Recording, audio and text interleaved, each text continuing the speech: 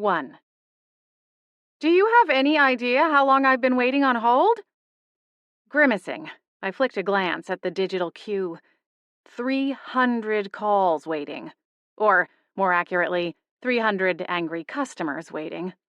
Of course, there were varying shades of anger, ranging from the mildly inconvenienced, those who would offer lots of heavy sighs and muttered responses, to those slinging curses and frothing at the mouth.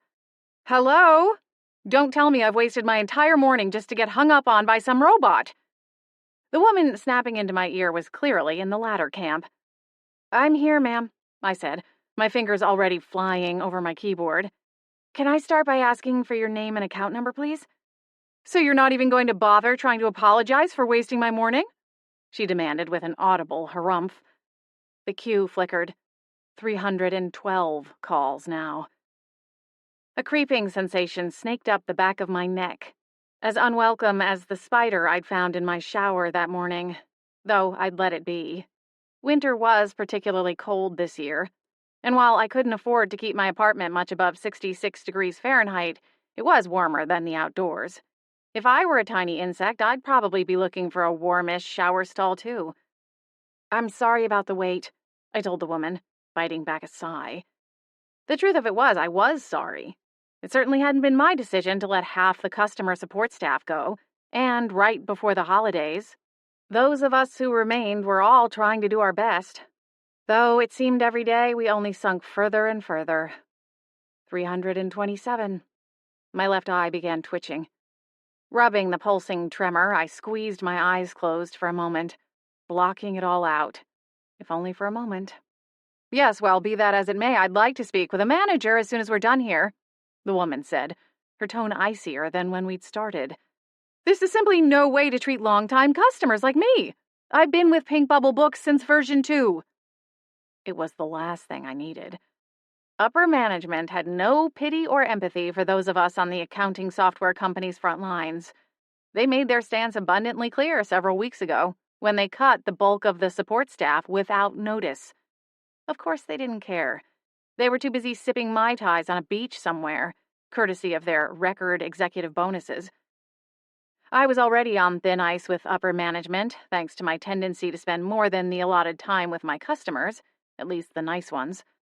I hated the time restrictions enforced because it always felt like rushing or glossing over important things for the sake of time, which in my mind created something of a vicious cycle.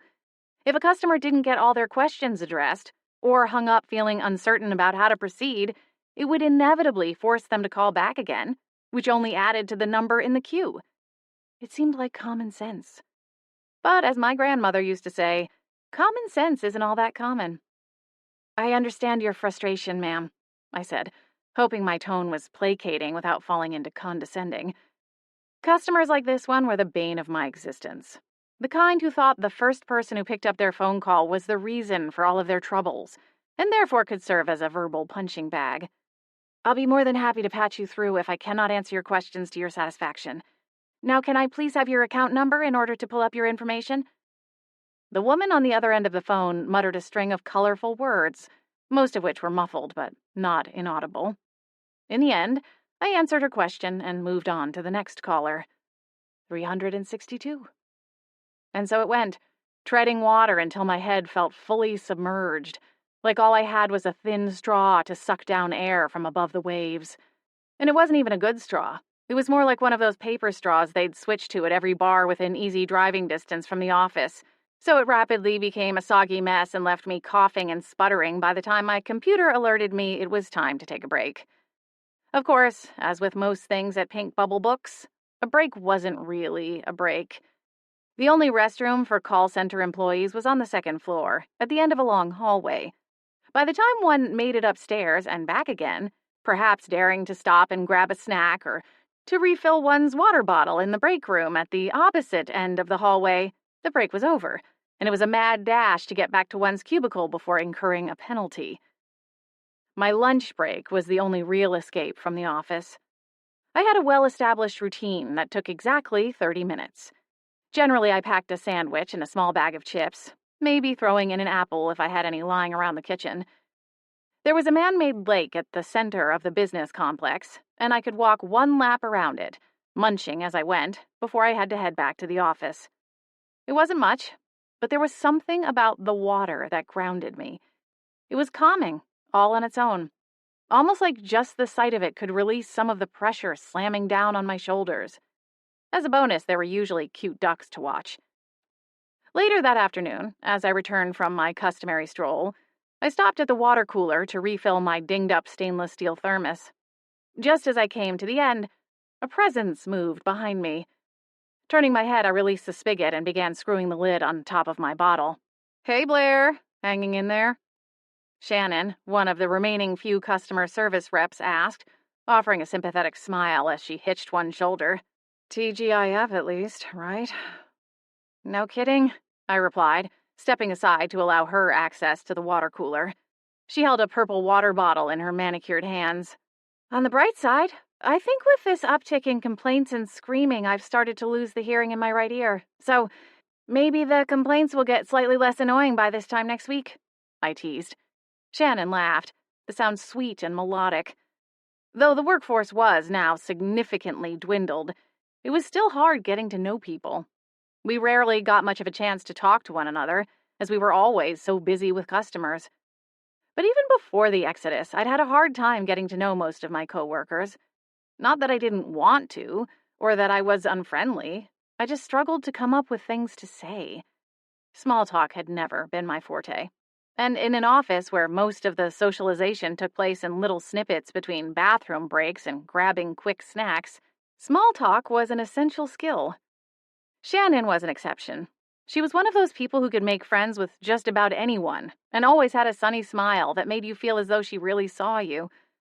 When I'd first met her a couple of years ago, I'd found her to be borderline intimidating. What with her shampoo commercial-worthy beach waves, her polished manicure, expertly shaped eyebrows, and subtle but somehow striking use of eye makeup. She was so polished and put together, in a way that only made me question myself. Of course, it didn't help that my shirt was misbuttoned when she'd introduced herself to me on her first day as my trainee. Later, when I spilled the better part of a vanilla bean latte on my gray slacks, I figured she'd write me off as some kind of slob. Instead, her charming personality quickly shone through. In the months that followed, even after she was on her own and no longer under my tutelage, she always made a point to seek me out when there was a sliver of a gap in the day. "Are you going to happy hour tonight? I think Dan from accounting will be there." She said this last part with a waggle of said perfect eyebrows and needled me gently with her elbow. I didn't bother correcting her, though it was obvious to anyone with eyeballs that Dan from accounting would be much happier buying her a drink at the bar than me. As it was, Shannon had a long-term boyfriend. He worked in luxury car sales, and in the quiet outskirts of the office, there was an unofficial pool running on how long it would take for him to pop a shiny ring on her all-important finger and send her scampering off into the sunset, with only memories of her time spent in this hellscape of a call center. Fidgeting with the silicone loop attached to the side of my water bottle, I shook my head. "Not tonight. I haven't been sleeping well lately, and I was looking forward to an early night. Filling my head full of tequila won't help." Shannon smiled. "I don't know about all that. Passing out after too many of Sandy's special daiquiris is a surefire way to get some Z's." "Yeah, and a raging headache when you wake up." Shannon laughed again. Nothing ever ruffled her feathers, even when I was at my most grumpy, which today was running perilously close to breaking my personal record. Out of the corner of my eye, a lanky figure in a black suit swooped by, as welcome as the Grim Reaper. Straightening my spine, I cleared my throat. "Code red," I muttered out of one side of my mouth. Shannon gulped, her smile fading. There was only one person in this office who could extinguish Shannon's warm, sunny glow. Tammy Tompkinson, also known as the Vulture. The woman was as tall as most of the men in the office. In some ways, she reminded me of the Skeksis from the Jim Henson film The Dark Crystal. There was something unsettling about the way she walked, and the slight hunch to her upper shoulders, which lent her a perpetually looming presence as she swooped over the half-walls of the cubicles. One sweep through the office, and all sound and sight of my coworkers would vanish, sending each of us into our cubicles in a futile attempt to escape her beady little eyes. Although I found she was a little like one of those old-timey paintings in a haunted house, the kind where the eyes seem to follow you no matter where you go. Nowhere in the office was truly safe. Shannon bumped me gently with her arm before taking a step back. "If you change your mind, text me. I've got shotgun with your name on it." A ghost of a smile passed over my lips, and I nodded, though we both knew I wouldn't text her. Returning to my cubicle, I exhaled and sagged back against my chair. A chirp on the computer pulled me back into action, and with a long, pained exhale, I reached for my headset. 372 calls in the queue. The rain started just after midnight, pounding on the roof in a sudden downpour. Sighing, I rolled to my back and stared up at the ceiling. I'd been trying to sleep for hours, tossing and turning, willing the white noise filtering from my phone's speakers to carry me off to dreamland, to no avail. And now the rain. Of course, living in the Pacific Northwest on the outskirts of Tacoma, the rain was nothing new, though that didn't make it any less disruptive. The chilly air and the scraping of a tree branch alongside the apartment's vinyl siding wasn't helping either. But at the heart of it, it wasn't the rain or the chill or the tree branch that kept me from sleeping. It was my own mind. Thoughts swirling and spinning, stuck in a loop. Maybe I should have just gone to happy hour. Maybe Dan from accounting would have noticed me from the other end of the bar and offered to buy my next drink. Maybe my favorite song would have come on, and the familiar melody would have bolstered my courage long enough to ask him to dance. And then maybe... Ugh! I slammed the second pillow over my face. "Just go to sleep," I bit out through clenched teeth, the words muffled. When I emerged, the small heater on the wall hissed to life, spitting heat into the room. Maybe some water would help. Swinging my socked feet over the side of the bed, I pushed myself upright with a groan and a slight shiver. The cheaply carpeted floors creaked underfoot as I padded through the small bedroom before stepping into the dark hallway. I'd lived in the one-bedroom apartment for 2 years and had the floor plan committed to memory. Not that there was much to it. As something of an insomniac, the dark never really bothered me. I spent much of my time wandering around in the night. As I reached the kitchen, I noticed the security light from my cramped balcony filtered in through the blades in the vertical blinds, spreading across the living room carpet in stalks of shadow and light.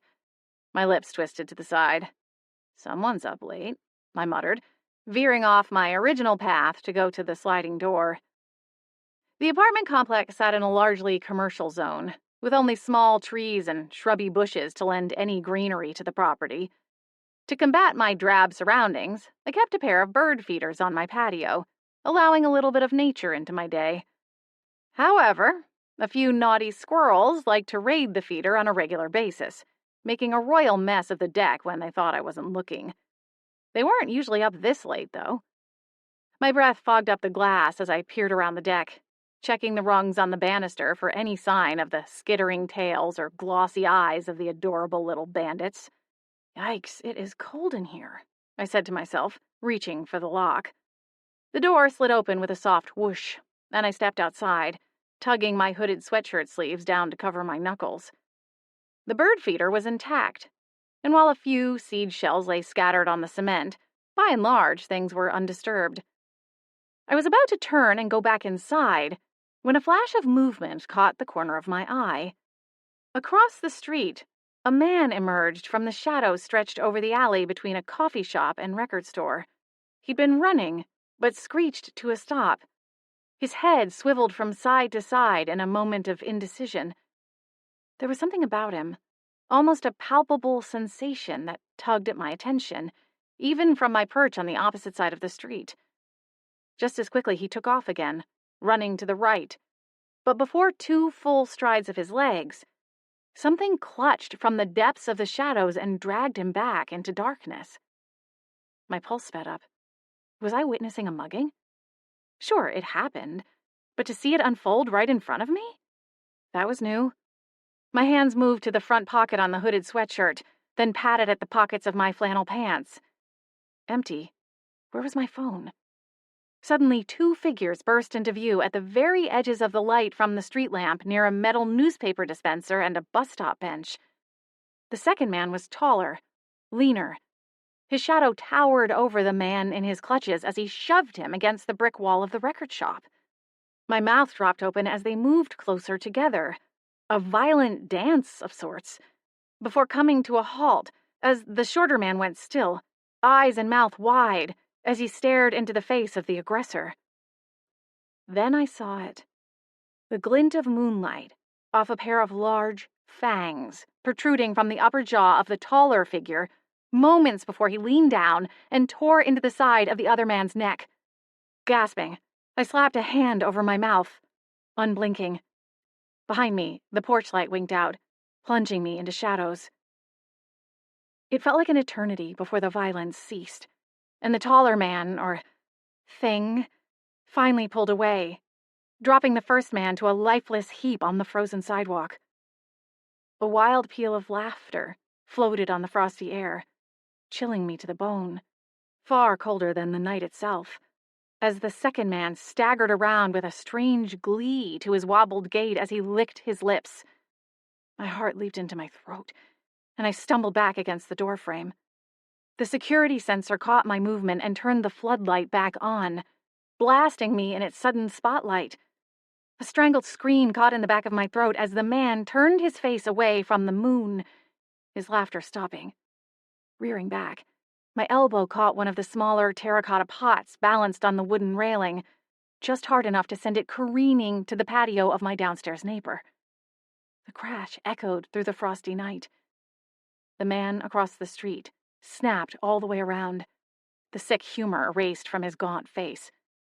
In vain, I patted at my pockets a second time, willing the phone to appear, as I stumbled back another step until my back hit the wall, my pulse thundering in my ears.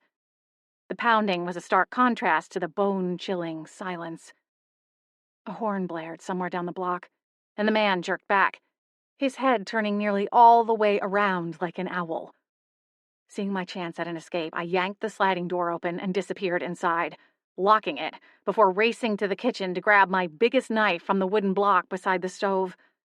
I checked the front door and ensured the deadbolt was in place, then hurried down the hall to bed, where I sat, vigilant, the knife on my nightstand, my eyes barely blinking until dawn. 2. Only once the sun was up did I finally manage to fall asleep.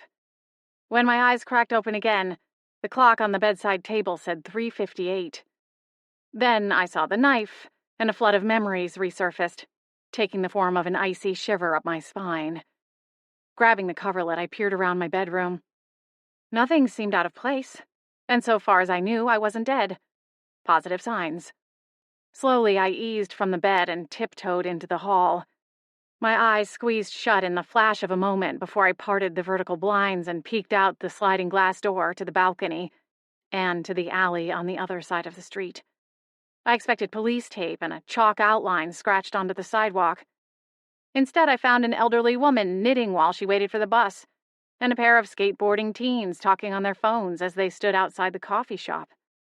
No blue and red lights, no crime scene tape, no blood. I blinked. Had I dreamed the whole thing up? My insomnia had been bad lately. Maybe I'd hallucinated, or worse yet, parted from reality completely on some sort of mental break.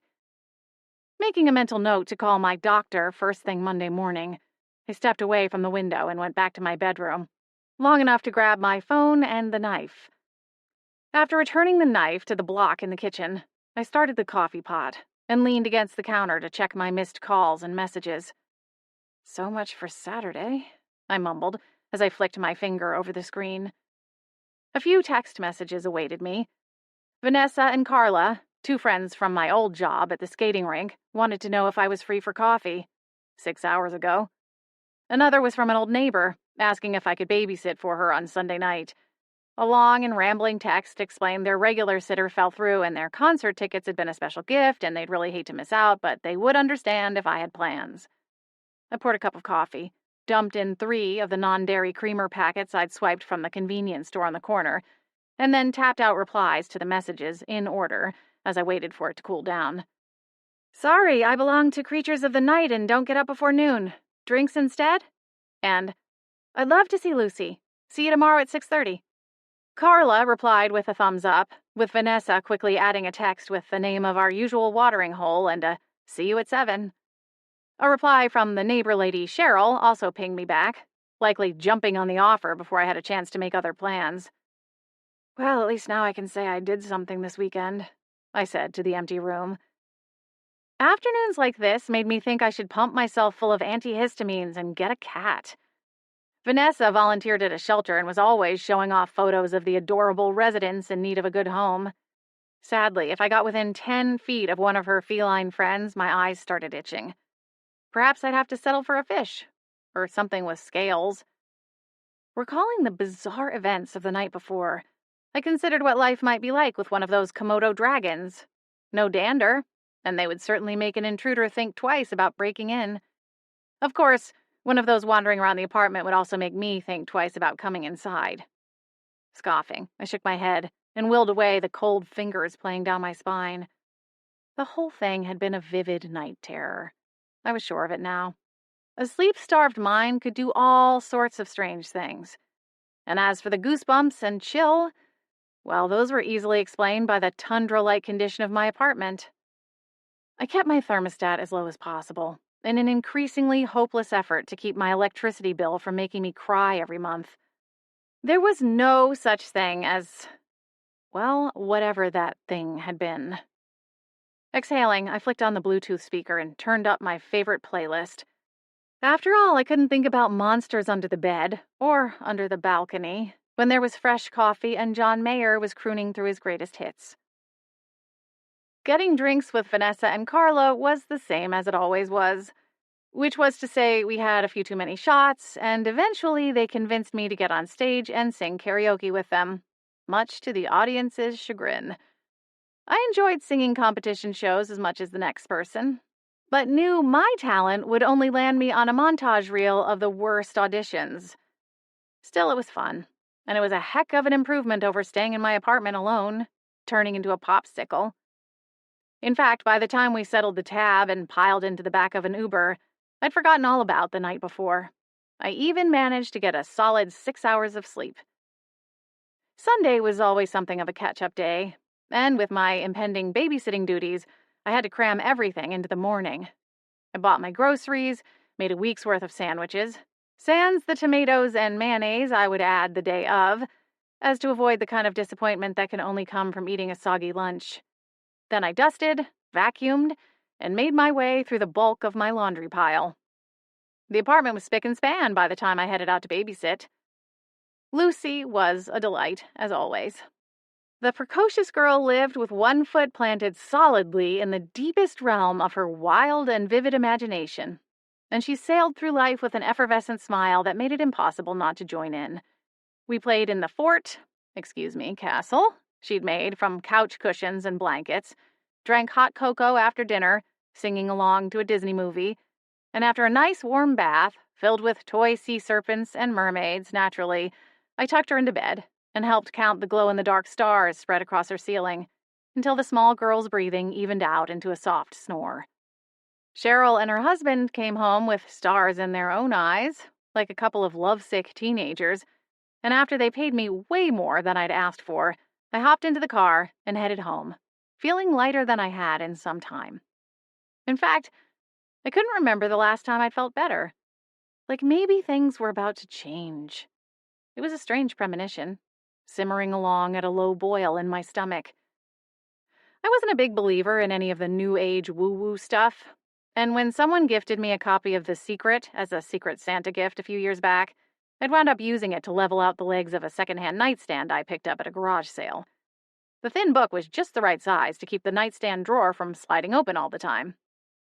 Still, there was something magnetic and wonderful about the crisp late November air, and the way the crescent moon hung in the clear night sky.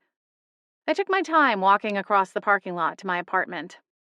I was so caught up in my reverie that I almost missed the fast-moving shadow out of the corner of my eye. It moved much too fast to be another night owl heading home from an evening out and about. Sucking in a breath, I turned, my eyes tracking the direction the shadow had gone. Yellow outdoor lights dotted the exterior of the squatty apartments, all painted the same dove gray, and cast pools of light over the slightly overgrown hedges and the wooden exterior staircases, all in desperate need of fresh stain. I didn't hear footsteps behind me. "There you are," an icy voice purred. Jolting, I whipped around to find myself face to face with a man. He had a few inches on me, with an athletic build.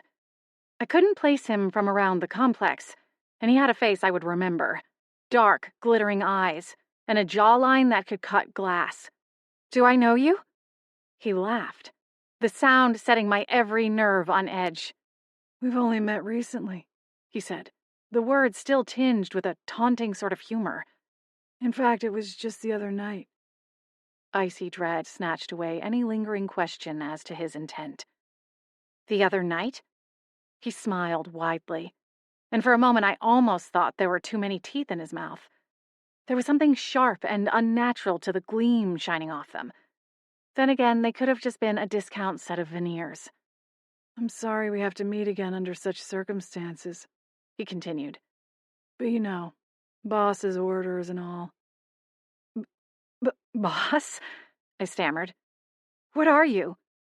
The question died on my lips as a pair of fangs slid down, replacing the already too pointy canines. His smile turned my bones to ice. "On the plus side, you do look quite sweet."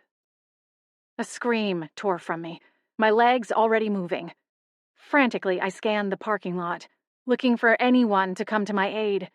But it was dark, the cars in my vicinity covered with a light layer of frost. Heading for the street beyond, I tried to pick up my pace. I didn't dare look back. The lack of footsteps startled me, and without warning, something barreled into me, sending me careening into the side of the nearest apartment building. "What the—" "It would really be best if you just went along with this," the man said, his mouth near my ears. "Get off of me!" I demanded, shoving free. To my surprise, he let me go, flashing those god-awful teeth as he laughed again. "You'll never outrun me, and I'd hate to have to clean up any more messes if you decide to involve other people." Bolting, I ran until my lungs screamed and a sharp pain stabbed me in the side of the ribs. Man, what a time to be reminded how far I'd let my cardio routine slack. My building was too far away, so I bolted for the street, hoping a passerby could help intercede. I'd nearly reached the convenience store on the corner when the man caught up and slammed me into the brick wall. My mouth opened, prepared to scream again, only to have a hand clasp around my throat. Darting a panicked look to the left, hoping for something I could brandish as a makeshift weapon, I wriggled and kicked out. "Please!" I gasped. My plea went unanswered, his grip tightening. Tears pricked my eyes as I frantically searched for something to defend myself with. That's when I saw it. A discarded broomstick, with a broken handle jutting from the alleyway between two buildings. Barely able to breathe, I flung out an arm and grabbed at the stick. In one motion, I pulled it free and smashed it against the vampire holding me captive. The force of it knocked him back, giving me an opening to run down the alleyway. It was a short-lived victory, but it was enough to give me hope I might make it out alive after all. "A wooden stake. Clever girl," he purred. "You've heard the rumors, then. Of course, as with all rumors, some are indeed based in fact." I didn't dare slow long enough to see how much ground I'd put between us. I just kept running. Where was everyone? The alleyway had several turns, broken up by old dumpsters and piles of discarded boxes. I stumbled around a corner, only to find my way blocked by an idling box truck at the end of the alley. A beer company's logo sprawled across its side, exhaust rising in smoky plumes from the tailpipe. I banged frantically on one side, screaming for help, but no one came. At the last moment, I spun around, my heart pounding in my chest, as I saw the man stalking toward me, his eyes glowing with hunger. At the back of the truck sat a dumpster and a big carton of glass set aside for recycling. Lurching toward it, I grabbed a beer bottle and smashed it to a nice, jagged point. It wasn't a wooden stake, but it just might be my saving grace. Only a few more steps. He closed the gap. I took a wild swing.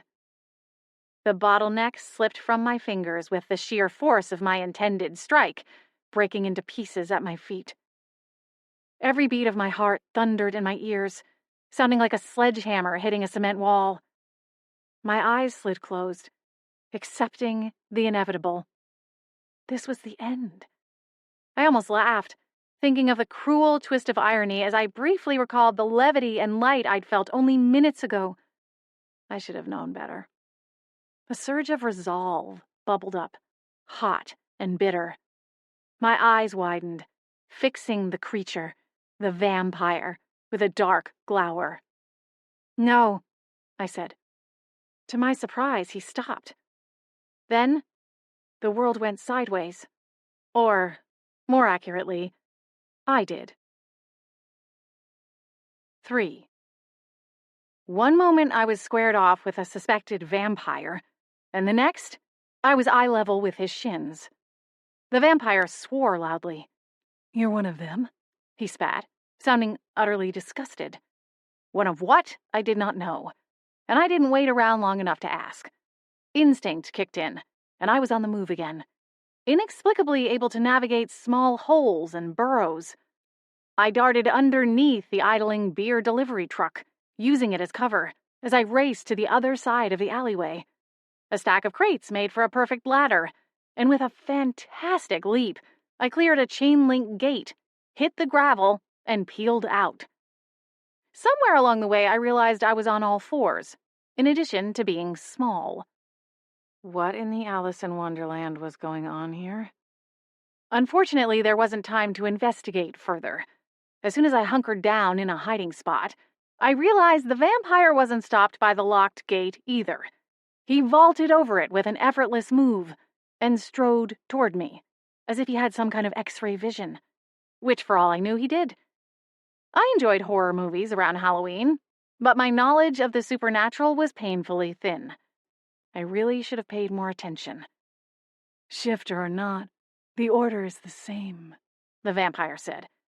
"And I have all night, quite literally." Shifter? I must have missed that movie. Glancing down, my heart jumped as realization slammed into me. My feet and hands were gone, replaced by black, fur-covered paws. Twisting, my eyes widened as I took in the rest of the changes. A long, lanky body, also covered in sleek fur, jet black, like my hair. A long tail, too. I flicked it a few times, marveling at the sensation of it. For a moment I forgot all about what waited for me out in the alley, and those horrific fangs. A laugh burst from my lips, and it was a little like a snowball rolling down a steep hillside. Once I started, I couldn't stop. The absurdity and terror intertwined and heightened until I flopped over on my side, cackling like a loon. "Wow," I panted. "Is this what it's like to be on magic mushrooms? Maybe I should call the pizza place and see if someone slipped some into the toppings." Though I'd never tried the illicit fungi personally, I definitely made a handful of sketchy choices in my college years, largely chalking them up to not having had a fully developed frontal lobe cortex. Oh, and tequila. But this was on a whole other level. I'd never dreamed about being turned into some kind of creature before. A cat, if I had to guess, without the benefit of seeing my reflection. I'd just been thinking about cats. So apparently that idea had burrowed into my subconscious, waiting for a trip to dreamland to emerge once more. Though this was altogether unexpected and strange. In any case, it wasn't real, which meant there was nothing to fear. Not even Sir Fangsalot. Hoisting my tail high, I peeked out from my hiding spot, my laughter subsiding as curiosity took over. What was this all about, anyway?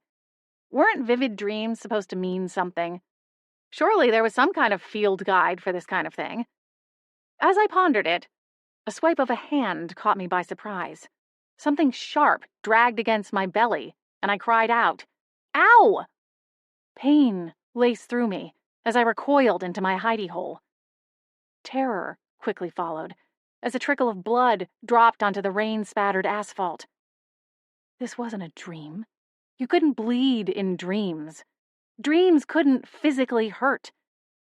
The vampire took another swipe, and this time I was ready for him, my adrenaline once more taking the wheel. With a yowl, I clamped down with my own pointed canines, grabbing the creature's sinewy finger in my mouth, bearing down with every ounce of strength in my newfound jaws. The vampire screamed and swore, trying to yank his hand back. I bit harder. Shuffling footsteps sounded in the alley, and my heart leaped. I loosened my hold, and the vampire pulled away, swearing darkly to himself. By the time I peeked out once more, the vampire was gone without a trace, a flashlight beam hitting the place where he'd stood. "This way," a man called. More footsteps. "Help me," I cried. "Down here." The flashlight beam swiveled. "Who's there?" Blair," I stammered, wondering if this new arrival was friend or foe. Then I realized that either way, I had no idea how I was to explain my current predicament. Help, I've been turned into a cat, was bound to get me a one-way ticket to the nearest mental hospital, which, on second thought, was likely where I belonged. Clearly, something was wrong with my head. It was too late to take it back, though. The man with the flashlight spotted me with one sweep of the light and approached cautiously. Only then did I realize he wore a black coat with bold lettering on the chest. S.P.A. Spa? I said under my breath. What the heck is that supposed to mean? Was my knight in shining armor some lost jacuzzi sales rep? The man kneeled, keeping his light out of my eyes as he reached a hand toward me. My breath hitched as gentle, dark eyes met mine. His features were striking, with a sharp jawline, an aquiline nose, and eyes that were set deep in his face, complemented by a prominent but not overly large brow. He had a Mediterranean look about him, perhaps from Greece or some other country near the sea. His skin seemed to have an olive tone, but that could have just been the golden light from the street lamp. "Blair?" he repeated. I nodded, swallowing hard. Wait, aren't you, wondering how a cat is talking?" He chuckled, the sound going a long way towards soothing my frayed nerves. "Believe me, in my line of work, not much surprises me anymore."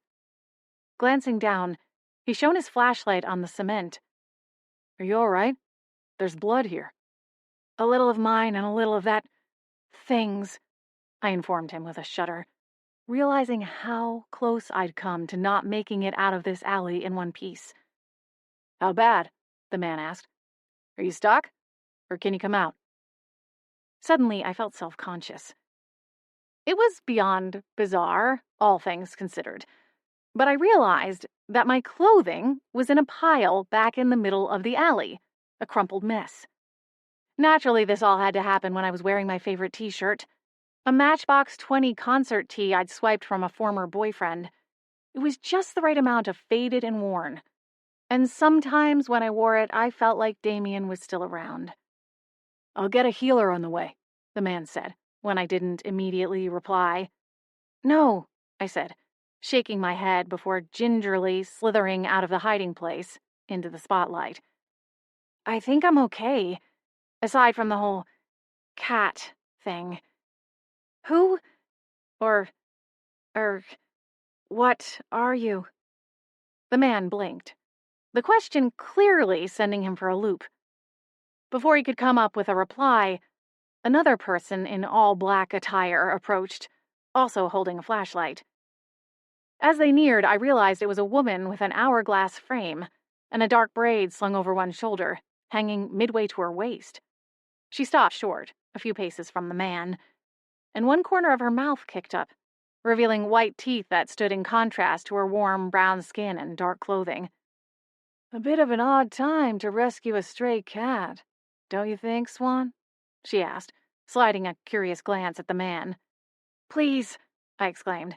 "You have to believe me. I'm not a real cat. This is all some kind of mistake." One of the man's dark brows lifted. "What kind of mistake?"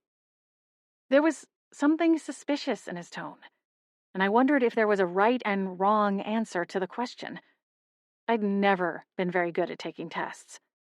I mean, well, none of this was supposed to happen," I said, the end of the statement picking up in speed, coming out like a wail.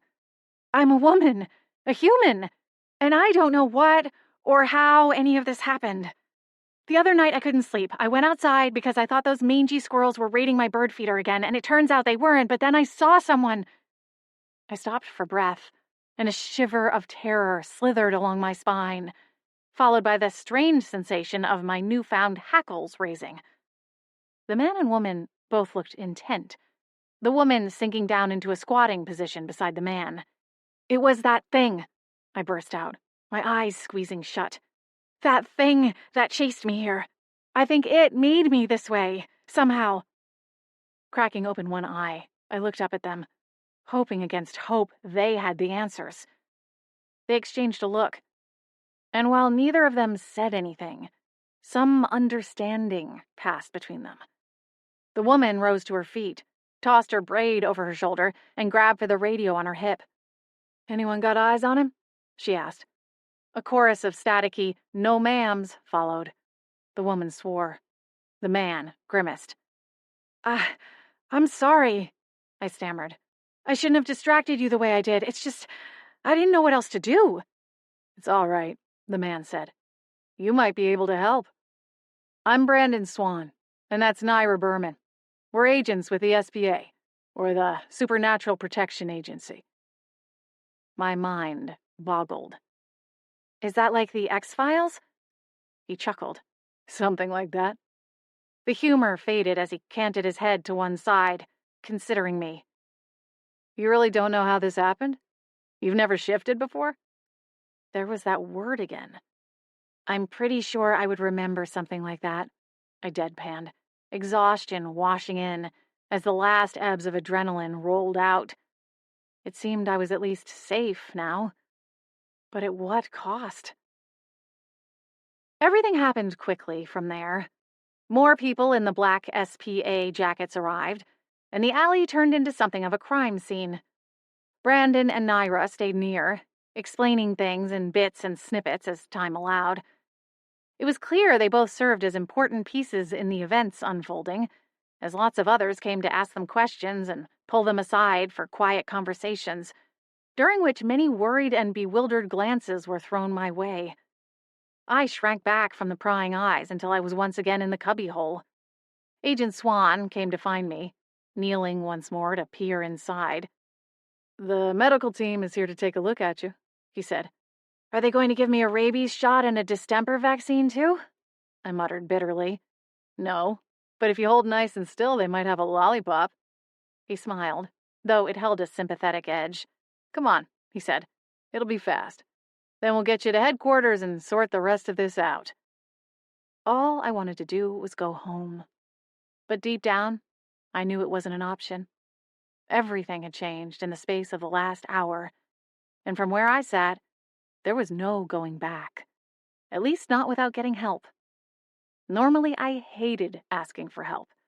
When my girlfriends wanted to bag on their boyfriend or husband for not stopping to ask for directions or throwing away the instruction manual without reading it, I smiled and nodded. But in truth, I was a bit like that too. When I was young, I had a hobby of taking things apart just to see how they worked. Of course, that usually led to not being able to get them back together again, much to my grandmother's chagrin. Eventually, a rule was put in place that I could only deconstruct things I purchased with my allowance money, paltry though it was. So eventually, I ended up buying old appliances at yard sales and thrift stores to satisfy my curiosity. I grew out of it in my middle school years, moving on to the more traditional interests girls my age were quote-unquote supposed to have, mainly because I found none of the girls in my class wanted to know how microwaves actually worked, or the finer points regarding the guts of a toaster oven. Somehow, sitting in that cold alley, staring down at my new paws, I was teleported back in time to those uncomfortable silences while seated around a cafeteria lunch table. I didn't know what was happening to me, but I got the distinct impression that I would be the one who would have to change and adapt in order to survive. Although, in this case, the change had already taken place. Now it was a matter of my mind catching up, if that was even possible. Blair? Agent Swan prompted gently, but with an air of authority that let me know this was happening, one way or another. Reluctantly, I slipped through the opening and followed him across the alley. My pile of clothing was gone, but I didn't ask where it was. Did it matter anymore? The medic was a plump woman with graying chestnut hair pulled back in a low ponytail. She didn't wear scrubs or a specific uniform, and if not for Agent Swan's familiarity with her, I might not have believed she was who she said she was before she flashed her badge. Meredith Willows, she said kindly. And you are? Blair McGill, I choked out. My sandpaper tongue felt stuck to the roof of my mouth. Can you change me back? I'm not supposed to be a cat. Meredith blinked, looking to Agent Swan for an explanation. We're working on figuring out what happened, he said, swiveling a glance down at me. She's not in the system. System? I repeated, craning my neck to look up at him. What system? Agent Swan, someone called from a few yards away. He cringed. I'll be back. Meredith waited a beat after he left, then offered me a warm smile. We'll get started. Agent Swan said you were cut. I opened my mouth to reply, but a soft pop distracted me. With a flick of her wrist, Meredith swirled her fingers through the air, and where once nothing stood, suddenly an exam table unfolded from a bundle of blue light, the legs folding down until they gently met the asphalt. May I? Meredith asked, bending over to grasp me. It's a pretty big jump. Well, okay, I stammered, still trying to figure out where the dang table had come from. Meredith lifted me with careful fingers and placed me on the center of the metal table. With another pop and a flicker of some strange blue light, a bag zipped from the trunk of an SUV backed into the mouth of the alley, likely to block any passers-by from seeing all the strange things happening just off the main road. My head was hurting, merely from trying to take it all in. Luckily, nothing was required of me beyond a few simple questions about the laceration. Meredith worked quickly, with deft but tender fingers, and within moments the wound on my belly was treated with antibacterial gel and a layer of gauze. Meredith, I began once she announced we were done. Am I... is there a chance I'll turn into one of... them? Them? Her brow furrowed, then lifted just as quickly. Oh, you mean a vampire? It's just, he scratched me and I bit him. So there was a chance of, cross-contamination, I suppose you could say. And it seems like in the movies that's how this kind of thing goes sometimes, right? Meredith smiled in a way that made me think she was trying very hard to hold back a laugh. You have nothing to worry about, she explained, a note of humor in her voice. It's a little more complicated than the movies make it out to be. Relief swept through me. A cat was one thing. A vampire? No way, no how was I fit to deal with something like that. I didn't even eat red meat. Agent Swan returned, as promised, looking a little more stressed than he'd been moments before. Behind him, only a pace away, stood a tall, imposing woman with a hooked nose and a broad figure. Her dark gray hair was cropped short and stuck up, in a way that brought bird feathers to mind.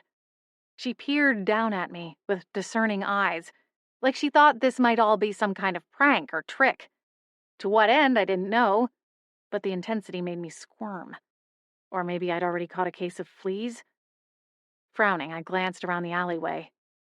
Blair, this is Agent Agatha Bramble, head of the department, Agent Swan informed me. Was I supposed to curtsy? I certainly couldn't offer her a handshake. In the end, all I did was twitch slightly, my newfound whiskers quivering in the frosty breeze whipping between the buildings. Agent Swan says this is new for you, the woman said, still eyeing me with a certain measure of appraisal. This power. You sure you've never shifted before? I coughed. No, no, ma'am. Agent Bramble's brows lifted as she looked at Agent Swan. Speaking while in beast form is quite rare magic indeed. It's been decades since I ran across someone with such control. Yeah, well, that's the thing, I interjected, looking down at my paws, still horror-struck by the sight of them. I don't have control. I think I'm stuck like this. And now that thing is after me. What am I supposed to do?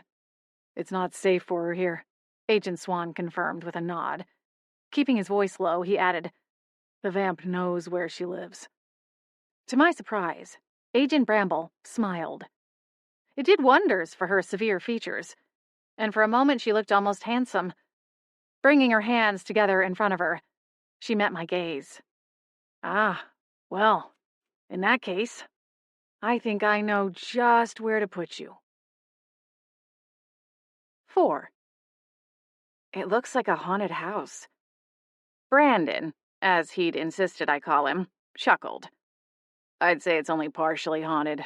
The Beechwood Manor, now the Beechwood Inn, used to be run by a ghost, in fact. I never met her, but the people who run the place speak highly of her. So it is currently sans ghosties, then? I clarified, still warily eyeing the house through the passenger window. Glancing into the rearview mirror, Brandon smiled. I'll have to check on that for you. Balancing myself with 2 paws on the window, the others on the SUV's back seat, my whiskers twitched. There was nothing wrong with the house per se. Large and looming on a large purchase of land set against a dense line of evergreens. It was a mansion from a bygone era. It was easy to imagine brick fireplaces and long hallways, polished wood floors and chandeliers, and all the other bits of character that people on HGTV love to drool over. The exterior paint looked off-white, maybe even a soft blue, though it was hard to tell in the dark. Intricate trimming highlighted the home's old bones, drawing the eye to every architectural detail along the wraparound covered porch and up to the second floor, with a turret on the far northern corner. Dark shutters framed the windows on both floors. Despite its age, I had to admit that it looked well kept. The landscaping in the front was simple but neat, and the longer I looked at the front window, I realized that the spooky flickering light was likely just the light of a television. So, maybe not haunted. Though, as I danced from back paw to back paw, I reserved the right to change my mind once I got inside. What is this town called again? I asked, my tail twitching, seemingly of its own volition. It had started somewhere along the drive over. The inexplicably short drive. One minute we were in the alleyway a few blocks from my apartment, and the next we were in a tiny town. And with the window cracked, I could smell the sea in the air. We're still in Washington, right? It was a ridiculous question. But considering the ocean was a solid 3 hours from Tacoma, and the fact that I was now wearing a fur suit and had claws, I supposed no question could be labeled as such from this point forward. Yes, near Long Beach, if you're familiar, Brandon said. Naira, or Agent Berman, nodded in agreement from her place in the passenger seat. The town is called Beechwood Harbor. It's an old trading port, though these days it's more of a tourist attraction. I don't know the exact population numbers off the top of my head, but it's small. Think Mayberry thoughts. I shuddered, though that could have been because of the chilly air seeping through the cracked window. I'd always been a city girl. My mother left when I was 3 years old, leaving her mother, my grandmother, to raise me. Grandma Lois raised me in her modest home in southern Tacoma, in an old, quiet, residential neighborhood. Even so, all the modern conveniences of living in a busy metropolis were at my fingertips from my earliest memory. I never traveled much, mostly because it was too expensive, but I'd been to the Washington coast a handful of times. It was a convenient getaway, if even only for a day. However, I'd never heard of this town. And why am I supposed to be here? Is this some kind of safe house? Am I being put into a witness protection program against my will? Dropping my front paws down from the window, I stalked along the back seat as I fired off the questions like arrows, one right after the other. Isn't there somewhere closer to home where I could stay?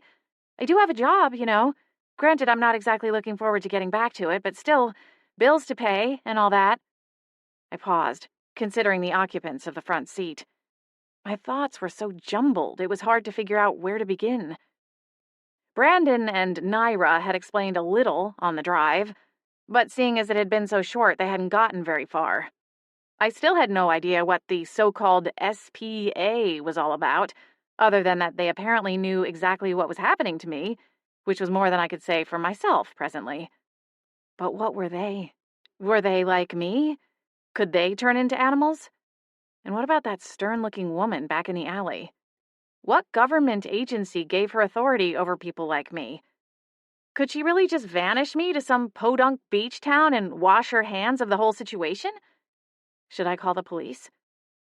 As my mind spun in circles, Brandon twisted around in his seat to look me in the eye. Naira mirrored him, offering a gentle smile. I know this is a lot. Somehow I doubted that. She gave off the impression that she was never unsure of herself. One of those women who inexplicably knew just what to do, or if she didn't, she was one hell of a faker. It's not a safe house, Brandon said, addressing my first question. But I think Agent Bramble knew this would be a better option. This place used to be something of a paranormal halfway house, where paranormal beings who didn't quite fit into the Haven world. Haven world? I interjected, my eyes narrowing as I shook my head. What the heck is that? Brandon and Naira exchanged a look that suggested neither of them had anticipated just how exhausting it would be to bring someone like me up to speed. In a nutshell, Naira started, think of the havens like magical communities within the larger, non-magical world. There are secret pockets inside most major cities across the globe. The nearest one to here, where Brandon and I both live, is called the Seattle Haven. There are several ways to access the havens. In fact, we used one of them tonight. There are magic tunnels, so to speak, that allow for faster travel. I blinked. A dozen new questions cropped up in my mind, but my mouth remained frozen. Beechwood Harbor is a human town, Brandon continued, picking up the conversation when Naira glanced at him. So most of the people living here don't have magic. However, there is a portal to the Seattle Haven and a gardening shed on the other side of the house. A gardening shed is the portal to Narnia? I finally stammered, my gaze sliding back to the window and the dark house beyond. Brandon smiled. Not Narnia, but sort of the same idea, I guess you could say. It's a lot to take in, Naira interjected. Maybe we could pick this up tomorrow? No! They both flinched. Sorry, it's just... Please, I want to know more. Naira drew in a breath. All right. Well, this place used to be a soft spot for troubled paranormals to land, and gave them a place outside the somewhat chaotic world of the Haven Society. It's a bit of a long story, but over time things changed. The previous owner moved on, leaving it to someone very special to her. Her name is Holly Bolt. She and her husband, Adam St. James, now run this place as an inn for paranormal beings who want to visit the human world. See, not everyone enjoys living in the magical community, at least not all the time. And what makes for a better escape than the beach? Naira smiled, though it faded quickly when neither Brandon nor I matched it. With a shrug, she twisted back around in her seat. Holly and Agent Bramble are... Well, I'm not sure if friends is the right word, but they're close, Brandon added. Agent Bramble trusts her, which means we do too. Naira nodded, though she'd shifted her attention to the illuminated mirror on the flip side of the sun visor and was using a wet wipe to remove her makeup. Brandon didn't seem to notice. I think you and Holly will get along nicely, he told me. In some ways, you have a lot in common. Holly was originally sent here to Beechwood Harbor against her will. She got into a bit of a scrape in the Seattle Haven and was temporarily banished here for safekeeping. I groaned. Oh, great. So let me get this straight. There's a vampire who wants me dead. I've been turned into a cat. And now you're telling me I have to leave everything behind and come live with a former convict in a defunct halfway house? Did I forget anything? Brandon chuckled softly. Okay, well, it sounds bad if you say it like that. How else is there to say it? You're saying this is an inn, but it sure doesn't look like the Howard Johnson, not to mention the fact that I didn't even ask for a vacation. It hit me, right then, just how sideways things had gone. Here I was arguing about taking a free vacation. At least, I assumed it was free. Canting my head to one side, I switched tactics. I can't afford any of this. I imagine a stay in a nice little seaside bed and breakfast could run up quite the tab. I'm sure the agency will take care of it, Brandon said. And if it helps at all, it shouldn't be a long stay. Holly and the other beings living here will help you get a handle on your magic, and hopefully you can get back to your normal self. Meanwhile, Naira and I will be back in Tacoma, tracking down the vampire who attacked you. As soon as we get to the bottom of everything, it will be safe for you to return home. I knew he was trying to be encouraging, but my brain hitched on the way he'd said the word beings, suggesting that some of the creatures inside the house weren't even identifiable as humans. He'd already mentioned ghosts, and now witches and a shifter. What else was there? Brandon opened the driver's side door. Apparently our Q&A session was over. Come on, he called. Let's head inside and get you settled. It's late, and I'm sure you're exhausted. Naira opened my door, and I reluctantly hopped out onto the cold sidewalk, though something told me I wasn't going to be feeling settled for quite some time. 5. A woman with fair skin and rich auburn hair answered Brandon's knock at the door. She didn't look surprised to see us, though she glanced around for a moment before spotting me, as I lingered in the place between the shadows from the columns on the porch and the ring of soft golden light coming from the iron lanterns mounted on either side of the large wooden front door. She offered a warm smile that illuminated her deep green eyes, and while subtle lines showed at the corners, I couldn't imagine she was much older than her mid-30s. From my newly adjusted position, it was hard to gauge how tall she was, but from where her shoulder hit the door frame, I thought she might be about my height. Throughout high school, I'd been one of the taller girls in my class, ending up at 5'9" by graduation. Not tall enough that people stared at me on the street, but taller than the average woman. It's good to see you, Agent Swan and Agent Berman, the woman said, glancing at each of them. Naira chuckled softly, the sound warm and honeyed. How many times do we have to remind you it's okay to call us Brandon and Naira? The woman laughed, gesturing for all of us to follow her inside out of the cold. You know me, just trying to stay on the right side of the law these days. The three of them shared a laugh that made me feel as if I were being left out of some secret joke. However, there wasn't much time to worry about it because 3 steps into the house, I found myself face to face with a pair of glowing golden eyes. Oh, Holly exclaimed. This is Boots. He won't get you. The orange tabby cat looked to be nearly twice my size. He had a lumbering walk and intense eyes. Seeing as how I was allergic, an irony that was not lost on me, I'd never spent much time around cats and didn't know all of their body language cues. But the cat in front of me seemed alert but not perturbed, all of which boded well for me. Sure, I had claws now, but I hadn't had the chance to practice using them. How did these things retract, anyway? Do you have time for tea? Holly asked over one shoulder, already breezing through the formal entryway and adjacent living room, where a stone fireplace dominated the majority of one wall. Small, square, stained glass windows framed it on either side, and above the thick wooden mantel was a large portrait, an oil painting, by the looks of it, featuring an elderly couple, a man and woman, posed in the formal, almost stiff manner of another time. I had no idea who they were, but given its place of prominence in the room, they must mean a great deal to the home's inhabitants. The entire place was a craftsman's dream, seemingly untouched since its initial construction. Whoever had cared for this dwelling over the decades had obviously done so with much love and care. From the original fixtures and decor, it was easy to see their hard work. "Now you know that's a silly question," Naira said, smiling at Brandon. Brandon glanced down at me, ensuring I was following along. "Holly makes her own tea blends, and they're not to be missed," he offered as an explanation. My whiskers twitched, and he frowned. "Oh, right, I suppose we kind of glossed over the introductions. Forgive me." Ahead, Holly stopped short of a swinging door. "Oh my, where are my manners? I'm so sorry," she said, coming to squat down beside me.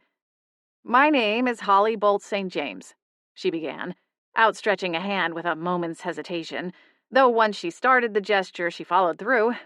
Awkwardly, I lifted one paw and placed it on top of her thumb. She smiled kindly. "This is my home, the Beechwood Manor, more formally known as the Beechwood Inn. My husband Adam also lives here, along with our two little monsters." I froze. Did she mean actual monsters? I made a mental note to always check under my bed. "We are on a temporary hiatus from taking on guests, as we have a few renovations we plan on doing," Holly continued, though something troubling passed over her face before she quickly smiled again. "But we have a few permanent residents, other than my immediate family. We employ a live-in nanny, Miriam. She is a retired fairy godmother, and she takes care of Valoria, my daughter, and Samuel, my son, during the day, as both Adam and I run our own businesses. Although, even if we didn't, I think we'd still need Miriam's full-time help," she added with a soft laugh. "Having magical children isn't for the faint of heart." I lowered my chin, and what I hoped came across as a nod, though I couldn't be sure. Making the right facial expressions was trickier in fur form. My tail twitched again. "There's also Harmony Winters," Holly continued, undeterred. "Harmony is the manager, although really she's more of a partner at my apothecary in the Seattle Haven." She frowned. "You know about the Havens, don't you?" The gist of it," I replied, trying to nod again. "It sounds a little like Diagon Alley, if you ask me." Holly laughed, the sound tingling and melodic. "I suppose that's accurate. Anyway, I run a potions shop. Potions are my specialty. Well, that and growing plants. And making delicious tea," Naira interjected with a grin. Clearly, she was still angling for a mug before they went on their way. Holly returned her smile. "Thank you." "I think that's everyone, isn't it?" Brandon asked, a slight lilt to the question.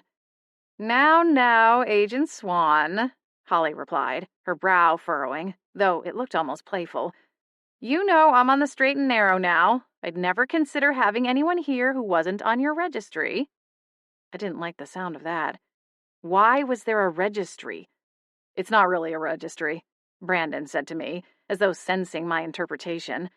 "But Naira and I are in charge of any magical disruptions here in the harbor, which do occur from time to time, seeing as now there is a portal and a steady stream of paranormal beings filtering in and out of town." He gave Holly a quick glance, though I couldn't discern the meaning of it. "We just like to keep tabs on who, and sometimes what, is staying at the inn, especially if they plan on sticking around for more than a few days." I gulped. Surely they wouldn't just let anyone in. Evil witches or werewolves? Were werewolves a thing? Were there nice vampires who were allowed to participate in society? Or were they all like the maniacal monster who'd nearly killed me in that alley? I wasn't sure I was curious enough to find out. A fresh geyser of questions sprung to mind, my head swirling again as we all headed into the kitchen. The bright lights did nothing to aid my dizziness, though the kitchen itself was nice enough. More than nice, actually. In fact, the kitchen at my apartment could likely fit inside the generous butler's pantry alone. As part of the kitchen, a large farmhouse-style table sat with 8 chairs, tucked into an alcove lined with floor-to-ceiling windows that overlooked the backyard. Between the dining area and kitchen sat a pair of French doors. Lanterns illuminated a spacious deck, though beyond their ring of soft yellow light, all I could see were the dark woods and shadows of trees in the distance. At least I didn't have to worry about the neighbors seeing me, which, in hindsight, was likely part of the point. This magical inn was a sanctuary, tucked away in the woods in an already small town. I'd seen houses across the street, which looked far newer than the manor, likely built sometime in the last couple of decades. And while they would have a front row seat to anything happening in the manor's front yard, the rest was obscured. Padding to the French doors, I narrowed my eyes, peering out among the trees. The large orange tabby cat joined me, as though he thought I might have seen something and wanted to investigate for himself. My eyes stung. Oh, no. Achoo! Bless you, Naira said. That was quite a big sneeze for someone so small. Sliding a sidelong glance to the tabby, my whiskers twitched, eyes still stinging. I'm allergic to cats. 3 pairs of eyes swiveled in my direction. Yes, I know, I mumbled, sitting down on my haunches with a slight humph. Do you like tea? Holly asked, glancing at me over one shoulder as she busied herself at the 6-burner gas stove. I have all kinds. Turning away from the door, my tail swished, though I was careful not to bump into the other cat. Boots, they had called him. Am I allowed? Are there things that are toxic to cats that are perfectly acceptable for people? Holly went still, one hand resting on the handle of a large kettle. She gave Brandon and Naira an inquisitive glance. She's a shifter, right? Oh, great. Now they were talking about me as if I wasn't standing right there. Realizing her mistake, Holly laughed awkwardly. Sorry, it's just I'm not sure of the rules. My husband is a shifter, and he eats just about everything. Things that would make dogs sick don't seem to affect him. Though I do remember one night when he ate an entire pound of chocolate-covered raisins, and I about had a heart attack wondering if I should take him to the vet or to the emergency room. Naira giggled. That is a quandary, isn't it? Holly rolled her eyes, then continued busying herself at the stove. Believe me, he got quite an earful when he woke up the next morning, all bright-eyed and bushy-tailed, literally. Your husband changes into a dog? I asked. Now I was being rude. Holly didn't seem to mind. He sure does. A big black shaggy thing that gets muddy paw prints all over the floors. My mind boggled, rendering me speechless. Brandon pulled out a chair and sat down. With the toes of his black work boot, he pushed the other beside it out, glancing at me and then it, in silent offer. I stayed on the floor. I don't mean to be nosy, Holly said, but is this really the first time you've shifted? You sound young, but not like a child. I'm 32, I said flatly. Holly blinked. Oh, right, okay. Well, that's certainly interesting. We don't exactly know what's going on, Brandon said, shifting his attention back to Holly as she put on a very large kettle. Naira settled into the seat I'd silently rejected, then dug into the crossbody bag she wore and pulled out a small white pot. With the very tip of her pinky, she dug out a pearlescent glob of cream and applied it to her under eyes, one at a time. Brandon rolled his eyes. What? She asked, slathering the extra on the backs of her knuckles. We've been on the clock for 16 hours, Swan. When I get home, all I want to do is fall into bed, not fuss around in the bathroom for half an hour. Skincare is essential, Holly chimed in, giving Naira a sage nod. Brandon, realizing he'd lost this battle, just shook his head. Exhaling, my chin drooped, and my tail went flat. Suddenly I missed my tiny little apartment. Sure, it was cold, and there was an 8-legged intruder squatting in my shower, but it was home.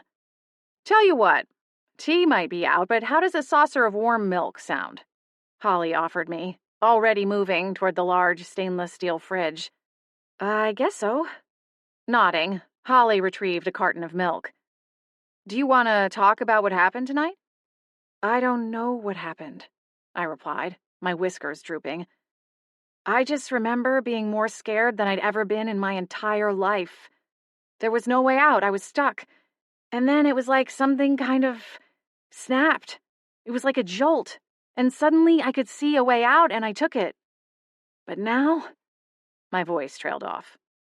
But now what? Back in the alleyway, Agent Bramble had made it seem like Holly and her slightly sketchy friends could help me get back to my usual self. But it seemed impossible. If I didn't even know what happened to me, how could I possibly expect anyone else to understand? Undeterred, Holly continued until there were 3 steaming mugs sitting beside the stove. With a wave of her hand, the mugs carefully lifted into midair and floated over to the table. One landed in front of Brandon, one in front of Naira, and the last at the chair at the head of the table. Holly carried over the saucer of milk, and while I hadn't seen her microwave or boil it, somehow it was warmed through. She placed it before me, offering another warm smile. "You're in the right place, Blair. We're here to help." "Thank you." Nodding, she rose and went to sit at the head of the table, wrapping both hands around her tea. "Adam's out of town until morning," she said. "He'll probably be the most helpful. I've never heard of someone shifting later in life. Our youngest, Samuel, seems to be headed in that direction. He's only 2, but he's already started to show signs of shifting. Adam says that's pretty common, although he won't settle into his permanent form until much later. Now about all he can do is sprout feathers and the occasional set of claws, which has made baby-proofing especially interesting this time around." She laughed softly, considering the contents of her steaming mug. I wondered if she was wishing she'd poured something a little stronger. "Valoria, our daughter, takes after me, both in looks and in magical ability. She's a witch." I hadn't even met these children yet, but somehow I was jealous of them. Not only did they know who and what they were, but they clearly had loving parents and a warm, comfortable home filled with literal magic. It sounded like a pretty sweet gig, if you asked me. Swallowing down that bitter thought, I lapped at the warm milk before sitting back on my haunches, a movement that was still somewhat strange. "I think I'd like to see my room, if that's not too much trouble. I'm getting the feeling that if I don't lie down soon, I might just pass out from sheer overwhelm of information. Can we continue this tomorrow?" The 3 of them exchanged a look, though it didn't last long. Holly jolted up from the table, nearly disturbing her tea. "Of course! Right this way. When I got the call from Aggie this evening, I set up my old room for you." Exhaustion weighed a little heavier with each step, and I cursed my short legs as they made the trip down the hall feel all the longer. In the end, Holly showed me to a modestly sized bedroom with a 4-post bed, a large window overlooking a bed of rose bushes, and a built-in armoire/entertainment center that had a flat-screen TV and plenty of drawers for all of my belongings. The sight of the drawers unlocked an alarming new thought, and my tail went ramrod straight. "I don't have any clothes here." Brandon frowned, while Holly and Naira exchanged a quick glance. Realizing the absurdity of my statement, I cleared my throat and clarified. "You're going to help me change back, but I have nothing to wear? Not to mention no shampoo, my reading glasses, not even a cell phone. Everything is back in my apartment." "Well, not everything," Brandon interjected. "Your clothing and purse and phone were recovered at the scene. They were taken to headquarters for processing, but I'll see about getting them released. At least your phone and purse. The clothing might take a little longer if they want to test it for any clues about who the vampire might have been. I'll probably have to come out tomorrow to ask you some more questions." I groaned. How many more times would they make me repeat the same story? I was too tired to ask. So I simply nodded and padded into the room. With a concentrated effort, I leaped up onto the side of the bed. My back legs slipped, and I splayed across the edge in an undignified manner before managing to muscle my way up. Luckily, cats can't blush bright tomato red. The bed was comfortable and warm, the air vent above in the corner providing a steady current of warm air. Outside, rain splattered delicately against the windows, but the rose bushes were all trimmed short enough to not scrape the siding. So already it was better than my old apartment. Maybe I should have been happy about the sudden change in circumstance, but if there was something good on the horizon, I couldn't yet see it. 6. A fitful night of sleep eventually gave way to daybreak. Choppy bits of memory swam through my mind in the moments before I opened my eyes, and when I dared to crack one open, I sent a plea to the universe or whoever might be listening that I would find legs, proper legs, underneath the coverlet I'd burrowed into. Both eyes popped open wide when I found myself staring at my chipped toenail paint. With a yelp of delight, I swung my legs over the side of the bed and stood. Luckily, the bedroom door was closed because, in my excitement, I'd forgotten the part about not wearing any clothes while in my furry birthday suit, which was now just a regular old birthday suit. A folded set of sweats lay stacked on the nightstand beside a lamp, with a small note laid atop them, with loopy handwriting that read, "Just in case," followed by a smiley face. This place really was magical. I took another moment to admire my human form, something I rarely did with much appreciation. Somehow, the extra pounds and the annoying little patch of dry skin that never seemed to fully go away on my elbows didn't even bother me in the slightest this morning. I dressed quickly, thinking that if not for my change of location, I might have been able to write the entire thing off as a terrible dream. But, considering both the unfamiliar room and the unfamiliar voices on the other side of my door, there was no way I could convince myself that everything was normal. With a sobering new thought, I blinked. It was Monday. Craning around, I located a small old-fashioned alarm clock on the opposite nightstand. Squinting to see the small numbers, I realized it was 7:30. In half an hour, the entire office would know that I was absent. Despite my hatred of the job, I prided myself on being punctual, always arriving at 7:50 on the dot. By the time 8 o'clock rolled around, people would be whispering, speculating where I might be. It was what always happened. We liked to gossip and chit-chat in the little margins of the day, as it often provided the only color in the drab gray office. Most likely, my absence would be chalked up to some illness, though I was sure there would be some who would make wild speculations for the fun of it. Maybe I'd finally snapped and run off to Mexico to start a new life in some tourist town. Or perhaps I played hooky to nurse a raging hangover thanks to attending a psychedelic rave. Of course, injury couldn't be overlooked. Perhaps I'd fallen down a flight of stairs and broken every bone in my body, only to wake up in one of those traction get-ups in the hospital. Each theory would build in ridiculousness, until the vulture made her pass over the cubicles, silencing the idle chatter. Maybe I should call in. I could say I was sick. I had a few sick days banked away. And now I at least had the full use of my opposable thumbs. Thumbs. Glorious thumbs.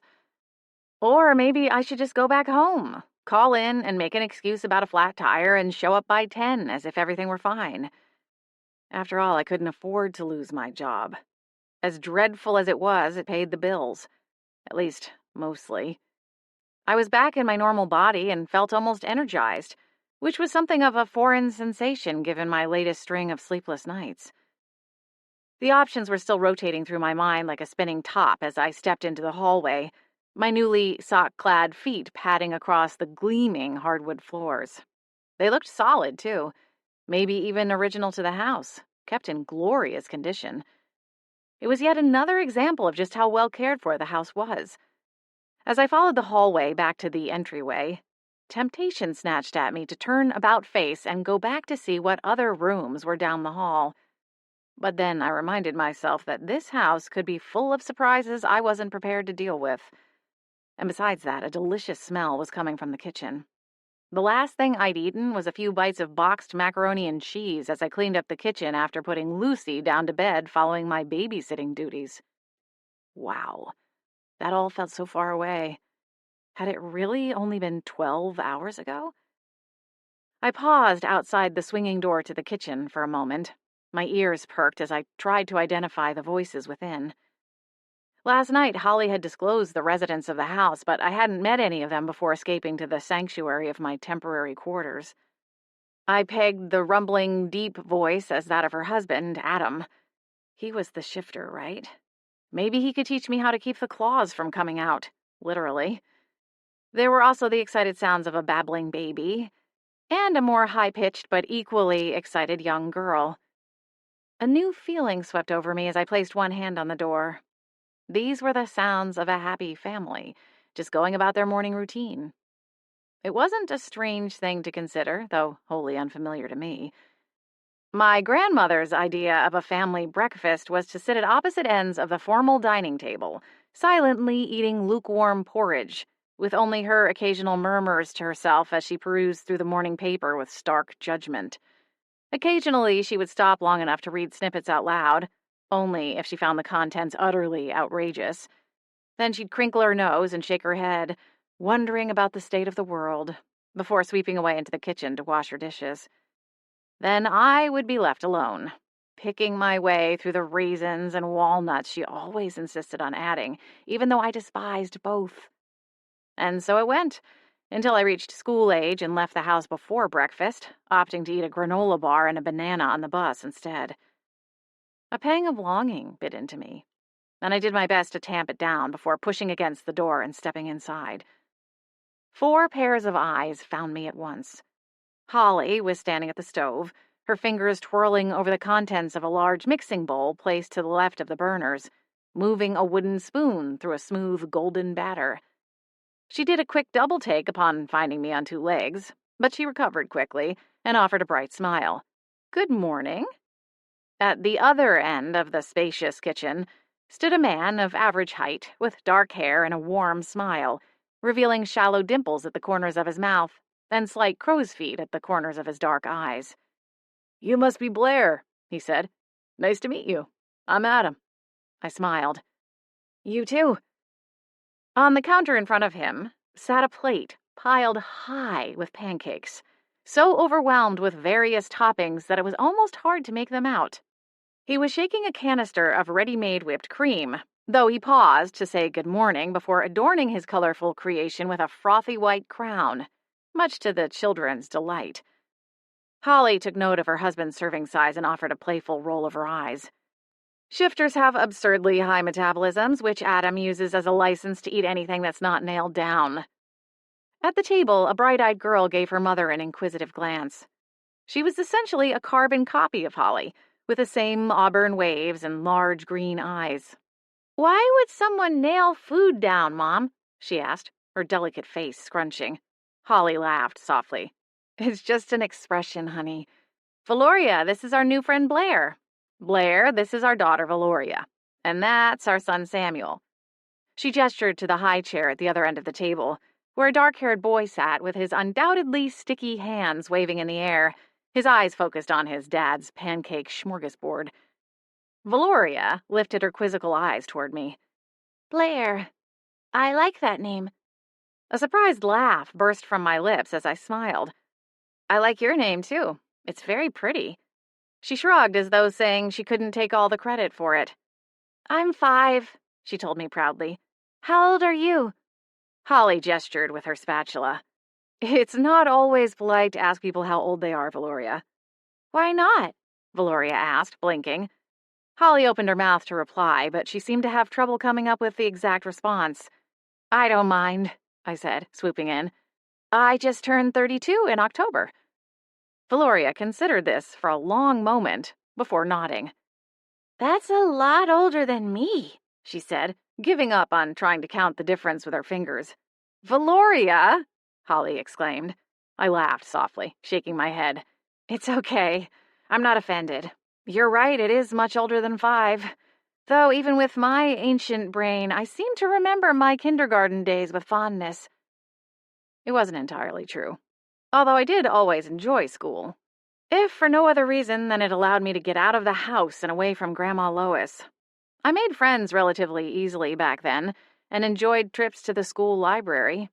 "I'm in school now, too," Valoria told me in confidence. "I like it. Want to see a cool trick?"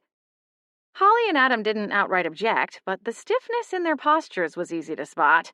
I wasn't sure whether to say yes or no. "What kind of trick, V?" Adam asked, one of his thick dark brows lifted. "The butterflies, Daddy." "All right," he agreed, giving a slight nod of permission. Valoria's smile grew wide, and she raised her small hands above her head. She spoke a word I couldn't place, then clapped her hands together once. When they parted, a golden butterfly took flight, conjured from midair like a spindly piece of jewelry come to life. The butterfly swooped over the table, its delicate gilded wings flapping gently, before it came to land on the tip of Valoria's nose. She giggled and clapped once more, the enchanted insect disappearing just as quickly as it had appeared. When it was gone, she looked at me expectantly. I paused, shaking my head. That was amazing. Valoria offered that shy little shrug again. My teacher taught me. Adam chuckled as he carried his enormous stack of pancakes to the table and took a seat in the chair beside Samuel's high chair.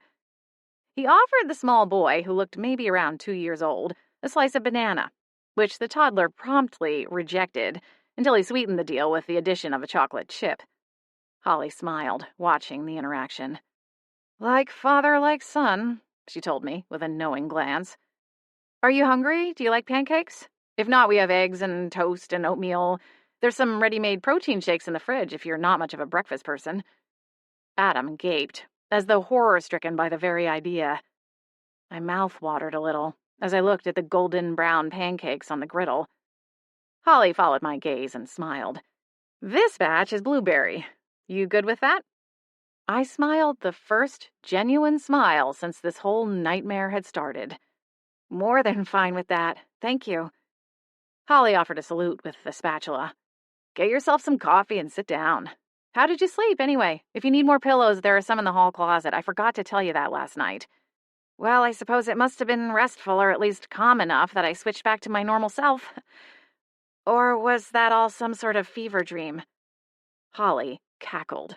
No, that was unfortunately not a dream. You were very much a small cat walking around this very room last night. Valoria's eyes went wide. You're a cat? Like Boots? She's a big feline fan, Adam said as an aside. I suppose.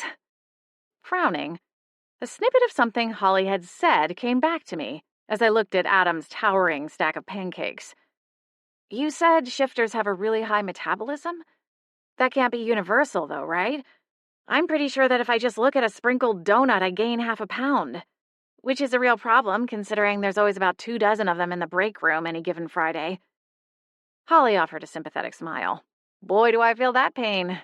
Sometimes I just want to strangle him when he sits there and plows through an entire pizza and never has to so much as loosen the top button of his jeans. Valoria gasped. Mom, you would never hurt Daddy.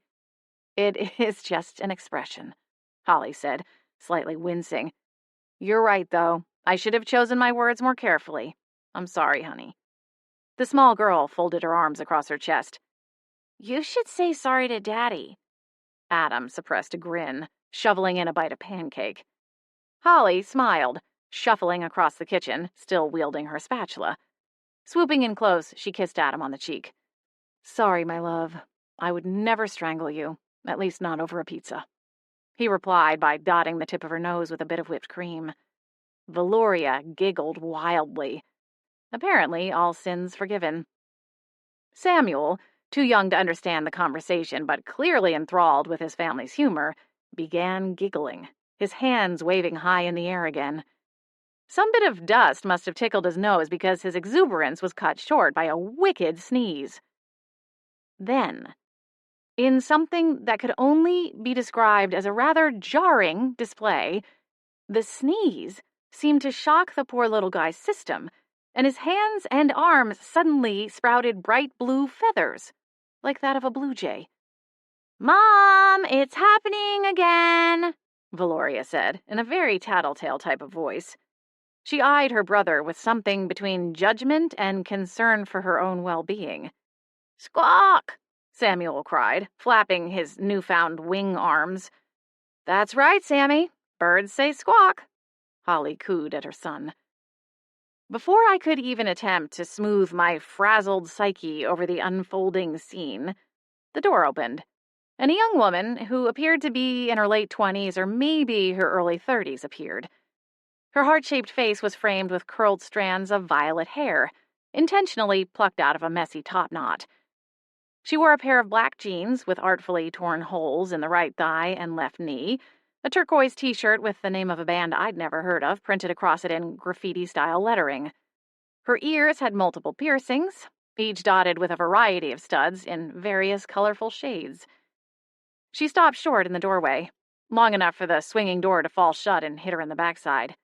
"Morning, Harmony," Holly said, a smile tugging at the corners of her mouth. "This is Blair." "Blair." Harmony's blue eyes zipped between Holly and me. "Are you a guest here at the inn? I thought we were closed temporarily." Shifting her gaze back to Holly, she added, "You know, because of the—" "Blair is more of a friend," Holly interjected quickly. My eyes narrowed. Because of the what? What had she been about to say? Had the last guest ended up being turned into an entree by Bigfoot or something? The woods behind the house certainly looked thick enough to house any number of strange creatures. In the light of day, I could see they stretched on for what looked like miles. "Agent Bramble sent her our way," Holly continued, as though this, in and of itself, was enough of an explanation. Harmony's light brown eyebrows lifted. A hint to her natural hair color, perhaps, and she made a humming sound. Apparently it was enough of an explanation. I extended a hand toward her. "My name is Blair McGill. I'm from Tacoma." Harmony shook my hand. "Tacoma? Nice. I was just out that way not too long ago for a concert." "Oh, really?" "Mm-hmm." Harmony leaned over the cooking pancakes. "Sign me up for some of these." Holly laughed and gave the batter another stir with a twinkle of magic. I must have been gawking at her because Harmony frowned and asked, "What kind of magic can you do?" "I'm not really sure how to answer that," I said, stammering slightly. "I sort of turned into a cat." Harmony frowned. "How do you sort of turn into a cat? Like just the front half, or—" I shook my head. "I'm not really sure of anything right now." Holly deposited a plate of blueberry pancakes on the table and gestured for me to sit. She pointed out the butter dish and a pitcher of warm maple syrup, the interjection providing me a beat to catch my breath. "I've never done anything unusual before, and then last night I sort of went poof and turned into a cat." "That's pretty wild," Harmony said, picking up immediately as Holly returned to her position at the stove. I snorted. "Believe me, I'm aware." Harmony shrugged one shoulder. "Hey, believe me when I say we've all seen way weirder things living here." Somehow that was not reassuring. I wanted to ask more about the last guest, pry for information. But before I got the chance, a fairy appeared in a flurry of golden sparks and declared that it was time for Valoria to get off to school. She was about the size of a French bulldog, though with not quite as many wrinkles or drooping jowls. She looked to be in her 60s and wore her silver and brown hair back in an elegant chignon. Her clothing wasn't formal, but looked pricey, and not just because they were clearly made to order. Or maybe there was some kind of fairy version of chinos in this haven place everyone kept talking about. Holly made the introductions as the fairy went through what was clearly a well-orchestrated routine, starting with her clucking her tongue at Samuel's newfound feathers and urging Valoria to wash her hands at the sink.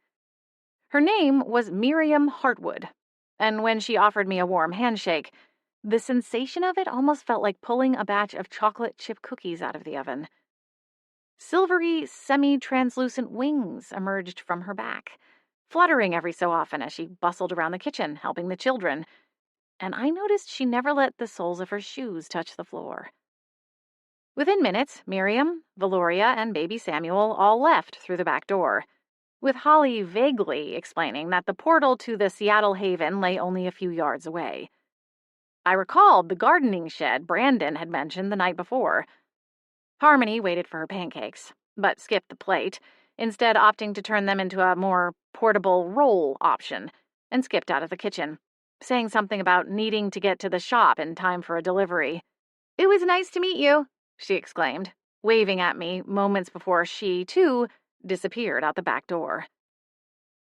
Despite the dozens of questions ricocheting around inside my head like bouncy balls, all I could focus on was cutting my pancakes into small bites and feeding them to myself one at a time, all the while trying not to have a nervous breakdown.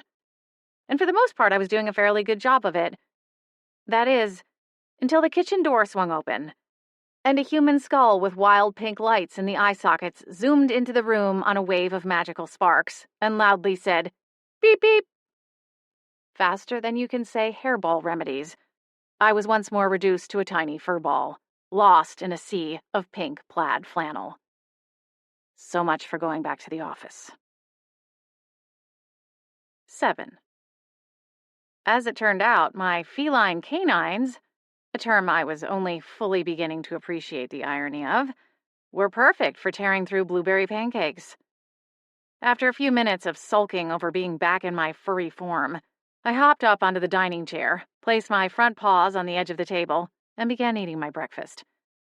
The flying skull, Poppy, apparently, which seemed an apt name, all things considered, had been scolded and sent flying back from whence she'd come, followed by a flurry of apologies from Holly as she chased the skull out of the room. By some magic, literally, my pancakes were still warm. Adam offered me a sympathetic smile from his end of the table. "You'll get the hang of it. Shifting is second nature to me now, but I can remember back when I was a kid and first learning. It starts out kind of messy, like you just saw with Samuel. All it takes is time and a good bit of practice to get full control over it. He's too young now, but when he gets to Valoria's age, he'll be able to channel his abilities and go through various forms until he settles on his permanent one. I just don't understand how any of this is happening. Up until yesterday, I thought magic and supernatural creatures were something from the pages of a Harry Potter book, or one of those movies with the elves and dwarves." Adam snorted. "You mean the Lord of the Rings?" "Sure, not my thing." "That's a shame because they're really good," Adam countered. He gave a half shrug before popping another bite of overloaded pancake into his mouth, chewing thoughtfully. "It's all just too much," I continued. "How am I ever supposed to accept that this is real, and somehow my life now?" Adam set his fork down. "I'm probably not the best one to give advice, seeing as how I grew up in the Boston Haven and have been surrounded by magic since I took my first breath. My parents are both shifters, and I've met just about every kind of magical creature there is to meet over the course of my life. Shockingly enough, living here in Beechwood Harbor is the most normal my life has ever been. Sure, we run an inn for paranormal beings, but by and large, I spend most of my time around humans. If I run out to Thistle for a gallon of milk or a bag of flour, I'm just an average Joe. Holly's best friend is a human, and we all spend a lot of time together. It's getting a little trickier now that Valoria's power is getting stronger and Samuel's can be somewhat unpredictable. But our kids enjoy each other, and it's good for them to have playmates close by." I blinked. A whole new world of possibilities opened before my eyes. "How on earth do you hang out with humans when your daughter is conjuring golden butterflies like it's nothing?" "There's a bracelet that she wears. It works as sort of a magic suppressor. As long as she has it on, she can't use her magic. Of course, that doesn't keep her from talking about it. But then at this age, kids tend to tell wild stories, so no one thinks too hard about it.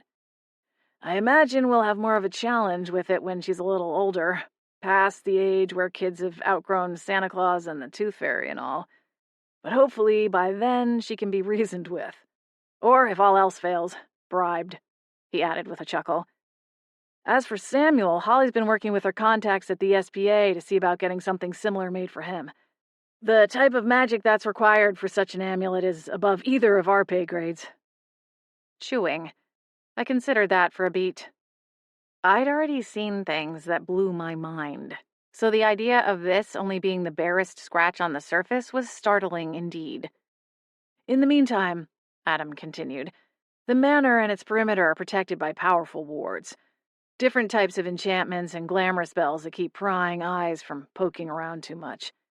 For instance, say Valoria was playing in the front yard, running through the sprinkler on a hot summer day, and this is completely anecdotal, of course." The edges of his mouth kicked up a little. "And let's say she was practicing her water magic and managed to turn the stream of water into a little sea serpent that flew around the yard and terrorized Boots for a few minutes before Holly could intervene.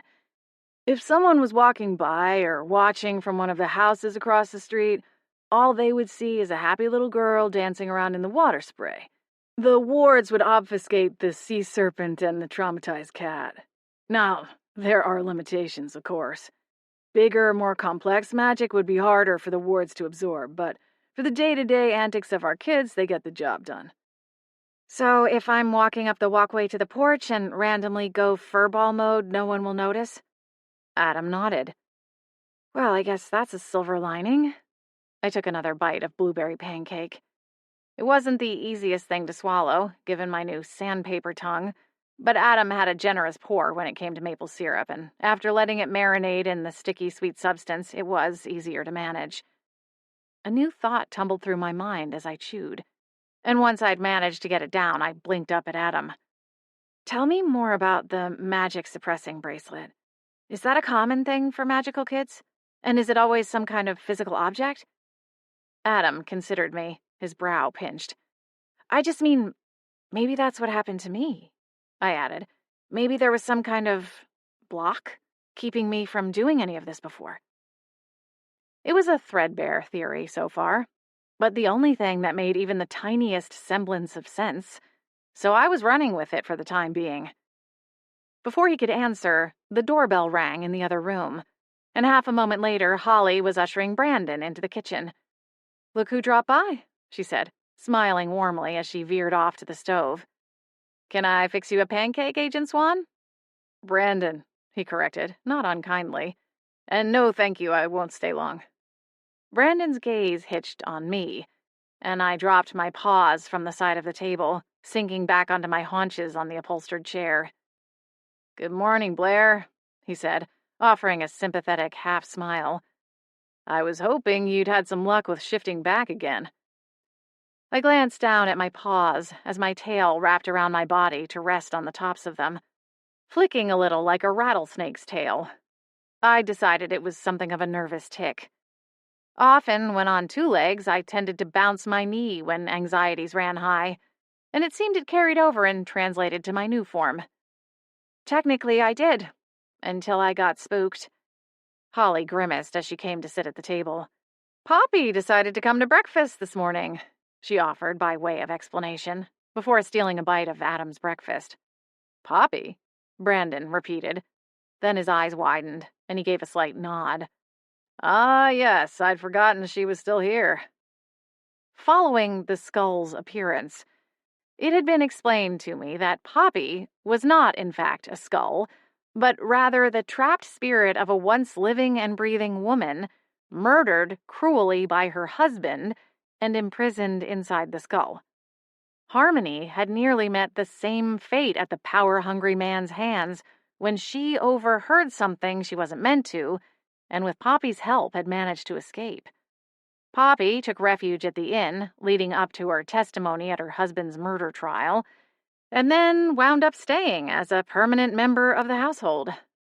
Adam assured me she was a nice enough woman, but confessed that she occasionally got bored and liked to pull pranks. So, there was something to look forward to. Brandon smiled at me. She's quite a character, isn't she? I could think of another word for it, I mumbled to myself. But still, if you shifted back once, that has to be encouraging, right? I guess, but I can't control it, so I'm not sure how much good it does me. I can't go home again until I figure this out. It just doesn't make sense. I've been scared in the past and never had this happen. You know, you get into the shower and see a spider and do a jump scare, or watch a scary movie at Halloween time and see something moving in the bushes outside your window. I never turned into a cat any of those times. It's like now that it's happened once, I can't stop it from happening again. A dozen or more scenarios had already run through my mind, each playing out with more uncertainty and dread than the one before. I didn't date much these days, but for some reason I couldn't stop wondering what would happen if I were to change into a cat in the middle of a date. Or even worse, what if the date went well and I wound up back at his place? Committing to life as a complete hermit wouldn't fix the issue either. What if I turned into a cat in my apartment and needed help?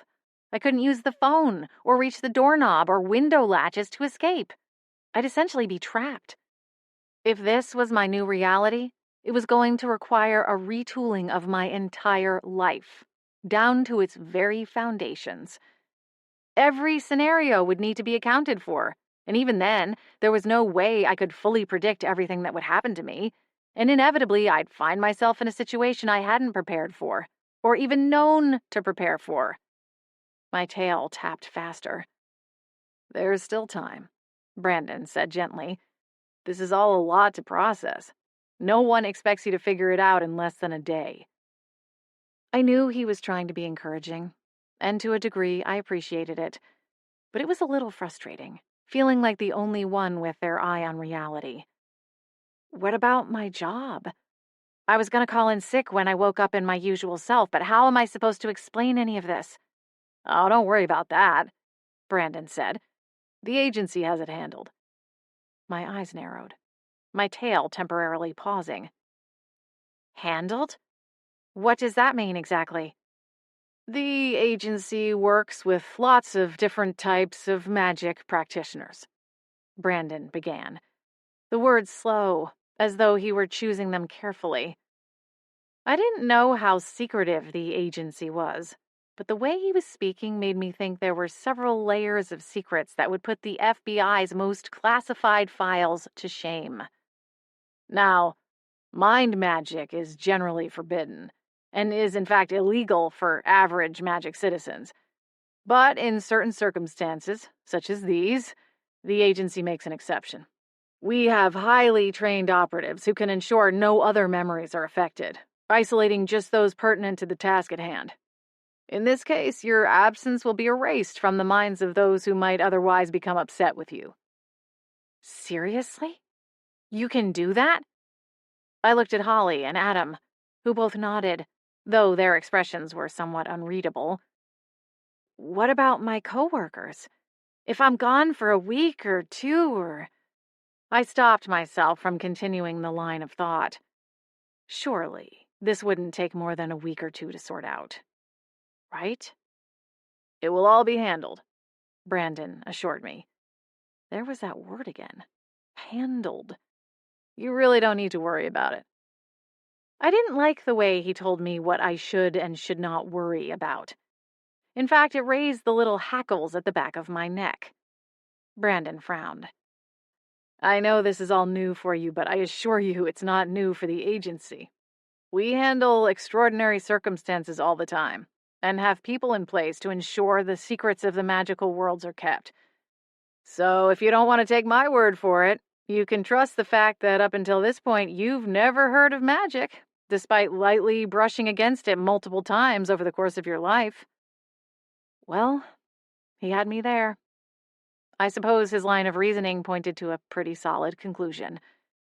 If, in fact, this agency were as far-reaching as he proclaimed, they were clearly doing a good job of keeping the truth suppressed. "I know, it sounds awful," Holly interjected kindly. "But trust me, the agency knows what they're doing when it comes to things like this." There was something unspoken in the tone of her voice, and the little look she gave Brandon. Almost a shade of judgment tinging the statement. Adam placed a hand on hers, and she fell silent, offering a tight smile. It wasn't lost on Brandon, either. "We do our best." It was kind of like watching a movie, where the adults were arguing in the front seat. I was the kid in the back, watching them pretend everything was fine, despite the overwhelming tension. The subtext was all there. I just wasn't sure what any of it meant. 8. That afternoon, Adam invited me out to the backyard for some practice. Holly was gone, having gone through the portal to the Seattle Haven to join Harmony at her potion shop. With her departure, the house was empty, though I thought I spotted a pair of glowing pink lights in one of the second-floor windows as I followed Adam into the woods. "The first thing to remember is to be patient," Adam said, once we'd been swallowed up by a few yards' worth of trees. As he'd told me over breakfast, there were wards in place to protect us from prying eyes, but it seemed he wasn't taking any chances. Beechwood Harbor isn't a magical town, but that doesn't mean it doesn't have its own kind of magic, he continued. Personally, I feel most like myself when I'm out here in the forest. I don't know if it's because I grew up in the city or if it's something specific about these trees, but whatever it is, it works. He shrugged. So I figure we can give it a shot and see if it works for you. I stared up at the evergreen boughs gently swaying in a crisp breeze. The tall trees looked all the more impressive from my low vantage point, seemingly going on forever. The sun was shining, making it not quite as cold as the day before, and there was something comforting about the way the pools of light dappled across the wild underbrush. I grew up in the city too, I told Adam, my nose and tail still lifted in the air. I never really spent much time in the woods, except for the occasional camping trip with my friends. Yeah, my parents weren't much for the outdoors, he said with a chuckle. They're shifters too, as I said, but they probably haven't gone furry in over a decade. In some ways, they might as well not even be supernatural. How often do you shift? I asked, jumping clumsily over a cluster of exposed tree roots. As often as I can, he replied. He hadn't bothered to change out of the joggers he'd worn to breakfast, but had layered a flannel button-up over his black t-shirt to fight off some of the chill. Though, as I considered him, a startling realization hit. Both times I'd, so-called, shifted, I'd left behind a pool of clothing. So maybe his styling choices were based more on what was easy to get out of. And I hoped I didn't get more of an eyeful than I was prepared for. Sure, Adam was a handsome man, and under other circumstances I maybe wouldn't mind getting an eyeful, but he was married. It would be a little like going to the ice cream parlor while in the midst of a low-carb diet. Been there, done that. 0 out of 10. Don't recommend. It's harder now with the kids and all, Adam continued, oblivious to my internal musings. And running 2 businesses. I'm a tech guy and run my own freelance business in addition to keeping this place going. Holly runs the apothecary, of course, and even to this day insists on growing almost all the herbs and plant botanicals herself. Don't let her sweet smile fool you. She's a bit of a control freak. He chuckled good-naturedly. Somehow I couldn't quite mesh the 2 pictures together. Even still, I managed to get out here about once a week and go for a nice long run, Adam told me, walking a little deeper into the woods until he found a thick tree trunk to lean against. There was something about the look on his face as his palm flattened against the rough bark, as though he were saying hello to an old friend. I honestly don't know how my parents don't go completely stark raving mad not shifting. If I go more than a couple of weeks without shifting, I feel like my skin is on fire. Not literally, of course. I don't mean to scare you. It's more of a nervous energy, I guess you could say. I get that. I work in a call center and spend most of my day trapped in a little cubicle, so believe me, I understand nervous energy. Adam winced. What is it you'd like to do? It was a question I'd not considered in some time. The idea somewhat banished to the back of my mind, along with other quandaries like what I would do if I won the lottery or where I would go on an all-expenses-paid vacation. Over time, I found there wasn't much joy to be found in pondering such hypotheticals. After all, it was like wishing fairies and unicorns were real. I blinked. Maybe they were? I shook my head, clearing the pixie dust. I don't really know. Is that terrible? Adam considered it for a moment, then hitched one shoulder. It just means you haven't let yourself think about it for very long. But hey, no time like the present, right? Like Agent Swan said, you're in a bit of a holding pattern here. Maybe the answer will come to you. I snorted softly. The only real answer I want to come to me is how do I get a handle on this whole shifting thing? What are your top tips? Adam smiled and clasped his hands together, an eager glint illuminating his dark brown eyes.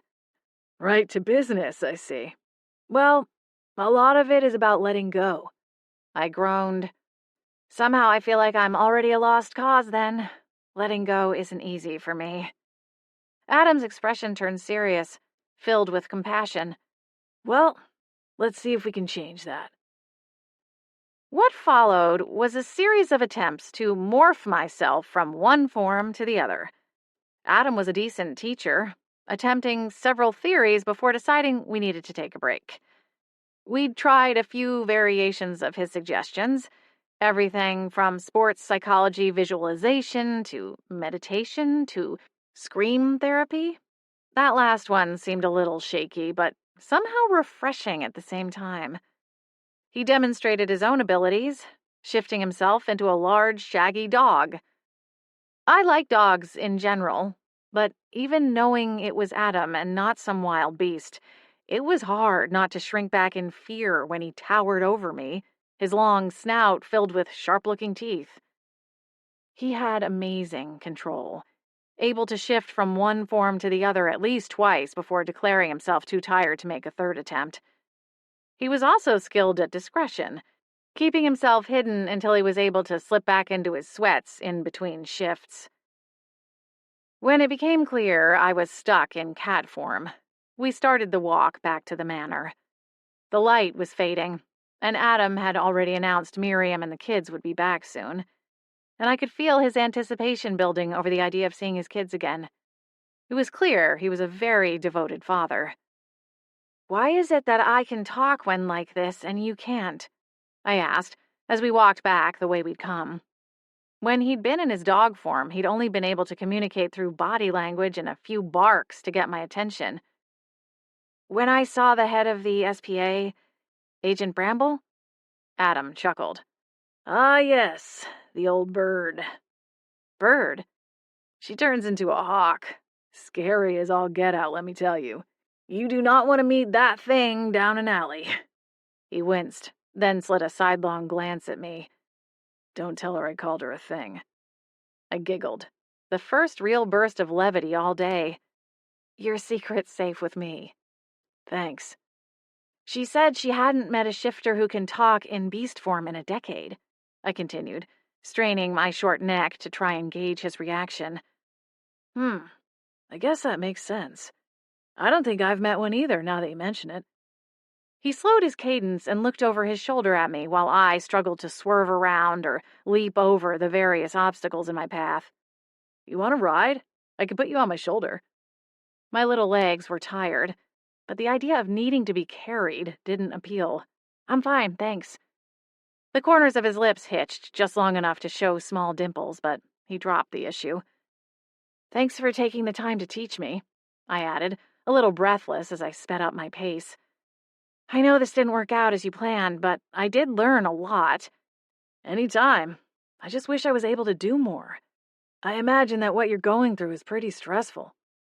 He paused, his jaw working on something for a moment before he spoke again. "I couldn't help but notice that earlier, when Agent Swan was here, you asked about your job, but didn't mention any family or friends who might notice you've gone missing. Or were you able to get in touch with them this morning before Poppy scared you half to death?" "Oh, right." My stomach sank, and my tail drooped. "I don't really have anyone these days.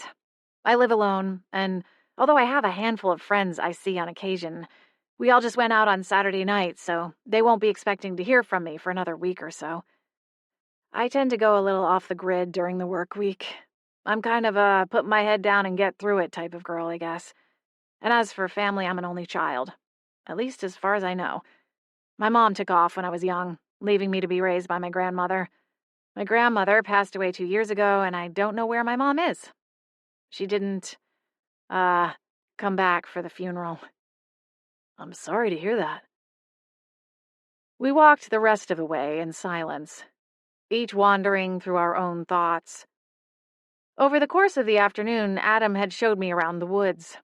It was a bit of a trek, but eventually the woods gave way to a cliff overlooking the sea. He told me a story about the former landlady, Posy, and her husband, Earl, two of the original founders of Beechwood Harbor and the original occupants of the manor.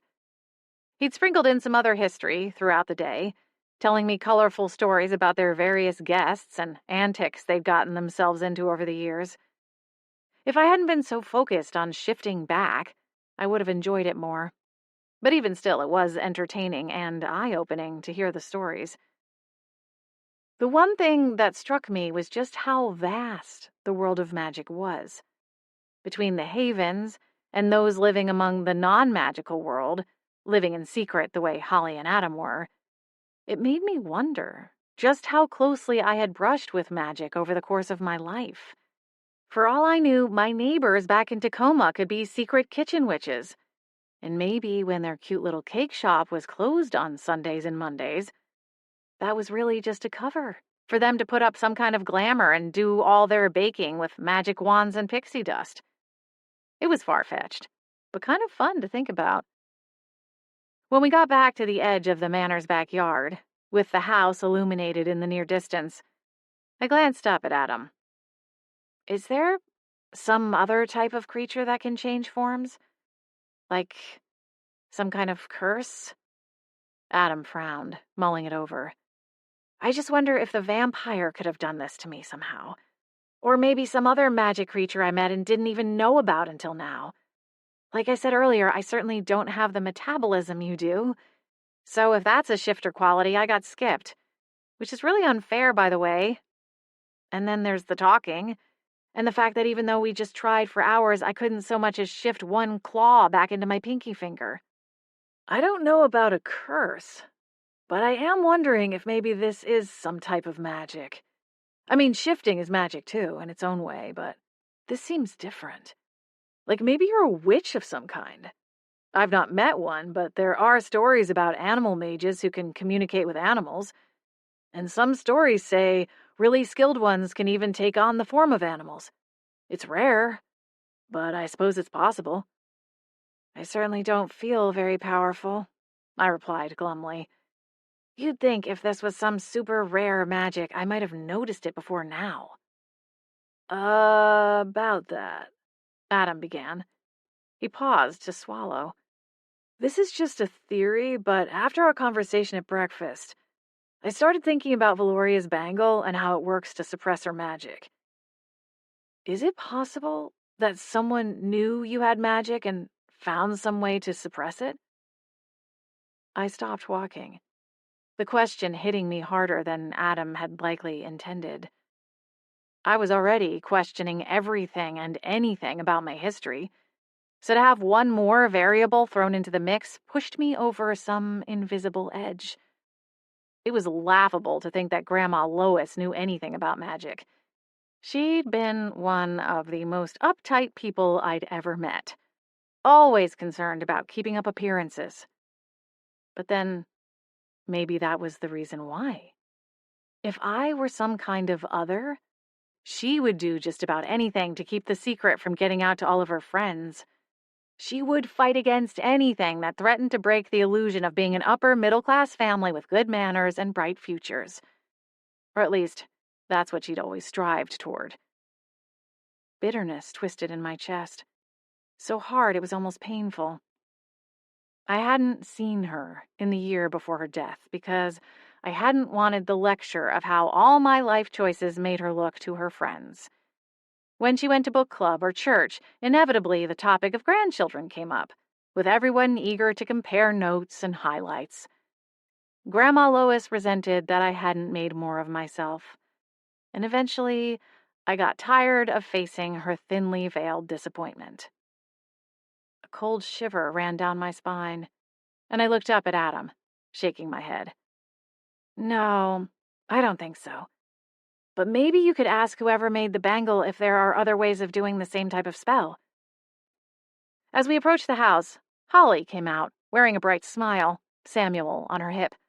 The boy giggled wildly and squirmed until Holly went down the steps and placed him on the grass. He ran toward Adam with his chubby little toddler legs, and it was hard to tell which of them was the most excited to see the other.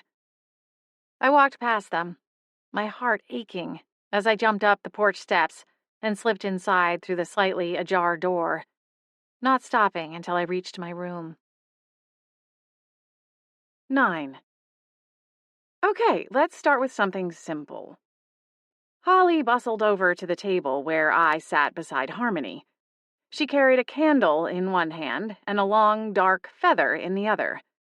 Now, you should know, most witches draw their power from nature, as the most common type of magic is elemental. She placed the candle and feather on the table before settling into the seat opposite me. I'm not a teacher, so you'll have to bear with me, Holly began, offering an encouraging smile. We were in the spacious kitchen, following another morning which could only be described as interesting. I'd only been staying at the magical inn for 2 days, but I could already tell there was rarely a dull moment. Between the 2 magical children, their fairy godmother/nanny, the witches and shifters, and of course the talking skull that seemed intent on scaring the living daylights out of me at least once a day. Or, rather, scaring me into my furball suit, as I'd taken to calling it. After much discussion and hypothesizing, we'd all reached the conclusion that perhaps I was indeed a witch and not a shifter. Honestly, the whole thing felt like one long fever dream, from which there was apparently no waking. But seeing as how I was changing into a cat at least once a day, taking a nap seemed to cure me, however temporarily. There was no way I could reasonably expect to go home and resume my normal life. The only way back to normality, as mundane as it may be, was to get a grip on my powers, whatever they might be. This is one of the first lessons they taught us at the academy, Holly explained, gesturing at the candle and feather in turn. Academy? You mean like Hogwarts? Holly and Harmony both laughed. It's not quite as fanciful as all that, Holly replied, still smiling. Tragically, it's more of a cheap knockoff by comparison, Harmony added. Other than the magic, there would hardly be any difference between the academy in the Seattle Haven and a community college here in the non-magical world.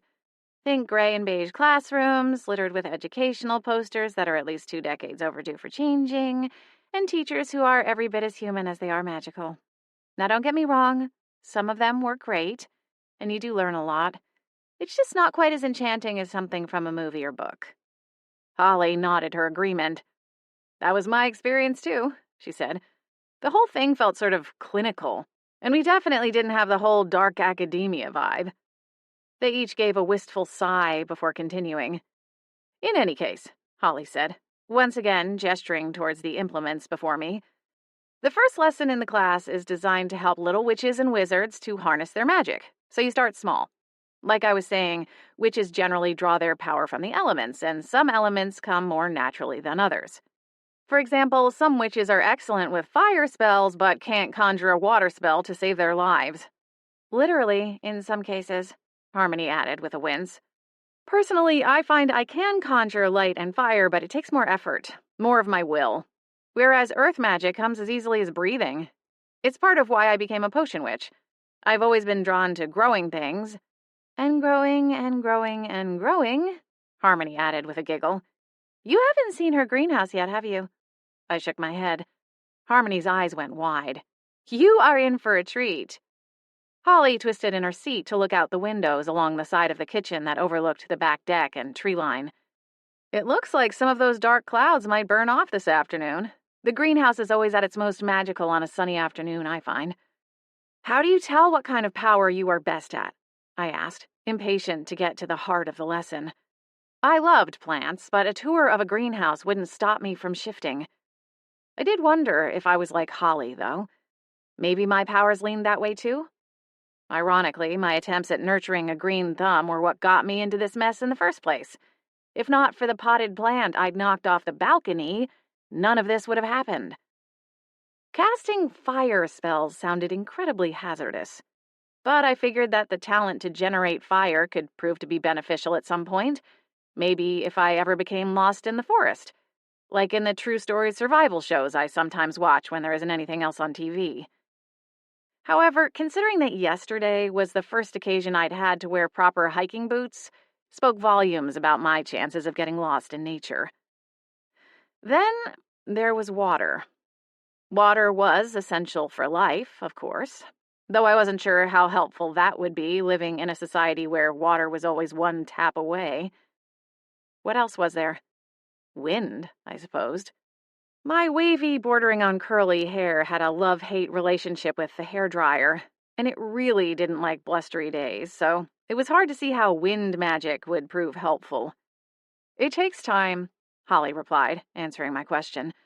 Valoria, for example, has been using her magic since she was around 2.5 years old, so going on 4 years. Holly paused, one hand going to her chest, as though she needed the world to slow down and let her take a beat.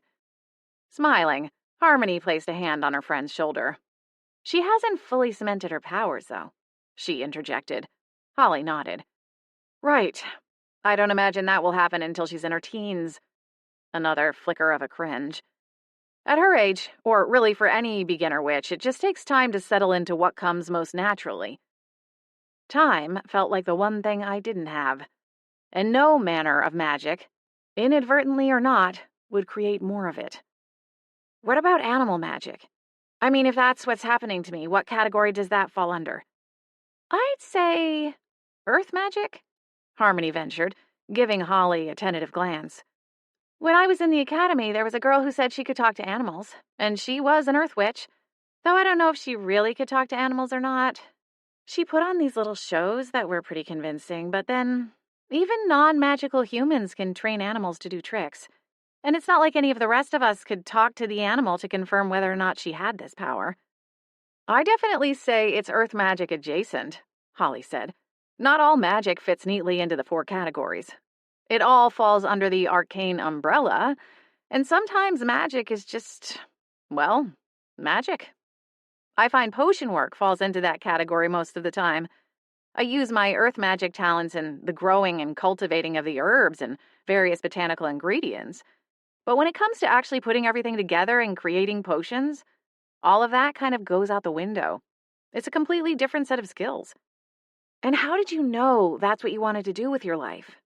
Is it like when little kids say they want to grow up to be a veterinarian or a firefighter? Or is there some sort of innate desire that is unavoidable? As soon as I voiced those questions, a dozen more popped into my head, though I held them back for fear of overwhelming my tutors. I wasn't sure how many years of schooling either of them had received through this academy, but I imagined the amount of knowledge they possessed had taken several years to absorb. I certainly wasn't going to understand it over the course of an afternoon or two, regardless of how badly I might wish to. It was like feeling hungry but unable to decide what to eat. There was a buffet of choices and information before me, but I stood there with my empty plate, unsure where to start. Everyone has a choice of what they want to do, Holly explained. Some witches or other magical creatures don't use their powers at all. Some move out of the havens and get jobs working shoulder to shoulder with people who have no idea as to any of their powers or abilities. Even here at the manor, not everyone who comes through as a guest is actively using their magic. It's all up to you. There's no pressure or quota. I nodded slightly, letting it marinate. So, in theory, once I get a handle on this whole thing, you're saying I could go back to my normal life and just pretend none of this ever happened? Somehow that seemed hard to believe. Holly shrugged. I guess so. Yeah, if that's what you wanted. No one is going to force you to use whatever magic abilities you have. She considered me for a long moment, a soft smile pulling at the corners of her mouth. I'm sure you probably miss it. I know I missed my life in the Seattle Haven when I was first brought here. It takes some time to adjust. I think I spent the first 4 or 5 months trying to get out from underneath the punishment I'd been dealt. All I wanted was to go back to what felt normal. And then, somewhere along the way, I realized that I didn't want to leave. She laughed, her shoulders twitching into a quick shrug. And I still haven't. Same here, Harmony added. I didn't come here on my own volition either, she clarified. My older sister, Anastasia, got a little tired of having me hang around her apartment and thought this would be a better place for me. I've always been interested in potion work, and when she told me that I could work with the infamous Holly Bolt, I jumped at the chance. But that doesn't mean that settling in was easy. Beechwood Harbor is great, but it's very different than my old life in the Seattle Haven. I used to be something of a groupie, chasing different bands around the country, crashing on friends' couches, only turning back up to the Seattle Haven when I needed cash from my big sis. If someone had told me back then I'd wind up living in a small town like this, I would have laughed in their face. She shrugged too. But now, I can't imagine anywhere else I'd want to be. They both looked at me expectantly, and my brain scrambled to find something to say. I appreciated them sharing their stories with me, but I wanted to tell them that I was different. I was never going to be content in a place like this. And though it was all new and interesting, I wasn't sure I wanted a life with magic at all. If given the choice to take a pill and forget any of this ever happened, I'd probably gobble it down. It's not that my life in Tacoma was super glamorous or even fulfilling, but it was steady, familiar. Things made sense there. Here, almost nothing made sense. Despite the instability of some of my life choices, the one thing I was always sure of was knowing who I was. And now, even that was being thrown into question. My brain was constantly trying to rearrange itself to fit and catalog the volume of new information that was coming at me like a fire hose turned on full blast. Instead of saying any of that, I glanced down at the feather. So, what do I do? There was a beat of silence, as though Holly and Harmony were surprised by my abrupt change of topic. But they rallied quickly.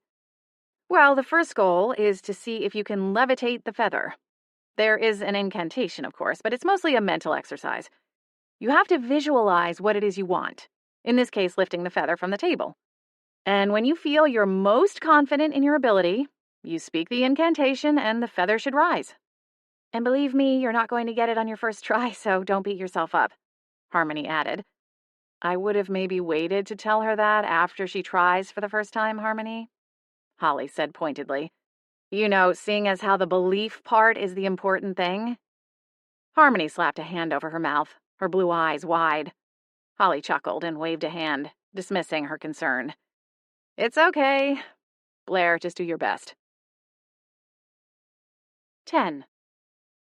As it turned out, even my best was simply not good enough. I don't know why. I'd never been a savant in any other area of my life. But as I sat there in Holly's kitchen, so full of determination, I just kind of thought that maybe it would work. After all, changing into a cat was something that no one seemed able to explain, and I could talk while in cat form, which everyone agreed was quite rare and powerful. Somewhere in the back of my head, a little voice told me I was special, superpowered, and bursting with potential. I was quickly humbled by a feather. After dozens of unsuccessful attempts, Holly suggested switching over to the candle, in case my magic was fire-related. But lighting the candle went about as well as levitating the feather, and I couldn't generate so much as a single spark or whiff of smoke. Teetering on the brink of total defeat, Harmony and Holly announced we were taking a break, and led me outside. The gray morning had indeed lifted, and though the air was chilly, the sunshine warmed my face as we crossed the backyard to the greenhouse and raised beds where Holly grew most of her herbs and botanicals. The frustrating morning was quickly erased from my short-term memory as we stepped inside the greenhouse's walls. Harmony had used the word treat to describe the interior of Holly's greenhouse, but really, that was an undersell. The place was like Wonderland. From the outside, it looked no bigger than the storage shed Grandma Lois had in the backyard growing up, just large enough for a lawnmower, a gas can, and a smattering of gardening tools, all wedged in beside the half-rusted wheelbarrow. This was not that. Not by a long shot. The first thing that hit me was the color. Green. So much green. It was like stepping from the Pacific Northwest into a Brazilian rainforest, with massive, beautiful, multicolored, twisting and coiling plants as far as my eyes could see. I'd never seen so many different kinds of leaves all swirling together in one place. Every shade and hue of green. Evergreen and pine, lemon green and mint, and some shades so deep and dark they almost looked blue. And then there were the flowers. Purples, reds, white, and violet, sprouting from pots and ceramic planters, each bundle a different shape and size, some with leaves curling inwards like claws. The plants stretched to the clear roof, reaching toward the sunlight. A riot of colors and shapes, with variations both familiar and strange. Rows and tables overflowed with lines of pots, filled with fragrant herbs, each with meticulous labels nestled into the soil. We weren't alone in the greenhouse either. Hummingbirds in bright jewel tones zipped overhead to drink from the bright flowers and the feeders tucked along the rafters. My mouth had dropped open at some point, and I spun slowly in a circle, slack-jawed, taking it all in. Holly laughed softly, taking me by the elbow. Come on, we'll give you the full tour. You may even get to meet one of the gnomes. Gnomes? Harmony smacked her gum and blew a bubble, bright and pink. Yup, Tilda, Twinkle, Clay, and Morty. They help us keep up with everything. I glanced down at my feet, as though fearing I might trip over one of the small friends. They can be a little shy, Holly added. They have a grove of homes out in the woods. Adam can show you sometime. I didn't bother trying to close my mouth. It would have just fallen open again anyway as soon as we turned the corner and found another rack of overflowing greenery. Holly and Harmony's love and passion for the space was evident in the fast pace of their words and the excited way they explained everything, from the tiniest of buds to the magically enhanced pH levels of the various soils. Everything was divided up, like departments in a commercial nursery. The herbs that were used for potion work were all clearly labeled and assembled in an almost industrial fashion, though still beautiful, arranged for practicality over aesthetics. Then there were Holly's project plants, a botanical rehab of sorts, where a few worse-for-the-wear plants stood in one corner, waiting for some magical TLC. Holly explained that at her potion shop, her primary job was to create and sell various potions. But her reputation as a plant witch was extensive, and people often brought her rare and exotic plants they'd attempted to keep for themselves, only to fall short in some way or another. Harmony joked that Holly was running a non-profit plant hospital, to which Holly corrected it was not only non-profit but thoroughly in the red by now, though she said all of this with a proud smile that told me she had no regrets about any of it. Holly's familiar, Boots, shuffled around the greenhouse as a third tour guide, occasionally nibbling on various green things before being scolded by Holly, though she never seemed too forceful in her discipline. I keep an entire section of plants that he is allowed to eat, she told me, as Boots picked off something called a pixie pepper from a large pot near the wall. But, of course, being a cat, he prefers to bend the rules a little bit. He gets away with it, too, Harmony said, kneeling to scratch the elderly feline between the ears. He lifted his chin and twisted his head ever so slightly to allow her better access to the soft white patch I noticed going down his neck. He's kind of the king of the castle around here anyway. Holly smiled, watching her protege and her familiar. After finding out about my cat allergy, Holly had slipped me a potion, claiming it would alleviate my symptoms. It tasted like raspberries and lemons, and in fact, seemed to work quite well. Better than anything over-the-counter ever had, and with no side effects thus far. She said I would need a repeat dose every few weeks, but I didn't mind, seeing as it kept me from sneezing my head off. Rising to her feet, Harmony blew another bubble of pink gum. Holly paused, turning about face and leveling me with an earnest stare. Before we get to this next section, let's all go ahead and put on a pair of gloves, and if you've got any loose clothing, I'd suggest tucking it in. Without missing a beat, Harmony handed me a pair of thick leather gardening gloves with a quirked brow. Safe to say this next part is not my favorite, she told me in a low voice. But Holly's a sucker for all plants, even the kind that could potentially eat her. It's kind of one of those stories just waiting to be featured on a show, like the people who think that tigers make for nice house pets. Gaping, I stumbled a step forward and followed. Boots wisely turned back, his bottle brush orange and white tail swishing as he sauntered back toward the towering pixie pepper plant for seconds or thirds.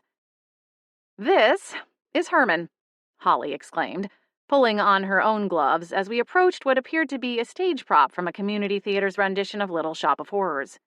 Isn't he beautiful? He looked like he could eat a goat and not need to chew before swallowing, though he certainly had the teeth for chewing and shredding. I swallowed hard. Sharp, teeth-like fibers protruded in a vicious, jagged line along the seam of his mouth, like a Venus flytrap that guzzled a gallon of Miracle-Gro on the daily. Harmony grimaced. Hi, Herman. You're not feeling peckish, I hope? Holly shook her head and laughed softly. He ate last week. He's good for a little while, aren't you, boy? Harmony shook her head. Where did he come from? He retired here, following an illustrious Broadway career, Harmony quipped, though I couldn't be sure whether she was serious or not. Maybe in the magical world they used an actual man-eating plant in the stage production. You've seen Little Shop of Horrors, I take it. Holly rolled her eyes. I've had him since he was a baby, she said, before I could answer Harmony's question. And no, he's never been on the stage. He gets nervous around visitors, in fact. If you say so, Harmony said, shuffling back a step to join me. In any case, it's good to know he's here in case you go wandering around and get lost. If you see this guy, turn around and start running the other way, is my advice. I've tried to put up a neon arrow. She gestured above the massive carnivorous plant. But apparently bright light hurts his eyes. He has eyes? Harmony just laughed and guided me away, pausing only long enough to drop our gloves into a basket. As I waited for Holly, I thought I saw a small umber face appear behind a towering fern. But when I blinked, it was gone. Frowning, I glanced around the cavernous interior of the greenhouse. Sunlight dappled through the roof, which was blocked or shielded in some places to accommodate the various plants requiring some measure of shade. Is there a map or something? I mean, seriously, this place feels bigger than Disneyland.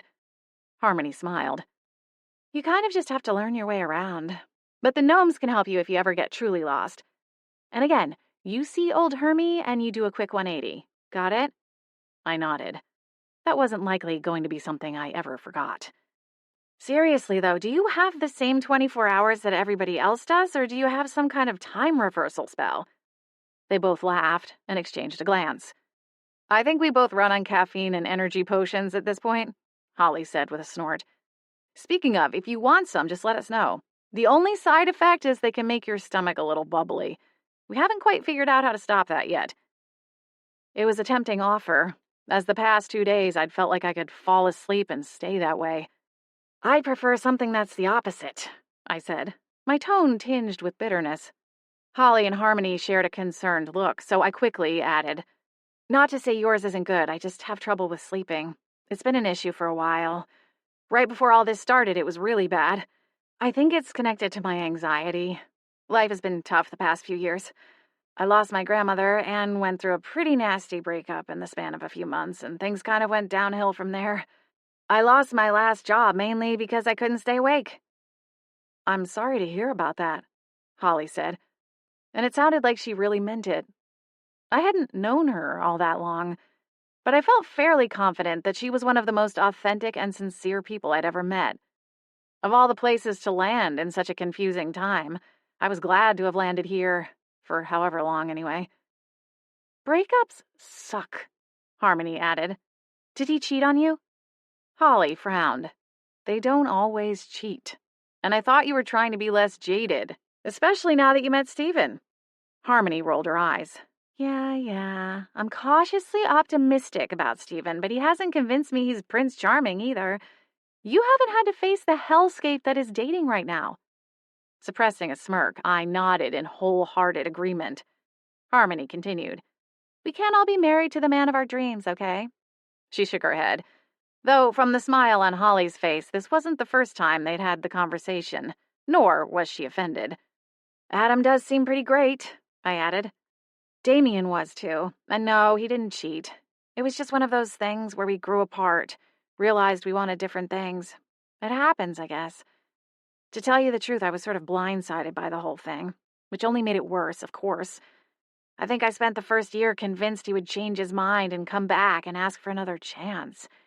So I just stayed stuck for a year, only to realize he wasn't coming back, which then kicked off a rather dark grieving period. And then that sort of avalanched into the rest of my life, crumbling into little pieces. I paused to exhale a heavy breath. The inhale was warm and carried the earthy fragrance of the greenhouse, cheering me up slightly. I'm starting to get it back together now. Or at least I was. Holly gently squeezed my upper arm, her hand still encased in a weathered work glove. You'll get there. And we're here to help, whatever you need. Thanks. I replied. That really means a lot. All right, not to be rude to Herman or anything, but it's almost 5 o'clock, and I have a bottle of wine with our names on it. What do you say, ladies? Harmony asked, waggling her brows as she started back towards what I thought might be the entrance of the greenhouse. I'd actually lost track. I gave the carnivorous plant a final wary glance, then hurried to catch up to Harmony. Count me in. On the way out, I thought I heard someone humming Suddenly Seymour. 11. Okay, level with me. At what point do teachers at the academy deem a student unmagicable? Holly lifted her head from the potion she'd been brewing for the better part of the afternoon, leaving Harmony to run the front counter at Starfire Apothecary, Holly's potion shop in the Seattle Haven. It was only my 3rd trip to the hidden magical community, and while I had gone through the process of getting there 3 separate times, I still couldn't fully wrap my mind around it. The garden shed at the back of the manor was nothing like what one might expect. Instead of finding dirt-coated gardening tools and bags of fertilizer, I was met with a lavish lounge space, complete with plush seating and a roaring fire in a stone hearth that inexplicably didn't appear to strike anyone else as a major hazard. At the back of the shed was another door, lined with carved runes, leading to the Seattle Haven. Upon first glance, it seemed like any other city street, lined with office buildings and condos, parks and shops.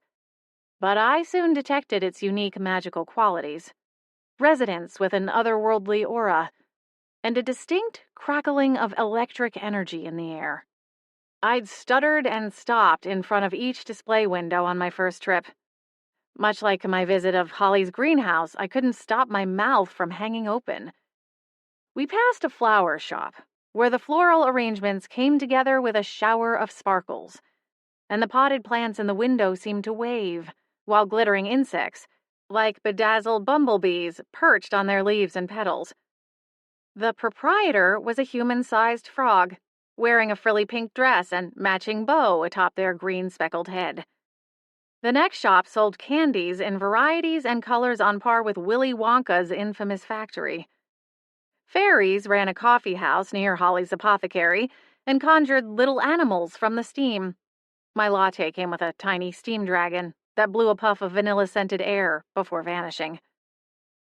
At the heart of this Seattle Haven was a park with towering trees and a secret garden-esque vibe, unlike the cold, manicured parks near my apartment block back in Tacoma.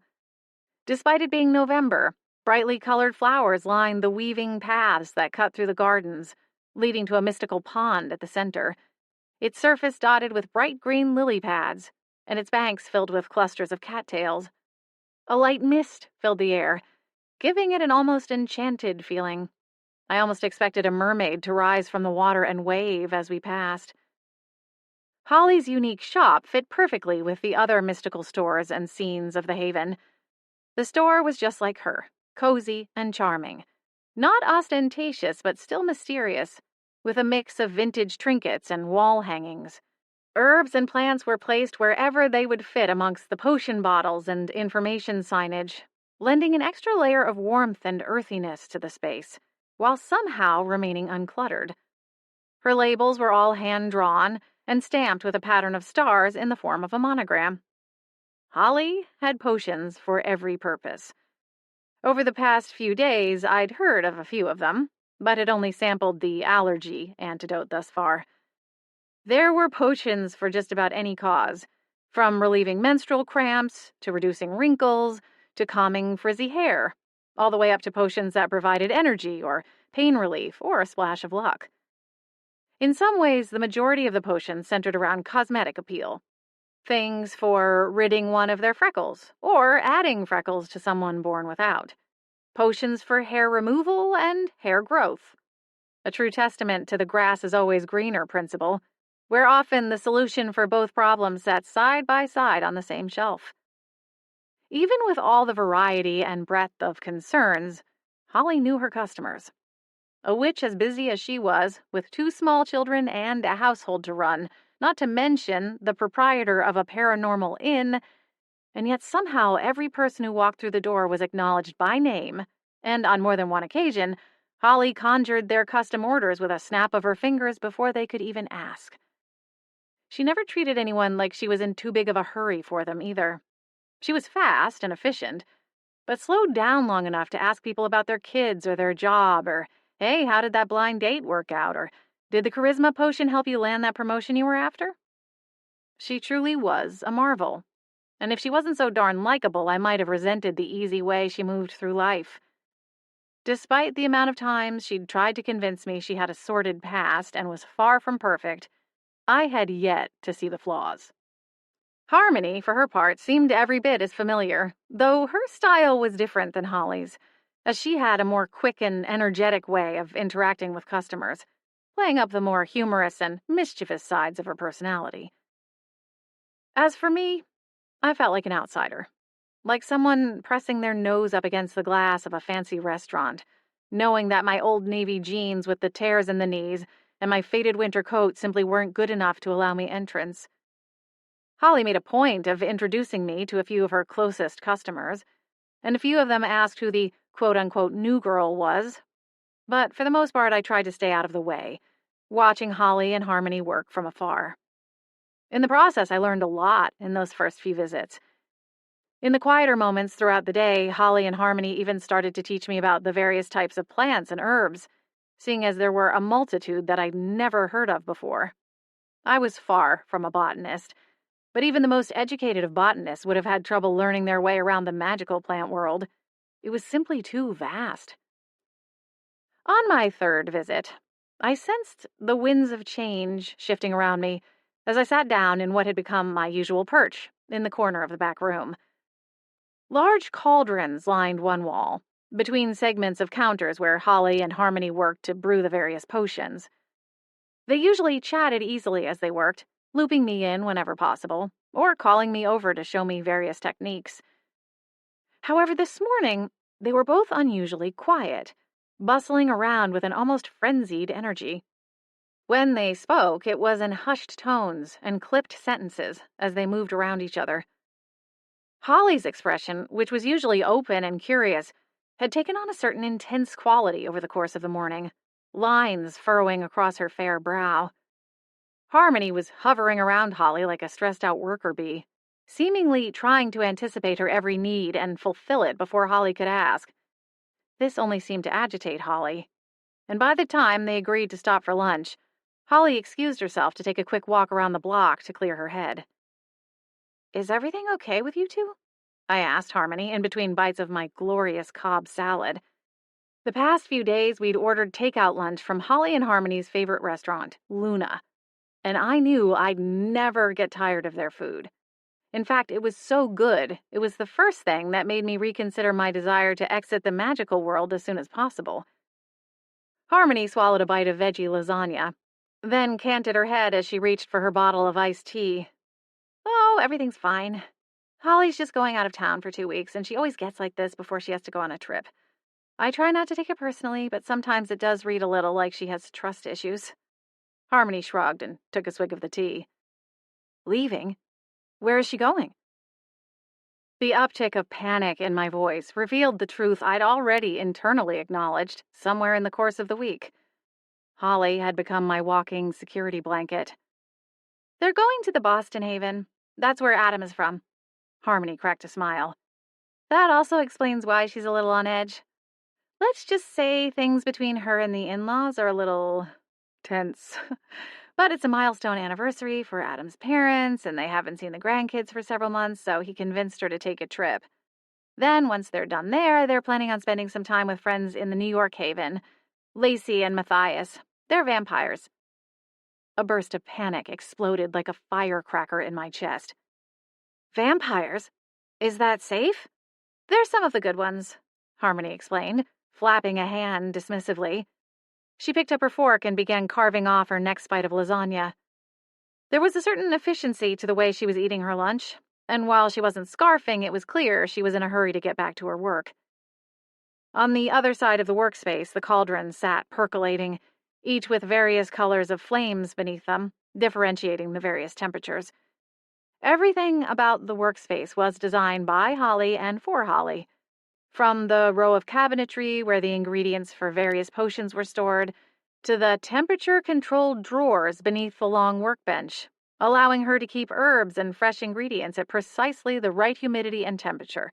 Though, from what I'd seen, they brewed enough potions in a day that I couldn't imagine most ingredients even getting the remote chance to spoil before use. Is that why there aren't any guests at the inn? Holly said something about renovations, but I haven't seen a work crew. Harmony frowned, her brows tugging together as she stared down at her lasagna. It's complicated. Complicated how? I pressed. Something told me that if anyone would crack and tell me the full story, it was Harmony. She peeked up at me, her fork wavering back and forth. After a beat, she sighed. Okay, I'm not really sure how much I'm allowed to say, but just between us, the last guest we took in wasn't honest about who and what they were, and Holly and Adam wanted to take a bit of a break before opening the doors again, to put more safety protocols in place. My stomach twisted uncomfortably. What happened? I mean, who were they? What did they do? Harmony set her fork down and glanced up at the clock. A string of guilt nipped at me. She didn't have time to indulge my curiosity. Never mind, I hurried to say, shaking my head. We can talk about it another time. Does Agent Swan know they're leaving? I kind of got the impression they were supposed to be here, looking after me. Even as I said it, I didn't like the way it sounded. It made me sound as though I was some kind of troublemaker who needed constant supervision. But then, at the same time, wasn't I? Not necessarily a troublemaker, but in trouble, certainly. Otherwise, why was I here in the first place? I'm sure the SPA knows, Harmony said, getting to her feet even as she crammed the final bite of lasagna into her mouth. She chewed thoughtfully as she took the leftover container to the counter, setting it aside. There's not much that gets past the SPA, and Holly and Agent Bramble talk all the time, especially since... She stopped and shook her head. We can handle it. Knowing Holly, she'll cut their trip short and get back here in the middle of next week. I bobbed my head, though the news still didn't sit well with me. But then, what choice did I have? I certainly couldn't stow away in Holly's luggage. Briefly, I thought about the logistics of trying to do so in my cat form, but quickly dismissed the idea and followed Harmony back onto the sales floor. 12. It was almost time to close up the apothecary, and I had a basket hooked in the crook of my arm, restocking shelves with new potions. It was a great way to learn more about the different ingredients used to make them, as well as gain a better familiarity with the store itself.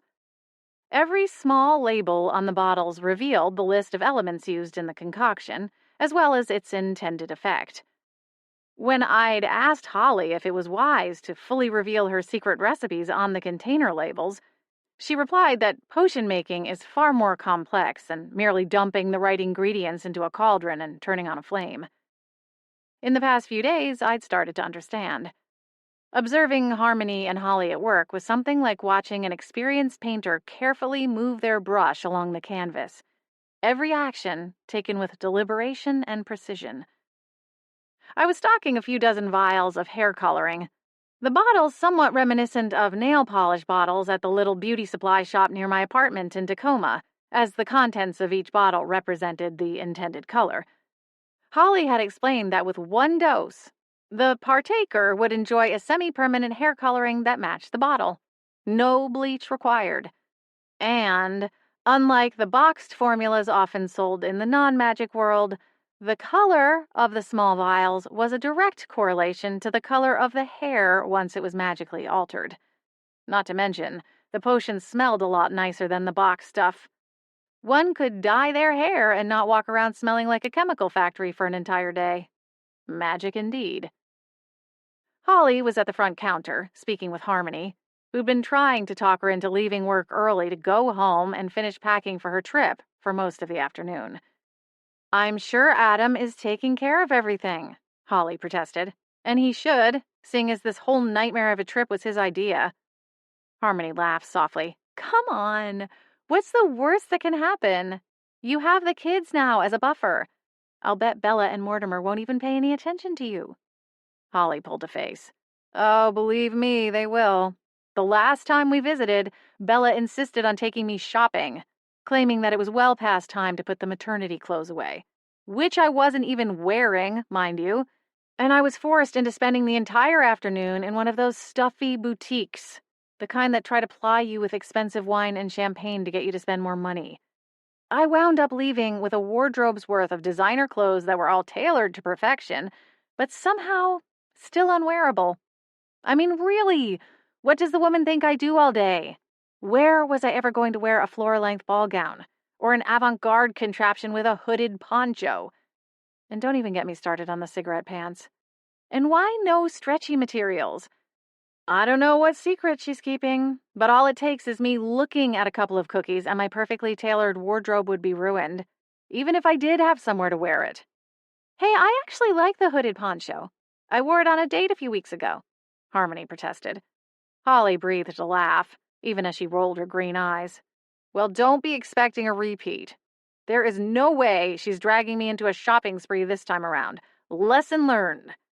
I already told Adam I'm not above pulling the, "Oh no, there's an emergency at the potion shop, I have to go, so sorry," card. Harmony snickered as she picked up her cell phone. Maybe we should make some kind of emergency code. You text me with 3 unicorn emojis in a row, and I'll know to call with a pseudo-emergency. Ooh, I like it. Though there's every chance Valoria will get a hold of my phone and actually send you unicorn emojis, so we should brainstorm something else. The pair of them were considering what code word to use when the bell on the front door tinkled, signaling a new customer had arrived. Glancing up from my stacked potions, I caught Holly and Harmony exchange a sour look, needling one another, before Harmony finally came out from behind the counter and plastered on a fake smile. At the other end of the shop, the customer wandered inside, not bothering to acknowledge either of the shop's proprietors before digging into the bargain basket of last-chance potions by the front window display. She looked to be somewhere in her mid-30s, with pale blonde hair, so faint it almost looked white, though the stark contrast of her dark roots gave away her natural shade. I briefly considered the vials of hair dye in front of me, wondering if I should take one to her. She wore bright colors, like a Lisa Frank piece come to life. A bubblegum pink jacket with multicolored rhinestones on the back, creating a glittery dragonfly, which matched the plastic-looking earrings that were so oversized the tips brushed her shoulders, while the wings tangled in the stick-straight strands of her overly processed hair. Her glasses were framed in electric purple and perched low on her nose, pinching her wide nostrils in a way that looked painful. "Afternoon, Tanya," Harmony said, and while she sounded pleasant enough, I'd spent enough time around her to identify the inflection of feigned enthusiasm in her tone. When Harmony was truly excited to see someone, she had this bubbling energy, almost like popcorn flying around inside an air popper, and her smile was so wide it couldn't be contained. Tanya didn't look up from her rummaging, only acknowledging Harmony's greeting with a slight grunt.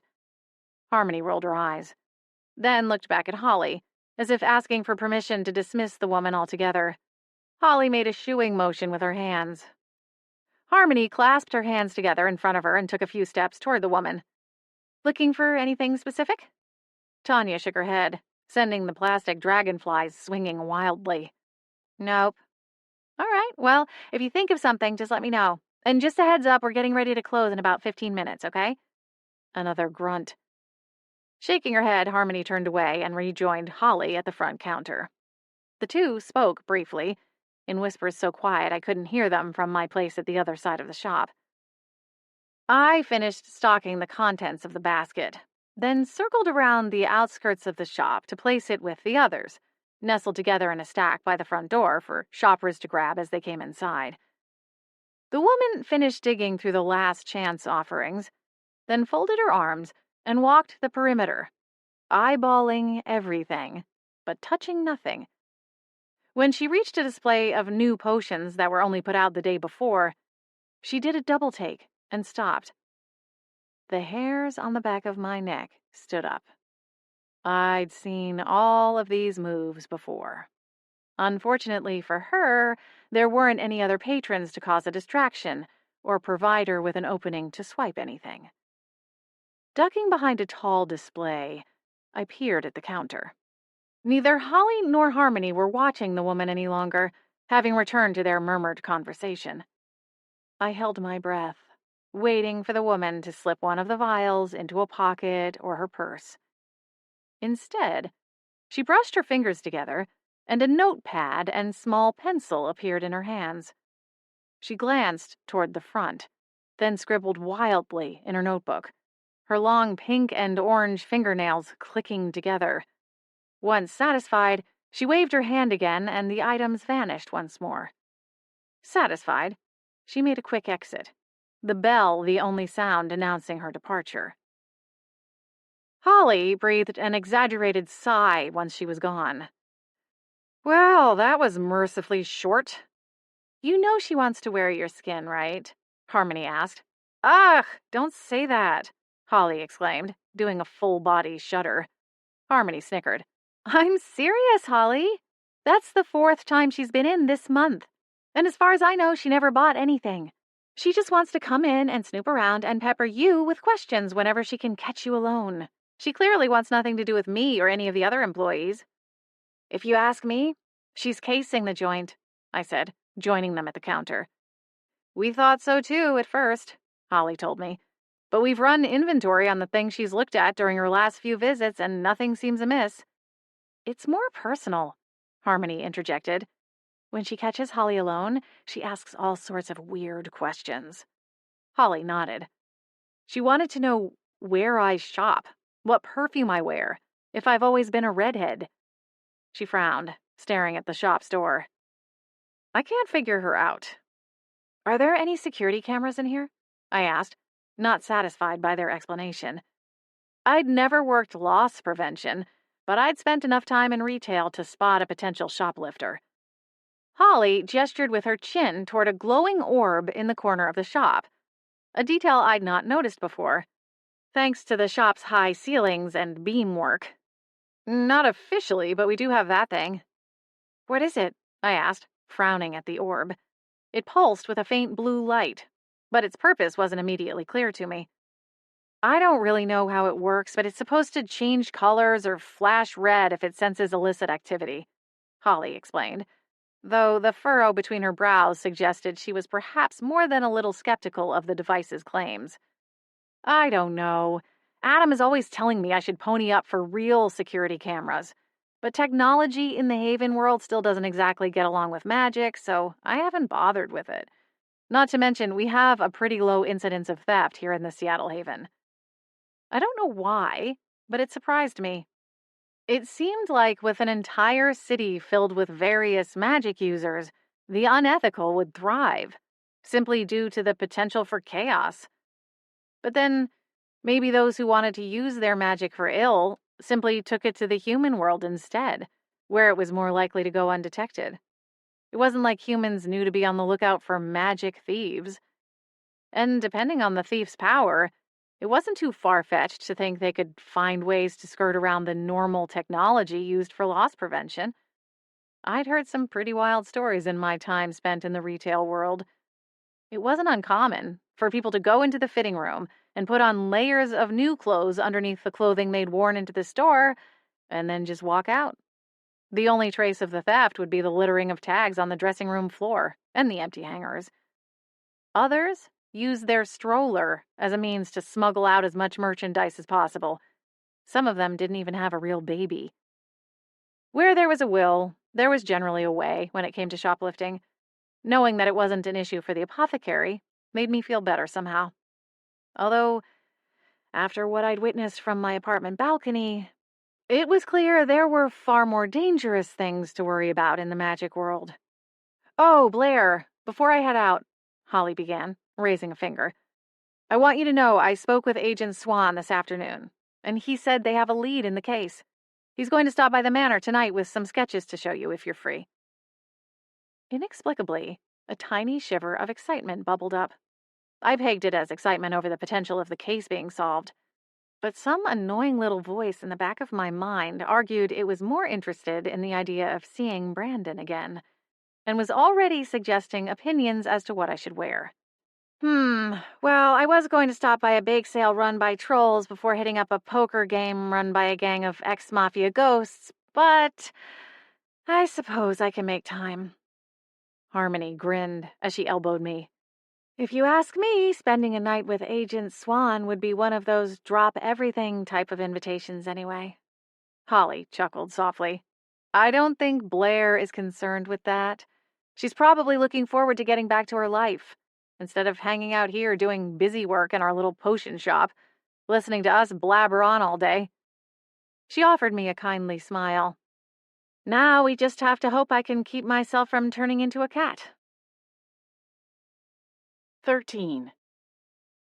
As luck would have it, I managed to keep my magic nerves in check. When the doorbell rang at the manor later that evening, I was comfortably on 2 legs instead of 4. I was also having a good hair day. Will wonders never cease? Brandon was flying solo, without Naira in tow. He looked casual, in a pair of jeans, with clean Adidas sneakers and a North Face jacket. As he stepped inside the manor at my invitation, I noted the chill in the air had brought a rosy hue to his cheeks, and the wind tousled his dark hair, sending a few strands to fall across his forehead. He quickly swept them back as though they tickled. It's awfully quiet in here, he said, glancing around.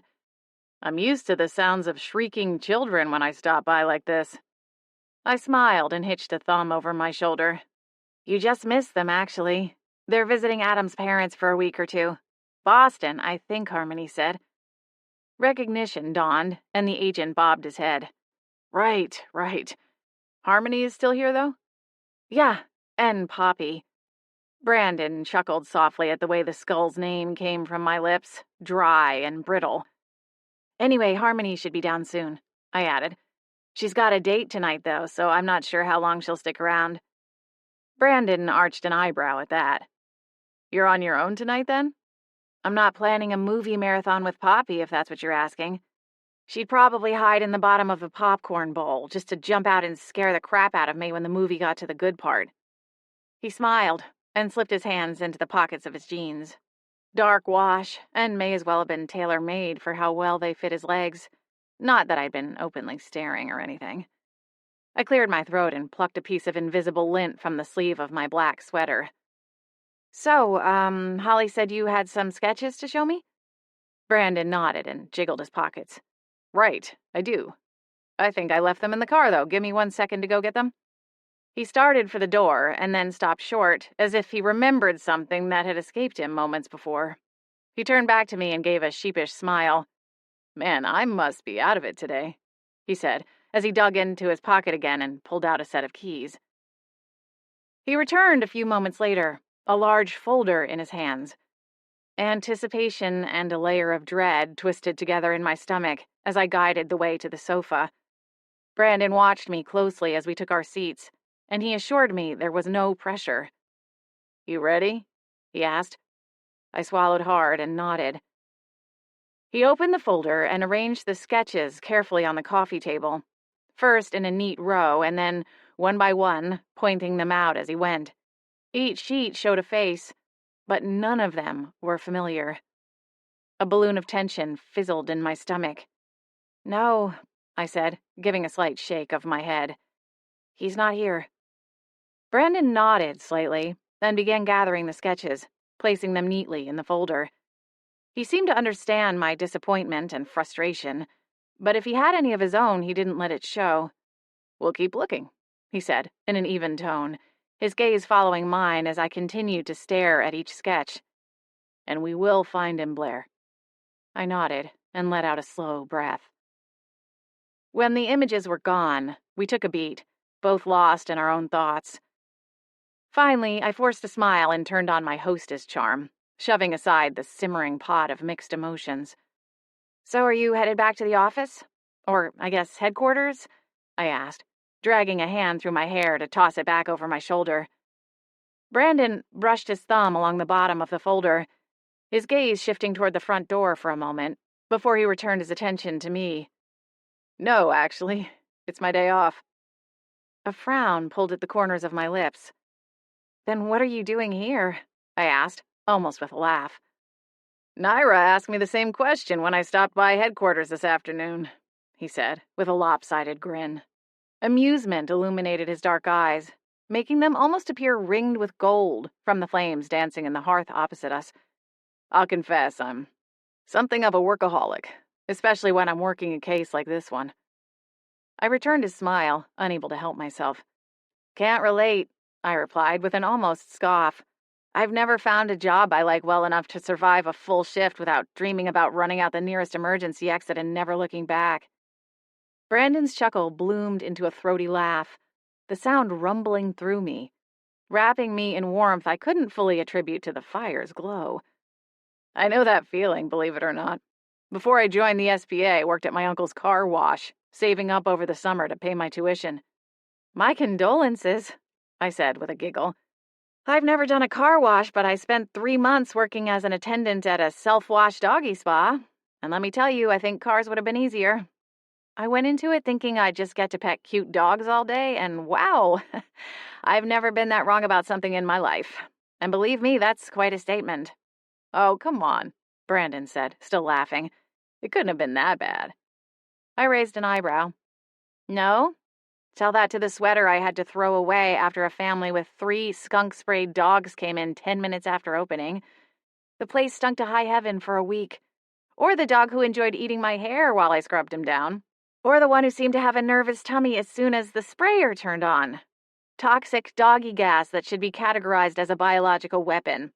I shuddered at the memories, then smiled. And this is all to say nothing about doggy breath and anal glands. Okay. Brandon held up his hands in surrender. You win. I took a mock half-bow from the waist. Thank you. I guess my worst day at the car wash was the milkshake car. My nose wrinkled. Dare I ask? He laughed. Let's just say it wasn't a fresh spill. I think the guy had been driving around with it for at least a week. And this was in Houston, mind you, in the summertime. My stomach lurched. Oh, God. Yeah. Brandon sucked in a breath through his teeth, as if his nasal passages were conjuring the smell from memory. Customer service, man. What an absolute bear. He smiled, nodding his agreement. I'd much rather chase rogue vampires into dark alleys and rescue kitten damsels in distress. Kitten damsels? I snorted. Is that a whole new classification of problem now? Am I getting my own code named after me? I mimicked holding a radio to my mouth and made a crunchy static sound. Ksh. Dispatch, we've got a 409 on the I-5, a kitten damsel stuck on the median. Brandon laughed loudly, and if I didn't know better, I might have thought he was faking it for my benefit, but the glimmer in his eyes gave him away. He truly thought I was hilarious, which was odd. People tended not to get my jokes, or maybe it was just my timing. In any case, I wasn't used to having someone be so open about their enjoyment of my company, and it weirded me out a bit. I dropped my hands back to my lap, abandoning the feigned radio. Heat washed over my cheeks, and I cast my gaze down at the coffee table between us, its surface polished to a soft gleam, not a water ring or nick in the wood in sight. If I leaned in closer, I'd probably still be able to smell the citrusy fragrance of the wood cleaner. I'll run the idea up the flagpole, Brandon said, coming down from the height of his amusement. My lips pressed tightly together as I nodded, wrapping my arms around myself. I should let you go. After all, there's those rogue vampires to see to. Something flickered in Brandon's eyes, a glimmer of confusion. He masked it well, tucking it away a heartbeat after it appeared. Footsteps thundered down the staircase, and Brandon turned around in time to see Harmony's grand entrance. She wore a lacy black dress that would make Wednesday Addams proud, with sparkling purple tights and studded black pumps. Her hair was down, the layered strands swirling around her shoulders. Her makeup was decidedly smoky, but the showstopper was her bright, bold red lip. In short, she looked amazing, and more prepared than the Queen of Hearts to make heads roll. Or spin, perhaps, was more accurate. Whoa there, killer, Brandon teased, his lips moving in another easy smile as he twisted around in his seat. Harmony beamed, one hand resting on the baluster as she did a little half spin. Thank you. I have a date. Anyone I know? Brandon asked, one brow raised. She laughed and sauntered toward the door, effortless in her 5-inch heels. At that moment, I decided that while Harmony was an incredible potion witch, her real superpower was being a chameleon. In just the span of a few short days, I'd seen her in a variety of settings. Grubby and sweaty, working in the greenhouse with no concern over the potting soil and compost amassing under her nails, or hovering over a bubbling cauldron, with herbs and splashes of strange liquids down her apron, her hair in a messy bun, to her boxers and rock band t-shirt collection she wore to the breakfast table, and now her punk princess ensemble, fit for peak Avril Lavigne. "No one you know," Harmony assured him, holding up her left hand, her fingers crossed. "Spooky Scout's honor." "Okay, good. Andy's still got a broken heart, you know." Harmony winced, dropping her hand to her side. Brandon laughed. "I'm kidding. Mostly." "Do you need anything before I go?" Harmony asked, directing the question toward me. "Or are you two going out?" The sudden slash of a grin on her face let me know which way she was hoping we'd answer. But my shoulders stiffened, the heat on my face flaring back up again. I didn't need to turn and consult the mirror over the console table a few feet away to know my face was bright red, my chest splotchy. When I dared to find Brandon's eyes, they were wide, as though the suggestion had caught him off guard too. Some part of me wondered if he was regretting being shoved into the friend zone by Harmony. He hadn't leered at her by any means, but he had a pulse. He had to see how good she looked. Was he wishing he were the one taking her out tonight? And why did that idea sit on my chest like a bowling ball? One of the really heavy ones. I wouldn't mind getting a burger," Brandon said, his hands once more seeking refuge in his pockets. "McNally's, the little pub here in town, does a pretty good job, if you're interested." Harmony winked at me, already reaching for the doorknob. "You two have fun." And with that, she was gone, leaving me sitting there, facing Brandon, my mouth utterly unable to produce a reply. The front door closed, and Brandon nodded. "No pressure at all," he said. No, it's not. I mean..." I stopped short and forced myself to draw in a steadying breath. "Dinner sounds good. I mean, we both have to eat, right?"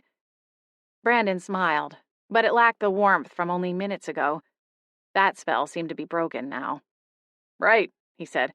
"You should probably grab a coat. It's chilly out there." I thought of Harmony running out with only her thin tights and short sleeves against the cold. The Seattle haven wasn't any warmer than Beechwood Harbor. Their climates were fairly in sync, as far as I'd experienced anyway. Perhaps Harmony kept some type of warming potion on her at all times. I was fairly certain I recalled seeing something of the sort in the apothecary. "Good call," I said, passing him on my way to the coat rack by the front door. 14. McNally's was a fairly unremarkable establishment, nothing I hadn't seen before, and somewhat lacking in the charm I might have expected from a family-run establishment in a small beach town. But it was clean, and judging by the amount of patrons, the food must be decent. Or perhaps there just weren't that many options. A hostess who looked like she might still be in high school, with curly strawberry blonde hair pulled back in a bouncy cheerleading-style ponytail, led us to a table along the window. Laminated menus were pressed into our hands, and before I'd so much as glanced through the list of beverages to see if it was a Pepsi or Coke type of establishment, 2 glasses of ice water appeared on the table, alongside a little dish of sliced lemon. We sat quietly for a few minutes, each finding our bearings as we looked through the selection. The menu was straightforward enough, filled with American fare, burgers and chicken fingers, fish and chips, and an assortment of protein-heavy salads. The appetizers were largely an homage to all things deep-fried, and a simple dessert menu completed the offerings, promising warm chocolate chip cookies served with ice cream, or homemade brownies with hot fudge syrup. Somewhere along the way, we both made up our minds, and when the server appeared, we placed nearly identical orders, exchanging a smile as the server departed. "How often do you end up coming into town?" I asked, glancing around our neighboring tables with as much subtlety as I could manage.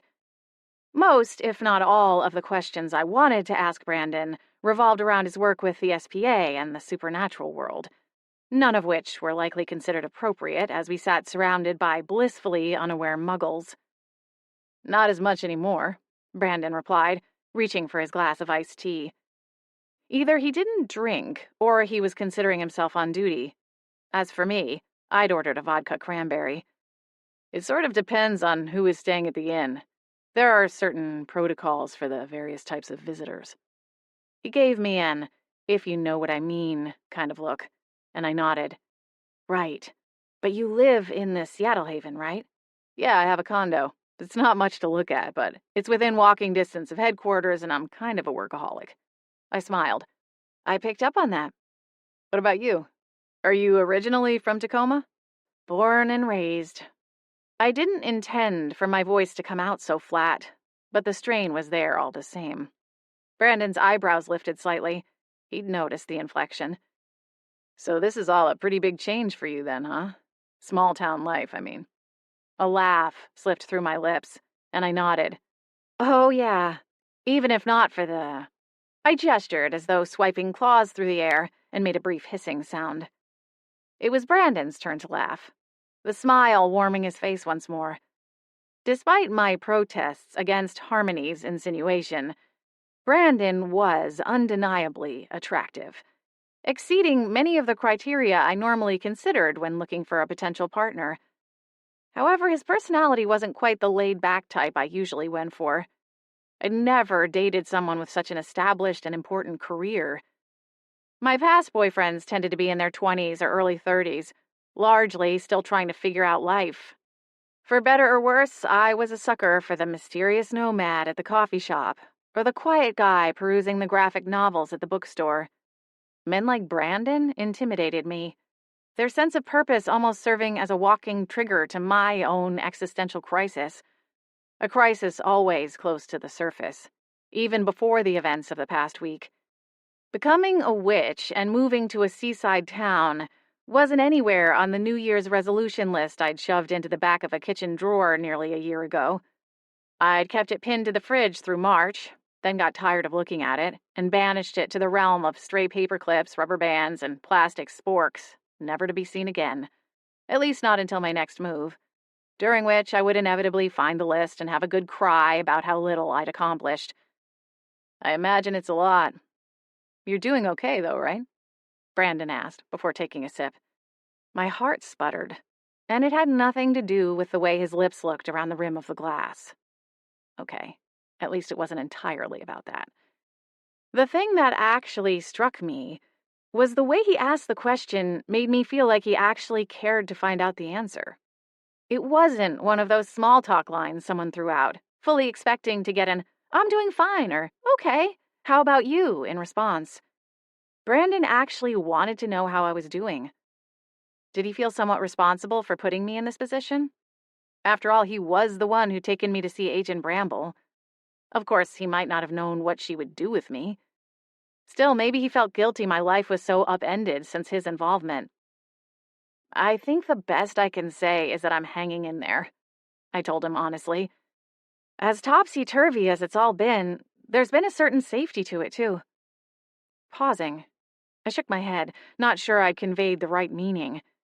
"I just mean with Holly and Adam. They're so great. Harmony, too." "I'm glad." He smiled. "Don't forget about Poppy." A laugh slipped past my defenses, and I leveled my fork at him. "I'll get you back for not warning me about her. Make no mistake." He laughed. "Fair enough. You know, if I'd been capable, I might have turned into a cat the first time I saw her, too." A laugh rumbled from somewhere deep inside me, surprising me with its warmth and vigor. "Really? Because maybe my imagination's just gone wild, but I feel like you must see some really crazy stuff on the regular." "Oh, I definitely do. Naira and I have some stories we could tell." I probably shouldn't ask to hear them. Half the time I feel like I've tumbled down the rabbit hole, and I'm just mindlessly entertaining myself at the Mad Hatter's tea party until the world ends. Brandon shrugged, his smile halfway clinging to his lips. "I guess there are worse ways to go." It's what's waiting outside that has me worried now. It's not that I don't want to get back to my normal life, because for the most part I do. But I'm not sure that life exists anymore. and the only way to find out is to leave the bubble. Brandon's smile faded as his eyes grew intense. I understand what you mean. More than you know, he said. The last part almost quiet enough to make me think he was speaking to himself. Before I could pry, he shook it off, his expression returning to an easy smile as he met my eyes once more. Is there anything else you need from your apartment? Maybe something to remind you of home? I can have an agent go back and get another bag or two if you make a list. The gesture was thoughtful, but for some reason, it only underscored the melancholy mood I'd been in most of the day, an unintentional reminder of my previous loneliness. I miss my houseplants, I said with a shrug, tamping down the wave. That's about it, I guess. The only living thing from that place besides, me. Plants, huh? This tugged at the corners of Brandon's mouth, though he had the manners to keep from openly laughing at my pathetic statement. I mean, in hindsight, it was pretty sad.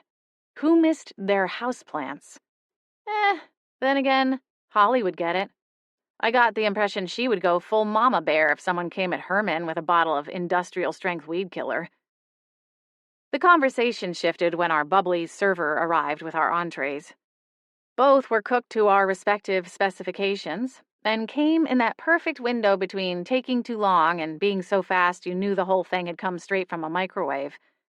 We discovered a fair bit of common ground as we chatted over the course of the casual meal. We both enjoyed similar types of music, and while we had several favorites in common, we both confessed to spending most of our time listening to music from the late 90s and early 2000s, as opposed to more current pop songs. And in something of a whispered confession, we laughed as we copped to even enjoying some flavors of old-school country music from time to time as well. When it came to movies and TV shows, we had a lot of overlap and dished out recommendations for the other to try. The conversation was warm and pleasant and comfortable, and for that hour spent in the restaurant booth, sitting on the well-worn and slightly cracked vinyl bench seat, I felt more relaxed than I had in quite some time. The feeling appeared mutual, as Brandon suggested giving the dessert menu a once-over, which turned into splitting a brownie sundae the size of my fist. When all that remained of the decadent treat was a smattering of dark chocolate crumbs and the speckled dredges of vanilla bean ice cream, Brandon snatched up the check like a kingfisher, refusing to entertain my protests to go half-half. In truth, I was relieved. My bank account was always precariously perched on the edge of being overdrawn, and despite Brandon and Naira's assurances that my employment would be safe, I only had so much paid time off. So even if they were right and I managed to keep my job when this was all over, my first paycheck or two back in the office would likely come up short. Brandon paid the bill, and we headed out into the night. When we first arrived, a light drizzle was in the air, but as we were finishing our meals, it had turned into a full-on downpour. We stood huddled under the awning of the restaurant's entrance, watching as a group of drenched patrons ran inside, with bright red cheeks and hair stuck to their faces. I stepped aside to let them pass and brushed against Brandon's side. He glanced down at me, eyes alert, almost surprised. He shifted his gaze quickly, considering the rain again. On 3? Okay. Reluctantly, I nodded. 3, 2, 1. We sprinted into the rain, leaving a peal of wild laughter in our wake as we darted along the sidewalk, around the side of the square restaurant, to where Brandon had parked. By the time we breathlessly piled into the front seat, we cracked up at the absurdity of just how soaked we'd become in such a short time. I'm glad you talked me out of walking here, I said with a laugh, running my fingers through my undoubtedly frizzy hair. Brandon chuckled. Aren't you supposed to be from the Pacific Northwest? You of all people should know how quickly the weather can change. Touché. Grinning, I dropped my head back against the headrest, laughing under my breath. What about you? Brandon turned over the engine before casting me a questioning glance. What about me? Where are you from? I don't remember you saying.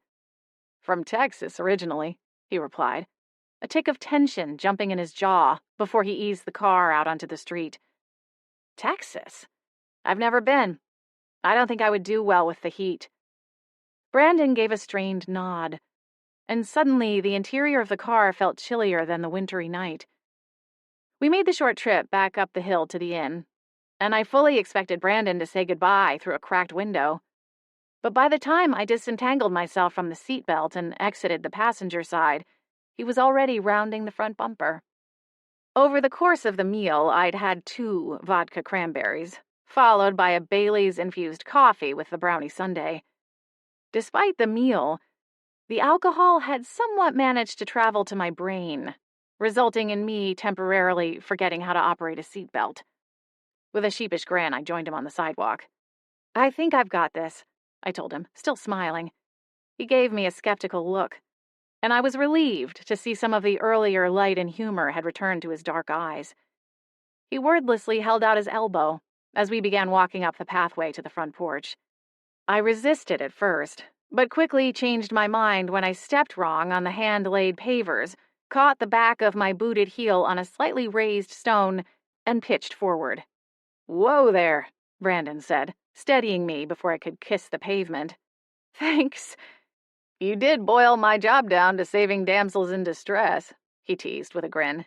"Kitten damsels," I corrected, smiling even as I rolled my eyes. The exterior of the manor was aglow from the lanterns framing the front door and the twinkling of fairy lights staked on either side of the walkway. "Looks like someone's home early," I commented, gesturing at the front of the house where a light also illuminated the large picture window, though the sheer shades were drawn. "Did we forget to turn the light off when we left?" Brandon asked, his voice suddenly serious. I shook my head, remembering hitting the switch, even through the warm fuzziness floating through my addled brain. Brandon frowned, but helped me up the stairs. We paused at the door while I fumbled through my purse for my set of keys. The scent of his cologne cut through the rain, surrounding me with the smell of cedar, cypress, and something else. Citrus? I paused and inhaled, not even realizing I was doing it until I heard him chuckle softly. He stepped closer and whispered, "Did you just smell me?" My face grew warm, and I hastily retrieved my keys, suddenly clear-eyed. I unlocked the door, ducking behind my messy curtain of hair to hide the blush spreading over my cheeks. Mercifully, I got the key right on the first try and pushed open the door. "Well, good night," I said quickly, daring to meet his eyes. "Thanks again for dinner." "Any time, Blair," he replied, voice somehow both gentle and gruff as it rolled over my name. My heart fluttered, and I begged it to find some semblance of chill. He grinned, as though he could hear my internal scolding, then slipped his hands into his pockets and took a step backward. "Sweet dreams." Nodding, I closed the door before I could embarrass myself any further, and mentally swore off drinking as I stepped out of my heels and dropped my purse on one of the rungs on the coat rack. "Harmony? Are you here?" I called, padding across the floor in my thin socks. A pair of pink lights flicked on from the shadow-draped landing at the top of the stairs. "She doesn't wish to be disturbed," Poppy told me, and I decided I still wasn't used to the way she spoke without moving her mouth, or jawbone. Though, on second thought, perhaps that would be more disturbing. "Right." I nodded, and inexplicably gave a salute, before turning away and heading down the hall to my own room. Halfway there, I stopped short, my eyes squeezing closed. "Is she okay?" I called back to the skull. "She will be." Bobbing my chin, I carried on a few more feet, only to nearly topple over when Boots emerged from the shadows at the end of the hall and offered a soft meow. "Boots!" I exclaimed, clutching at my chest. "What are you still doing here?" I didn't fully understand the bond between a witch and her familiar, but when Holly and Adam left, I'd expected them to take Boots along for the trip. Could they not travel via portal? I made a mental note to ask when Holly returned. Then made my third mental note of the night, this one reminding me to buy an actual notebook, as my poor little brain couldn't be responsible for all the questions that sprouted on an hourly basis. Boots blinked slowly, his large gold-amber eyes glowing in a way that almost made me wonder if he could somehow understand my thoughts. Leaning over, a little too quickly, I gave him a quick scratch behind the ears. "Good boy, Boots. You taking the first watch?" I smiled at my own joke, though the feline didn't appear to share my humor. He just watched me, with those eyes that seemed to know so much more about the world than I did. He was something like a wise old wizard in a fantasy movie. He'd seen just about everything, and was largely done with humanity's crap, but endured it for his love of Holly and Valuria. The cat was friendly with Adam as well, though it appeared to be more of a standoffish relationship, which I theorized as being something of a result of the whole cat versus dog dynamic. As for baby Samuel, he seemed a bit too wild for Boots' more stoic nature. But it was clear he would follow Holly and Sweet V to the ends of the earth if they asked. A soft rumbling of a purr followed me down the hall, and I smiled before tumbling into bed. 15. Harmony was up by the time my alarm dragged me from bed the following morning. I found her in the kitchen, wearing a mismatched set of pajamas. The button up top featuring martini glasses on a blue background, the bottoms with fluffy white cats on a pink background. She glanced over at me from the sink, her heart-shaped face illuminated by the morning sunlight beaming through the large garden window. "Morning," she said with a sleepy smile. "Coffee's all ready if you want some." Need turn into a raving lunatic without," I teased, crossing the kitchen on a wave of the rich-smelling brew. "Did you want to go to the apothecary with me today?" Harmony asked, on her way to check the contents of a small saucepot on the stove. "With Holly gone, I can't guarantee I'll be able to offer much by way of entertainment, but if you just need a place to hang, you're more than welcome." It struck me as odd that no one seemed all that concerned that I might just opt out of this whole situation and bolt for the border or something. Holly and Adam weren't my official babysitters, at least not as far as I knew. But it was clear they were somewhat taking responsibility for me, as Brandon had essentially put me under their care. Still, nothing was keeping me here. I was a grown woman, and though the cab fare all the way back to Tacoma would drain my meager savings, perhaps there was a bus line I could hop instead. So then why wasn't I in my room packing my bags? Sure, there was the whole deal about the bloodthirsty vampire who had me on some kind of kill list. Mildly inconvenient. Then there was the part about the Supernatural Protection Agency and their undoubtedly long reach. I could very well spend an entire day getting myself home again, only for some supernatural being to come and scoop me back up again. Maybe they'd even snap a pretty little house arrest ankle bracelet on. An image of Agent Bramble's harsh features flashed in my mind, and I swallowed. Hadn't Adam told me she was some type of bird of prey? I didn't really want to find out. "Sure," I finally replied to Harmony. My tone was artificially bright, concealing the warring thoughts in my head. The truth of the matter was, there wasn't much for me to go back home to. As sad as it may sound, I could virtually be lifted out of my life with few people even noticing, let alone caring. And with a sprinkle of magic to fuzz the edges of the minds of those who would, well, it was sobering to think about how easy it would be for me to go off the map like this, to remove myself from my own life. How messed up was that? I could go weeks without seeing anyone but my coworkers at work, my grumpy supervisor, and the same salespeople at the grocery store and coffee shops that I visited. My larger friend group, and larger probably wasn't the right word, was full of busy professionals or young married couples, some young moms, too. They were the sort of friends who would make time for me in an emergency, but didn't need to be constantly in contact with me. It was enough for them if I said I was busy. They'd understand and leave me alone.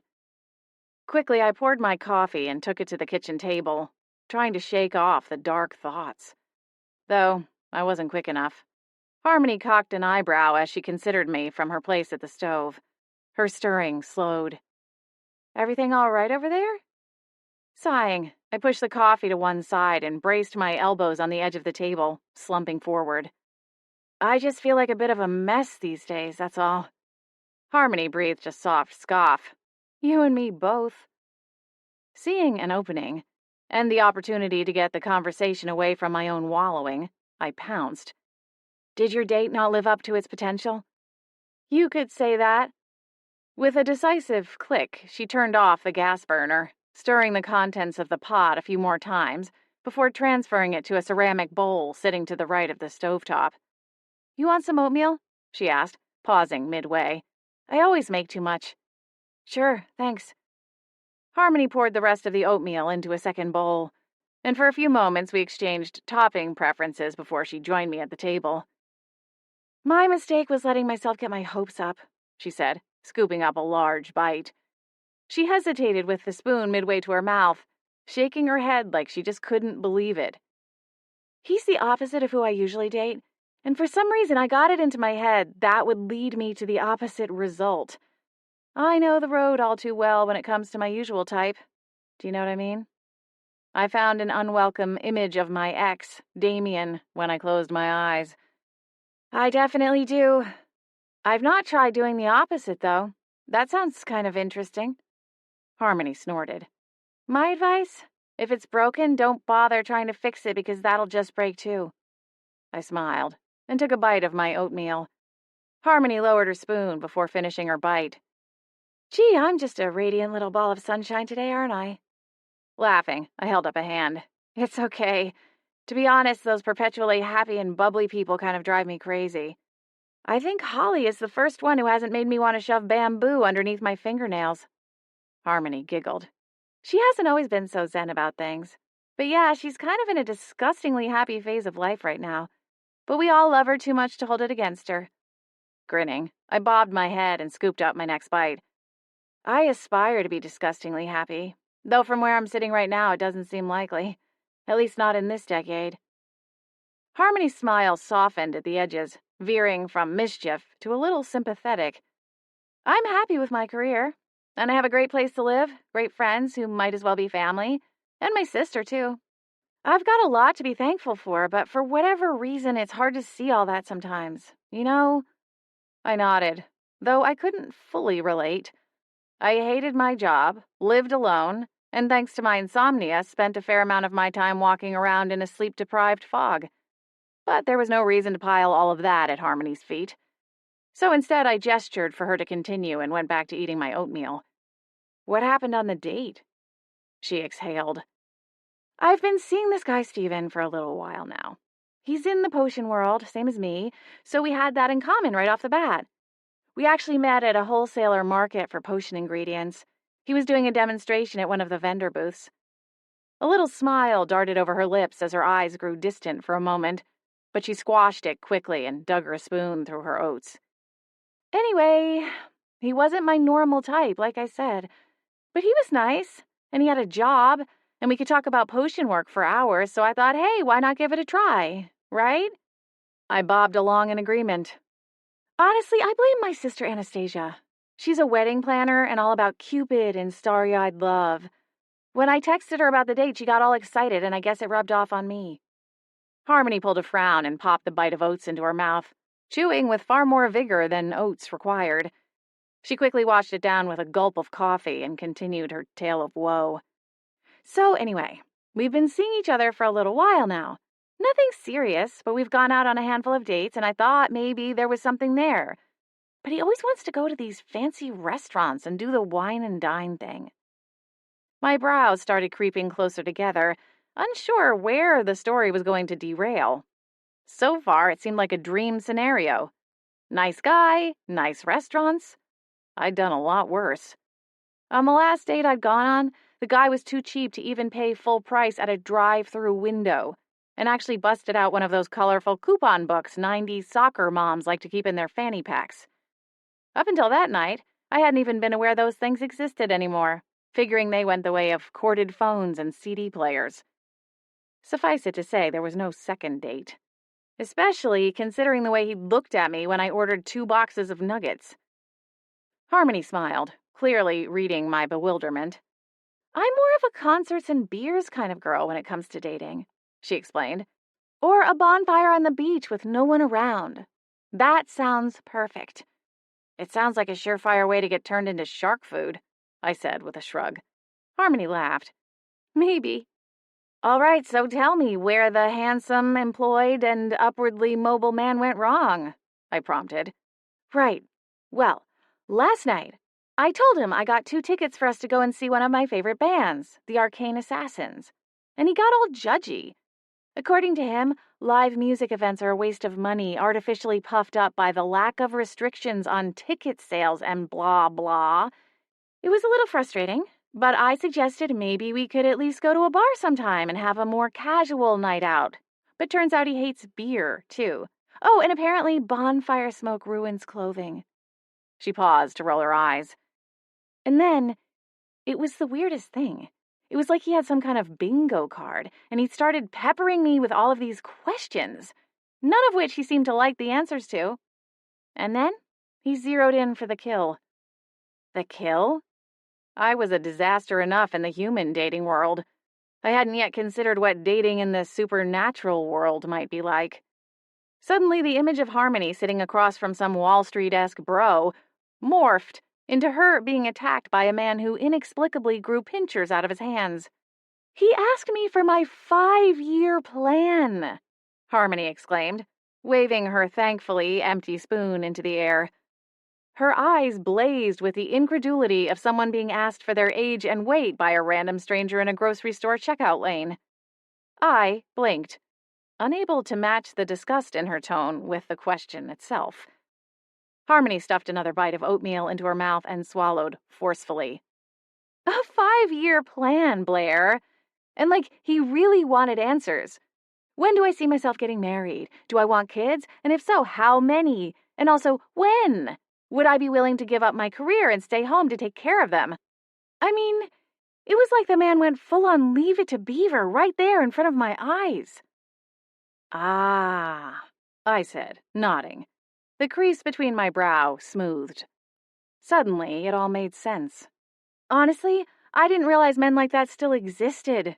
It was a disappointing find, to be sure. What did you tell him? A smirk tugged at one corner of her mouth. Well, see, I was already kind of annoyed by the way he talked about concerts and my love of craft beer. So when he started in with this whole line of questioning, I just kind of let him have it. I told him I planned to be barren and unmarried and go to my grave as a shriveled raisin of an old woman, with a passport full of stamps, a wall of concert posters, and a closet stuffed entirely of leather pants, spiky heels, and studded collars, all of which I would wear well into my 80s, thank you very much. I snorted into my mug of coffee. I guess that explains why you got home before me. Harmony breathed a laugh. Yeah, he bolted pretty quickly after that. Although, to his credit, he did pay the tab before he scampered out of there like a jackrabbit on amphetamines.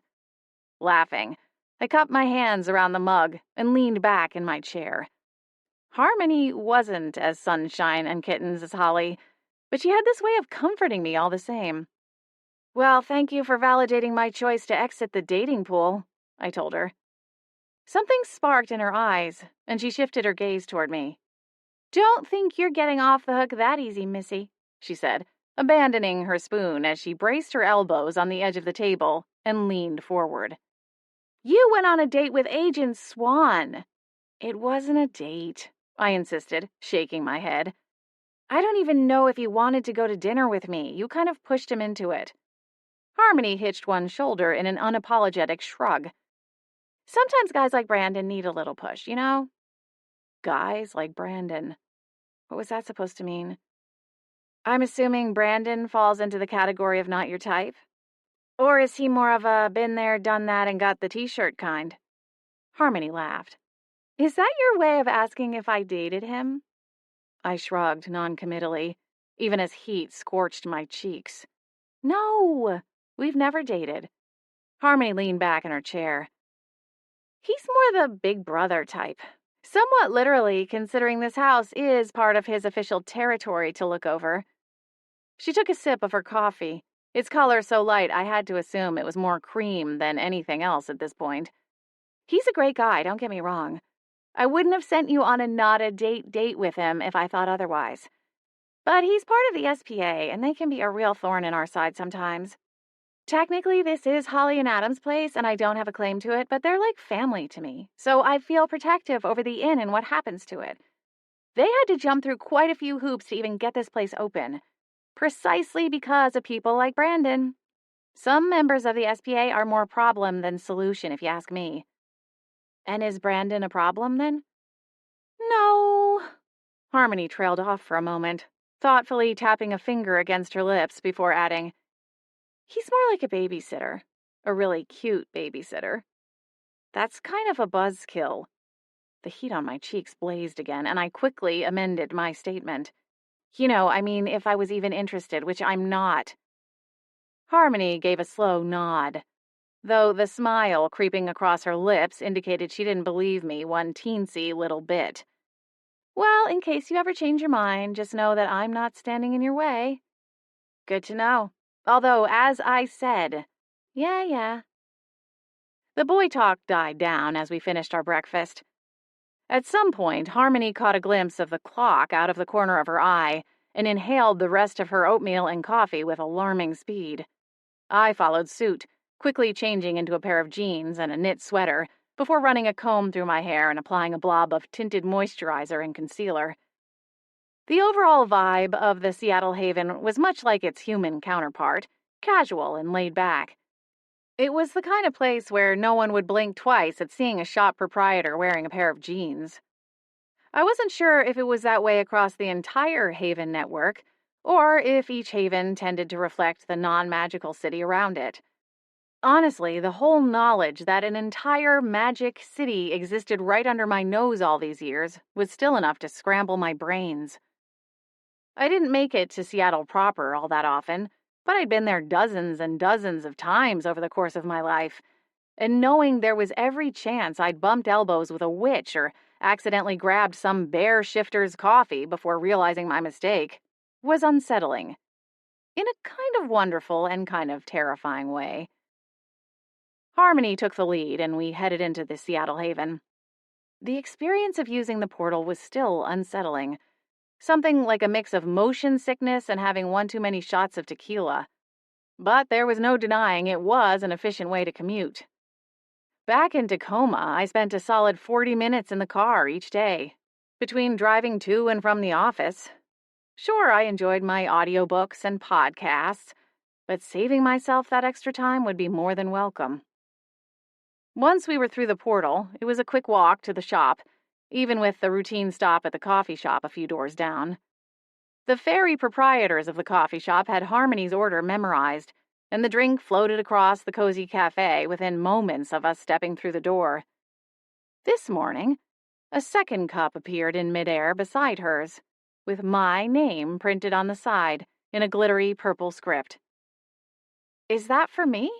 I asked, even as I plucked the drink from the air. Another strange experience.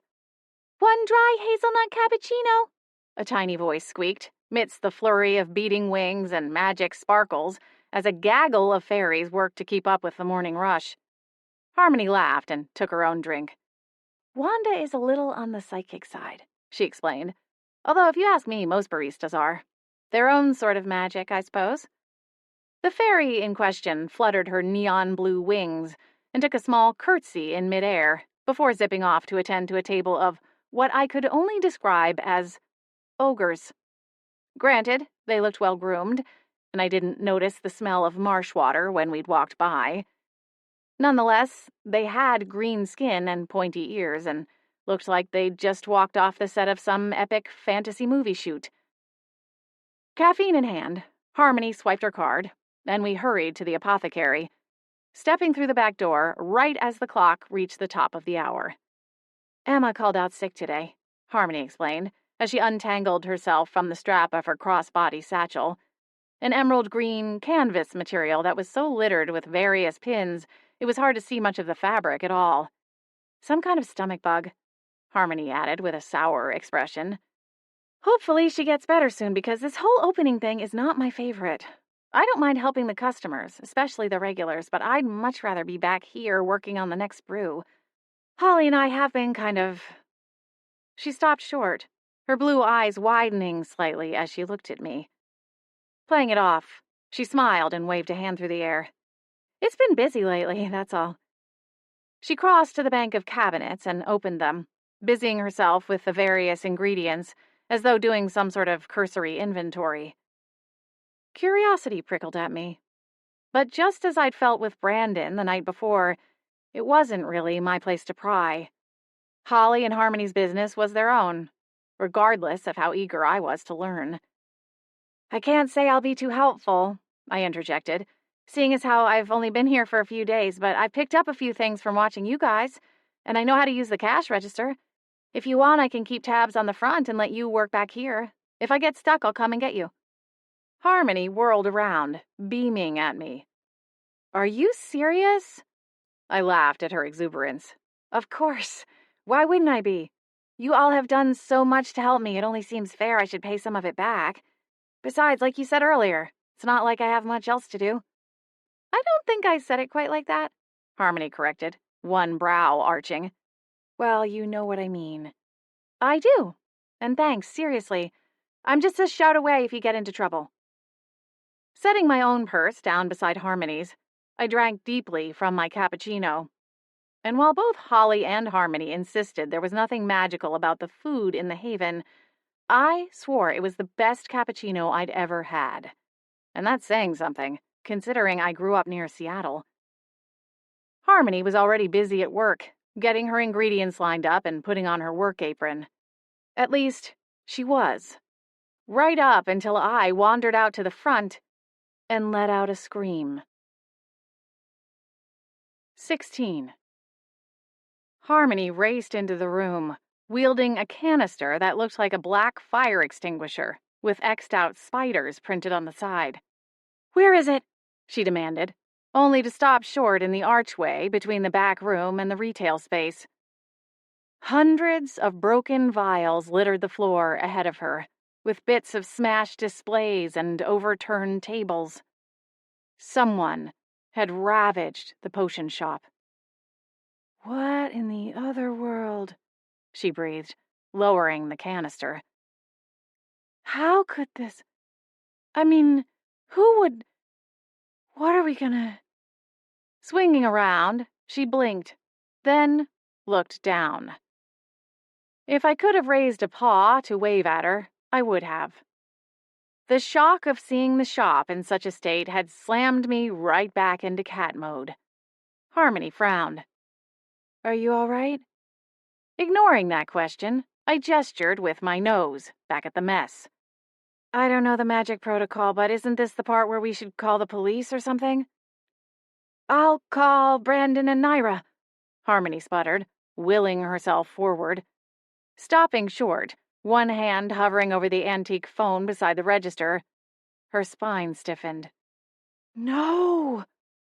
Before I could ask what was wrong, she turned and sprinted into the back room, dropping the canister in the process, which made an explosion of noise as the metal smacked the floor. Picking my way around the glass shards, I moved to follow, but she returned before I got down the short hallway. Relief etched in her face. I'm calling, she said. I don't think we should touch anything else until they get here. Yeah, that wasn't really an option for me anyway, I muttered, looking down at my paws while Harmony dialed the phone. I stood by helplessly as she explained the situation briefly to whomever had picked up her call. It took Brandon and Naira all of 4 minutes to arrive, leaving me to wonder just how close the headquarters building was. I'd not yet fully toured the Seattle Haven, though Holly and Harmony had explained it was on a much smaller scale than the human side of things. Is everyone okay? Brandon asked, bursting through the doors. Naira was hot on his heels, her dark eyes sweeping the shop in a way that suggested she was ready to rumble in case the perp was perhaps folded up contortionist style underneath one of the display tables. We're fine, Harmony answered. She'd gathered her composure far faster than me. You said Blair was here. Where is she? Down here, I mumbled, in my entirely too high-pitched voice from my perch near the window. My long tail tapped against the cool pane. Brandon turned, and while he quickly bottled it up, for a brief moment, his eyebrows shot halfway up his forehead. Oh. Yes. Oh, I sighed. Still working on the whole getting my magic under control thing. You got spooked, Harmony interjected.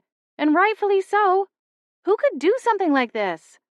We have a team on the way, Brandon said, snapping back into his no-nonsense mode. They'll need to take statements and collect any evidence. Have there been other break-ins in the area? Harmony asked, shaking her head like she still couldn't quite decide whether any of this were really happening or not. I haven't heard anything, and you know how it is around here. News like that would have traveled. No break-ins, Brandon confirmed. The usual sticky finger antics here and there, mostly kids. But no, nothing like this. Naira stepped forward. Does Holly have any kind of security? It seems like she would have warded this place up tight. Harmony cringed, her eyes squeezing until they were almost closed.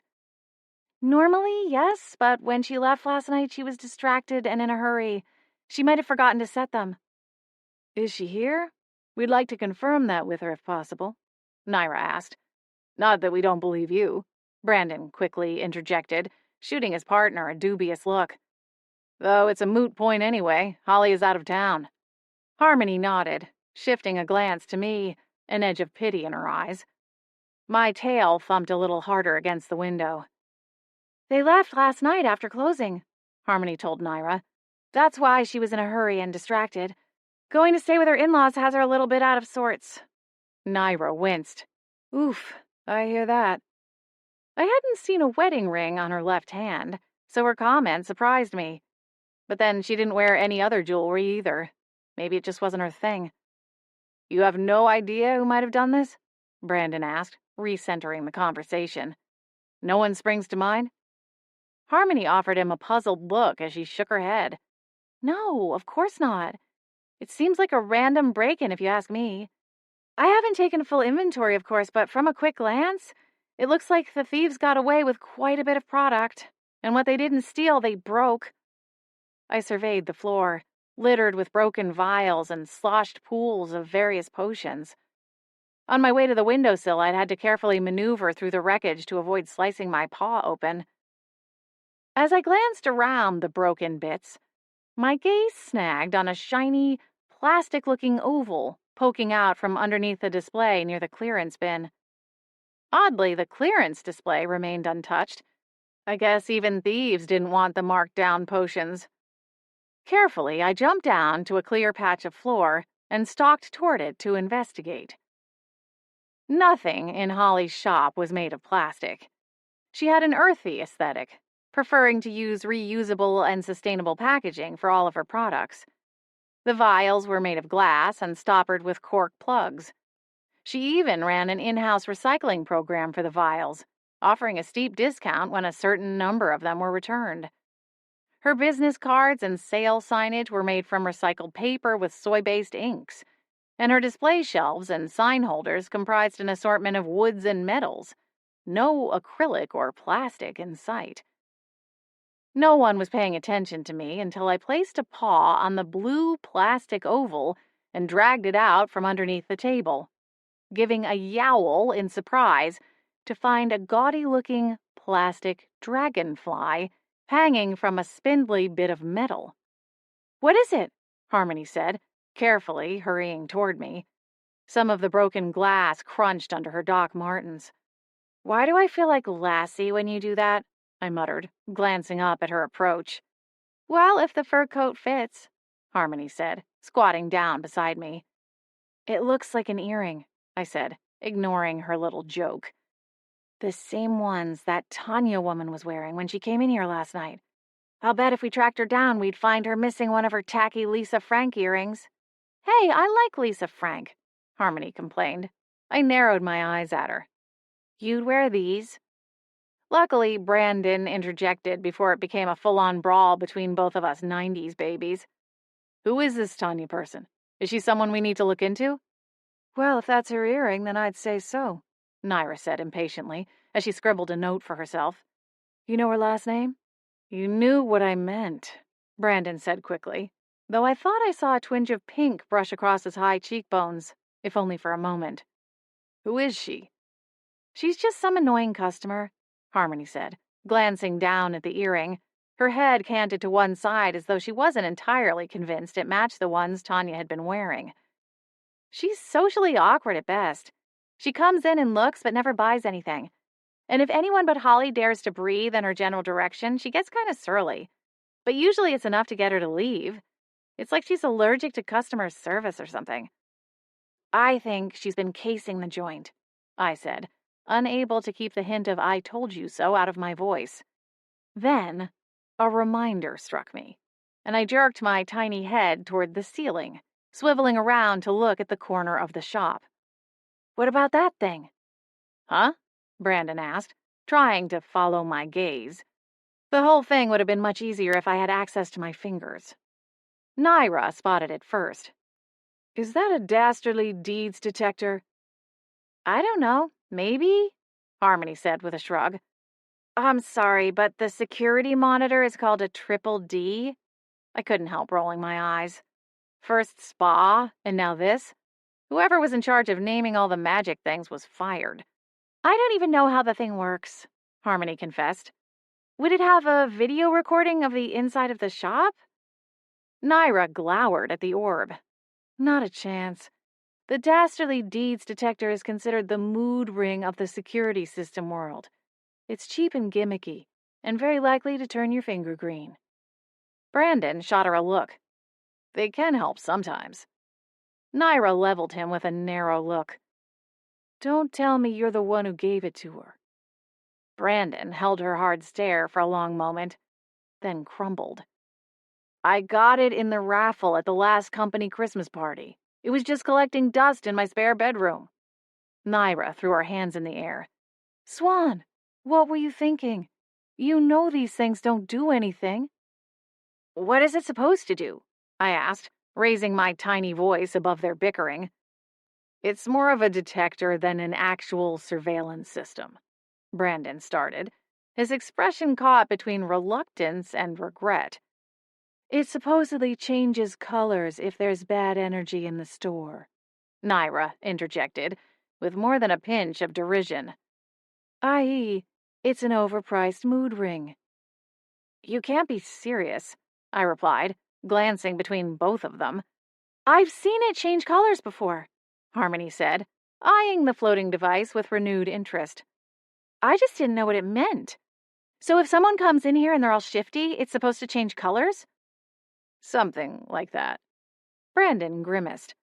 Like I said, it was a raffle prize, and I know Holly is really good at wards, so when she asked me for a recommendation when it came to security for the shop, I just offered it to her.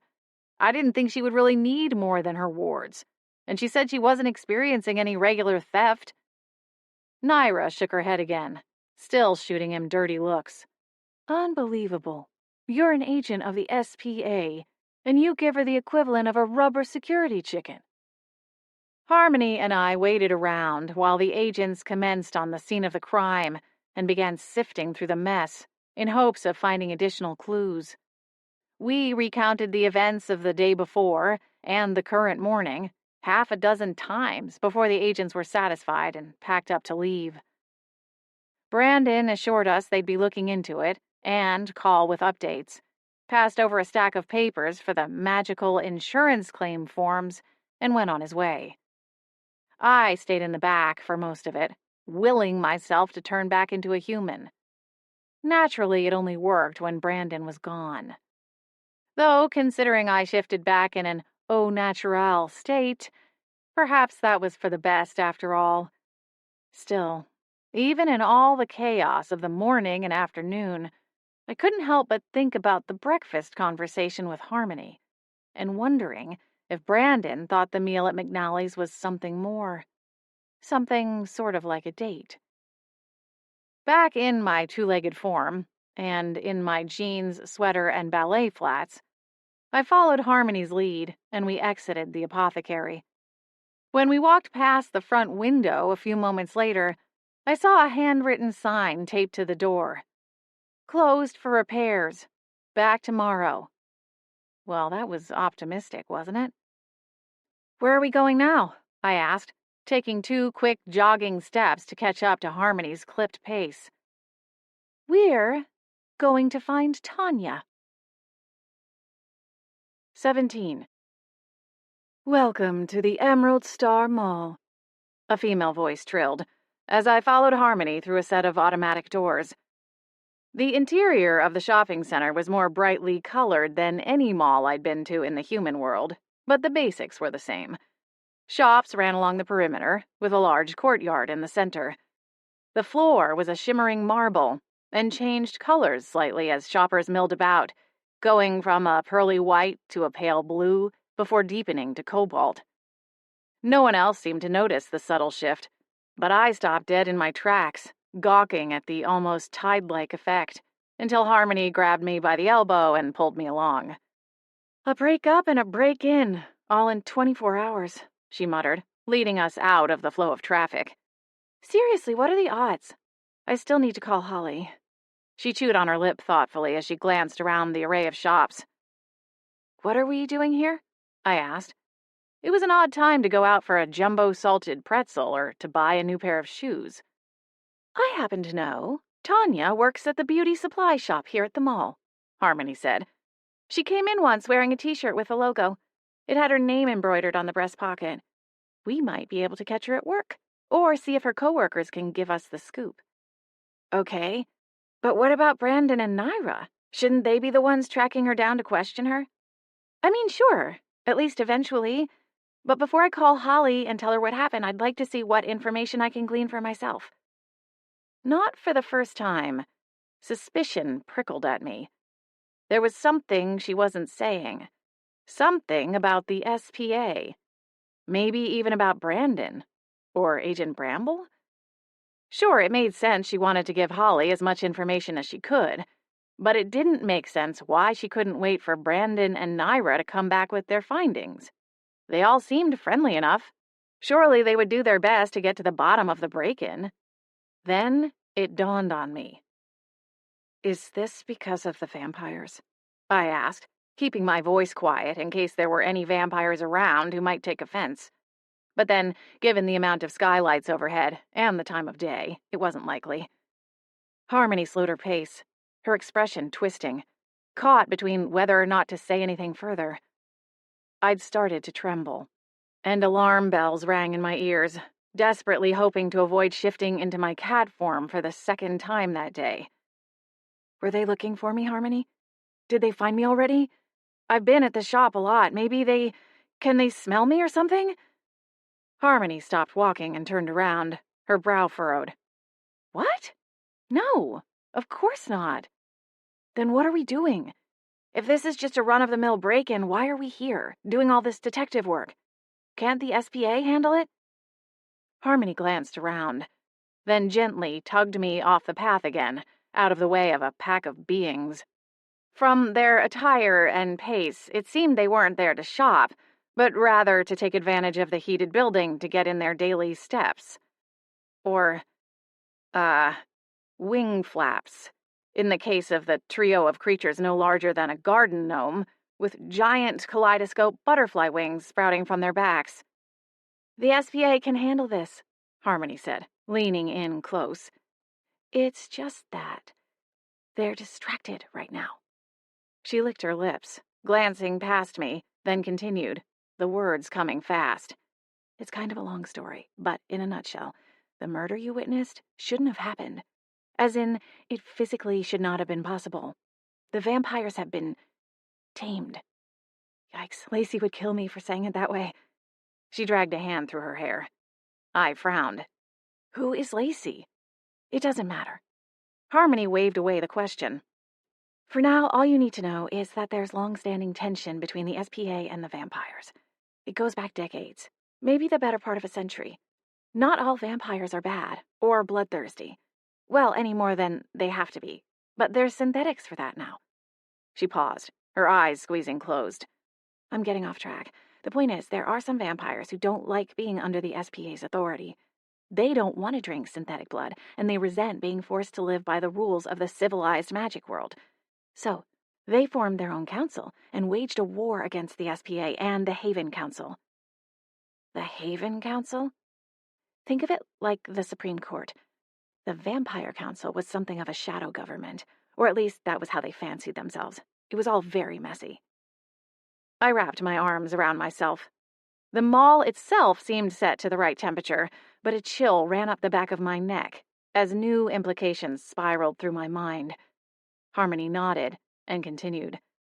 This problem was solved, or at least so we thought, and Holly and Adam played a big part in that. But there have been whispers, rumors, that perhaps a new uprising is forming, and the murder you witnessed suggests those fears are valid. The SPA is a big organization, but there is a limited number of agents in each haven. They'll do their best with the break-in at the apothecary, but small stuff like burglary is lower on the priority list these days. She hitched one shoulder in a non-committal shrug. I guess I just figure that if we can solve this one ourselves, it will free up SBA resources to handle the bigger fight. Harmony's reasoning was sound, and yet none of her words offered me comfort. If anything, they only ratcheted up the anxiety I'd battled since that night on my balcony. Being at the inn was a little like burrowing underneath a weighted blanket, and while I knew it couldn't possibly save me from the monsters lurking under the bed, it felt like maybe I was safe. Now, it felt like Harmony was ripping away the blanket and splashing cold water in my face. Harmony started walking again, her eyes focused. If you don't want to be involved in this, I totally understand. You already have a lot going on, so I'd understand if playing junior detective isn't something you want to mess with. No hard feelings, I promise. No, it's not that. I matched her quick strides as the floor beneath us melted into a pretty peacock blue, with flecks of green and gold. I definitely want to help. And hey, I was pretty good at Clue. Our school library had a copy from the 80s, and my friends and I were obsessed with it for a few months back in the 7th grade. Harmony laughed. It's a great game. This case seems pretty open and shut, too. I mean, we have Tanya's earring found at the scene, combined with her general sketchiness. Agreed. Harmony nodded, picking up her pace a bit. She's going to have a really good reason for the lost earring. We passed a large department store with what appeared to be a combination of magical and mundane home goods for sale.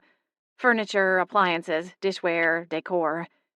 After that, we entered a food court with various stalls and shops offering just about every type of food under the sun.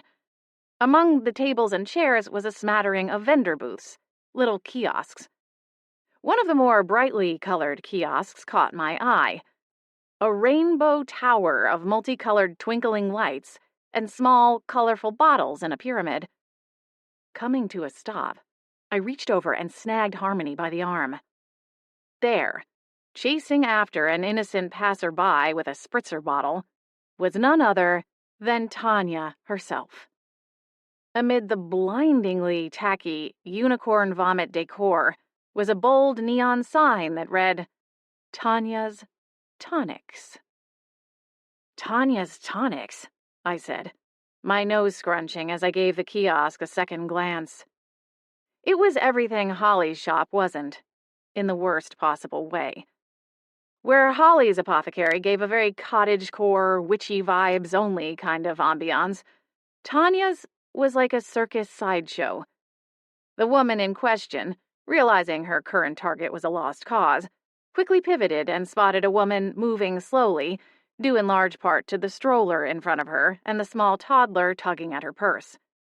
With an almost manic grin, Tanya burst forward, quickly closing the space between her and her new target. The woman glanced up, and the instantaneous look of horror on her face as she tried to scramble out of the way made the whole encounter seem like something ripped from a nature documentary. That sneaky witch, Harmony scoffed. So this whole time she's been doing recon? Stealing Holly's ideas for her own shop? I shook my head, still agog at the atrocity in salesmanship happening mere yards away.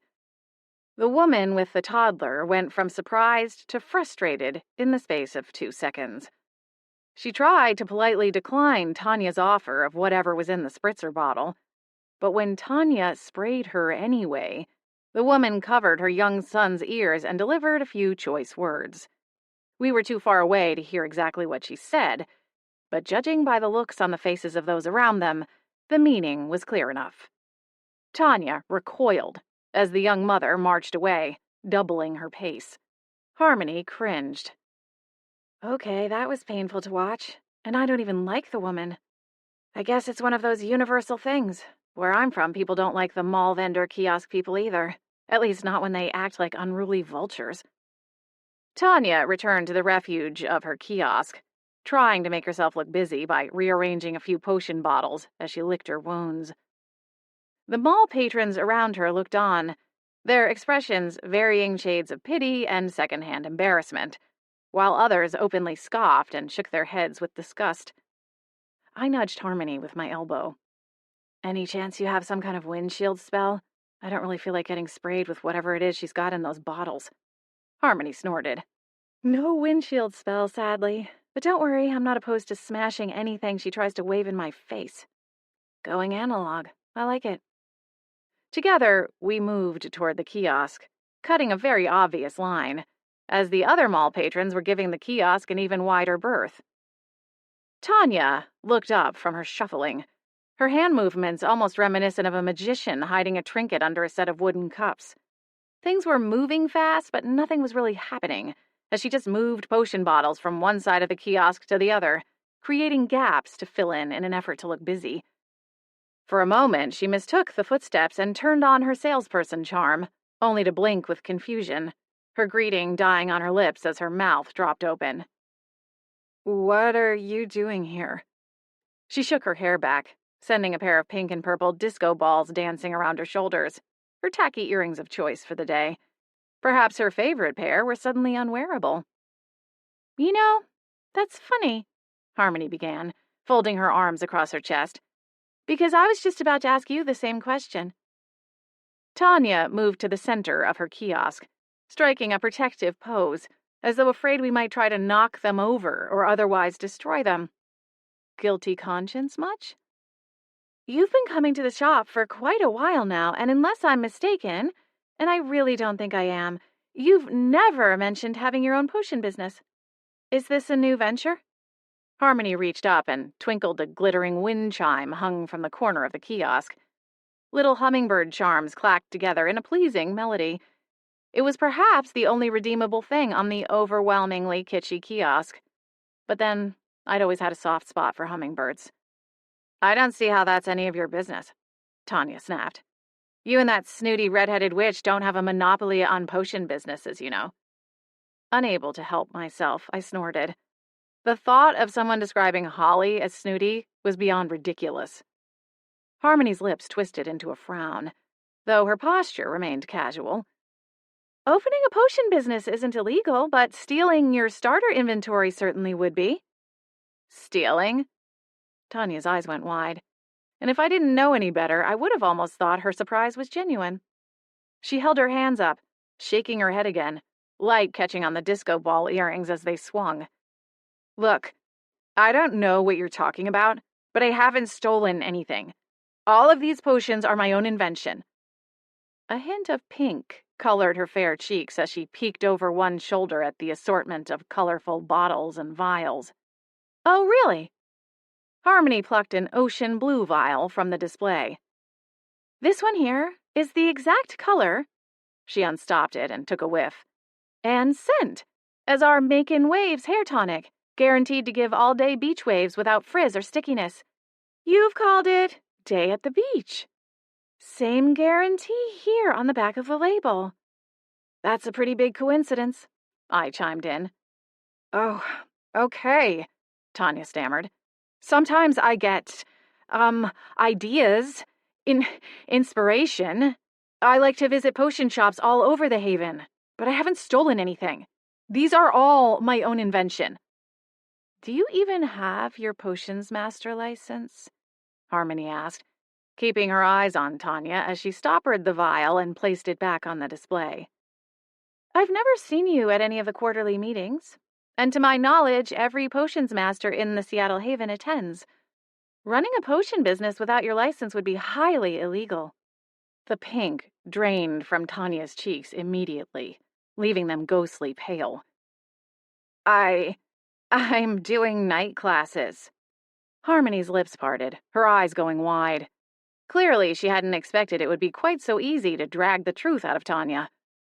I didn't know what the punishment was for running an illegal potion business, But supposed it would be like someone in the non-magical world selling illicit supplements or operating a food truck without a food handler's license.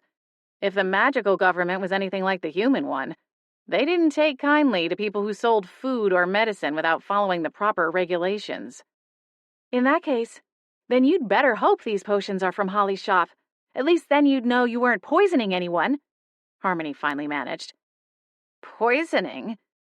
With much umbrage, Tanya turned her back to us and began gathering her potions. With the snap of her fingers, a black box appeared suspended in midair, and I gasped softly. Tanya paid me no attention, already busy packing her things into the enchanted box. She muttered to herself as she worked, her fingers quick and busy. Even if you leave, don't think that means I won't turn you in, Harmony said, not letting up. Where are the potions from, Tanya? I told you I made them myself, Tanya replied without turning around. 3 more vials flew into the box. Oddly, there was no sound as they hit the bottom, leaving me to wonder if there indeed was a bottom. For all I knew, she was throwing them into some sort of wormhole, the place where mateless socks and hair ties ended up. When did this so-called break-in happen? She snapped. I was just at your shop yesterday, and everything looked the same way it always does. Convenient, huh? Harmony replied, her fists planting on her slim hips. It happened sometime last night. The SPA is already investigating, and they know about the earring.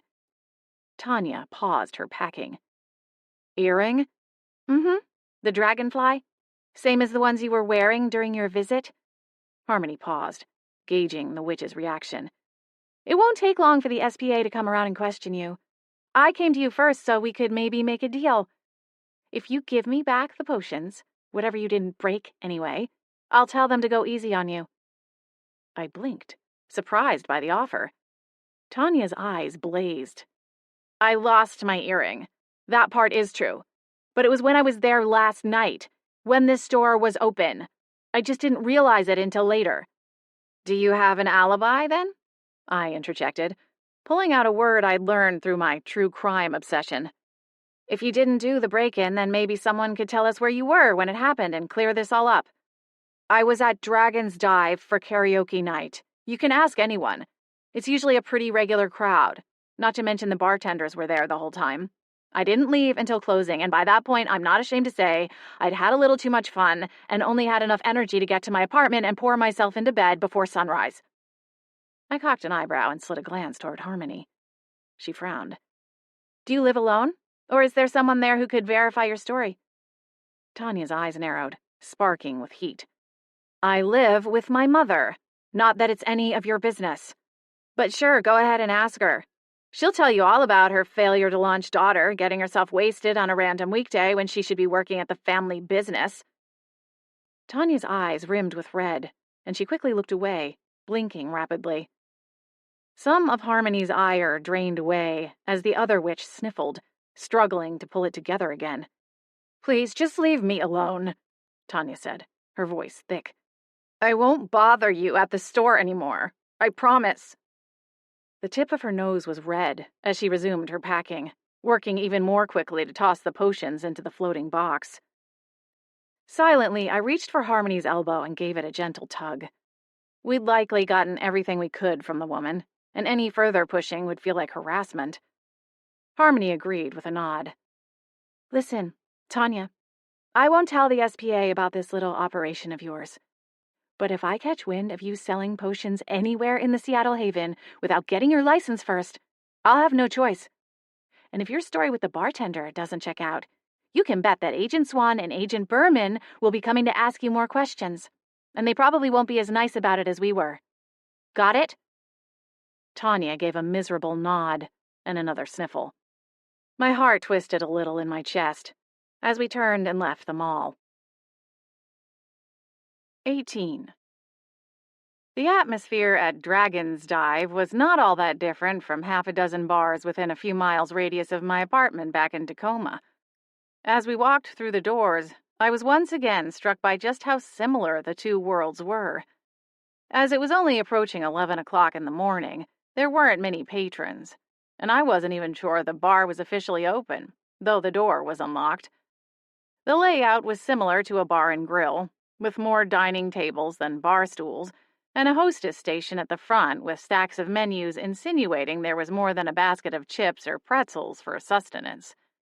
A stage was propped in the corner, likely the place where Tanya had belted out her tunes, at least according to her story. A glowing chalkboard behind the stage listed some sort of voting system in iridescent chalk. That definitely had to be magic, I decided. While we waited for a bartender to approach, I needled Harmony in the ribs and pointed out the pink and silver name at the top of the list. It doesn't confirm she was here last night, but unless that's a different Tanya, it does seem like she's a frequent flyer. Harmony's frown etched a little deeper in her delicate face. She didn't voice her question, but it echoed in my own mind all the same. If Tanya wasn't the one behind the break-in, then who was? "The kitchen's not quite open yet, but I can make you something to drink while you wait," a gruff voice boomed, as a burly bartender emerged from the shadows on the edges of the illuminated bar. He flung a dish rag over one wide shoulder and placed his hands on the bar, leaning heavily into the scuffed surface. "Oh, we're not here to eat. We actually came in hoping to get some information," Harmony replied, sliding onto one of the stools. She moved with such grace I didn't see her reach for her pockets, but she offered a $20 bill with the smoothness of a sleight-of-hand card trick. The bartender's thick brows raised. "Cheating boyfriend, I presume?" Harmony smiled. "Not exactly." The bartender snagged the money, pocketing it before Harmony could change her mind. "All right, I'm listening." Jutting her head toward the chalkboard behind the stage, Harmony continued. "Is that Tanya over there on the wall a petite blonde with, let's say, a quirky sense of style?" The bartender laughed. "Quirky, huh? Yeah, I guess you could say that. She looks like she was born in a vat of glitter and hot glue." Harmony slid a glance toward me. "Do you know if she was here last night?" I asked. The bartender considered me, and I thought his nostrils flared slightly. His features were sharp and intense, his eyes bright blue and hooded like a husky. Oh, crap. Were husky shifters a thing? And if so, was this one about to chase me up a tree? Harmony cleared her throat, redirecting the bartender's attention, and the intensity in his eyes faded slightly. "She's here every karaoke night," he said, his tone flat. "Believe me, most of our patrons would prefer she took a night off, but it hasn't happened yet. She's here every Friday, rain or shine or whatever, serenading us with her unique voice." "And she stayed till closing?" Harmony asked. The bartender reached for a stack of menus, polishing them absently with his rag, moving the stack one at a time from one side of the bar to the other. "Oh, yeah. Although last night she was in particularly rare form. She usually drinks a little over the course of the night, but I've never seen her get quite so smashed. Normally she takes the whole thing a little more seriously. But something was on her mind last night. She had 3 shots before she even went up for her second song of the night, and things kind of went downhill from there. I eventually cut her off, and she mumble-sang her way through her last song before one of the bouncers poured her into a cab." Harmony and I exchanged a glance. "Any idea why she was so upset?" The bartender shrugged, polishing another menu, and transferred it to the other stack. "I don't know. I kind of figured it had to do with her mother." I blinked. I'd expected him to say something about being jilted or stood up for a date. Tanya was a grown woman. Why would this bartender know anything about her mother? As though sensing my question, the man sighed and set aside the next menu in the stack. He leaned on the bar again, his large hands flattened against its surface. "Look, I'm a bartender, right? Sometimes when people get a little sloppy, they like to unburden themselves. It's a hazard of the job, right?" We nodded. "I happen to know that Tanya comes from a rather well-off family, and she likes to use her money to buy herself friendships, or at least what she thinks are friendships. The whole thing is pretty sad, if you ask me." He straightened and reached for the next menu, flicking me a quick glance before scrubbing at the laminated surface. "Anyway, her family runs some hoity-toity something business here in the Haven, and it's not a good fit for Tanya. For starters, I don't think they make bedazzled business suits. She comes in here every Friday to blow off steam and sometimes complains about her mom. She feels like she's letting her family down, or that she'll never be happy until she gets to follow her dream. Which is singing? Harmony asked through a wince, though we both had an idea as to the real answer. The bartender shook his head. I don't think so. She talks a lot about opening her own business, but she's tried a lot of different things. Dog grooming, that one went bottoms up when she cut Mayor Appleton's hellhound to look like a show poodle. After that, she tried a party planning business, which we all kind of thought she would be good at. But then she got her wires crossed and sent a birthday party full of 6-year-olds to one of those slasher flick-style haunted houses and a bachelor party to a fairy princess tea party. Harmony winced. Yikes. She means well, but she's a disaster, the bartender confirmed. Last I heard, she was taking some night classes, but she was kind of cagey about the details. I figured she just didn't want anybody knowing what she was up to until it turned into some raving success. You know, save herself the embarrassment if it didn't pan out. Something like potion work? I asked. The bartender set aside the menu and hitched one shoulder. Sure, why not? Like I said, she's a nice gal, but if I were her, I'd be putting on the suit and doing the bare minimum while cashing Mommy's paychecks.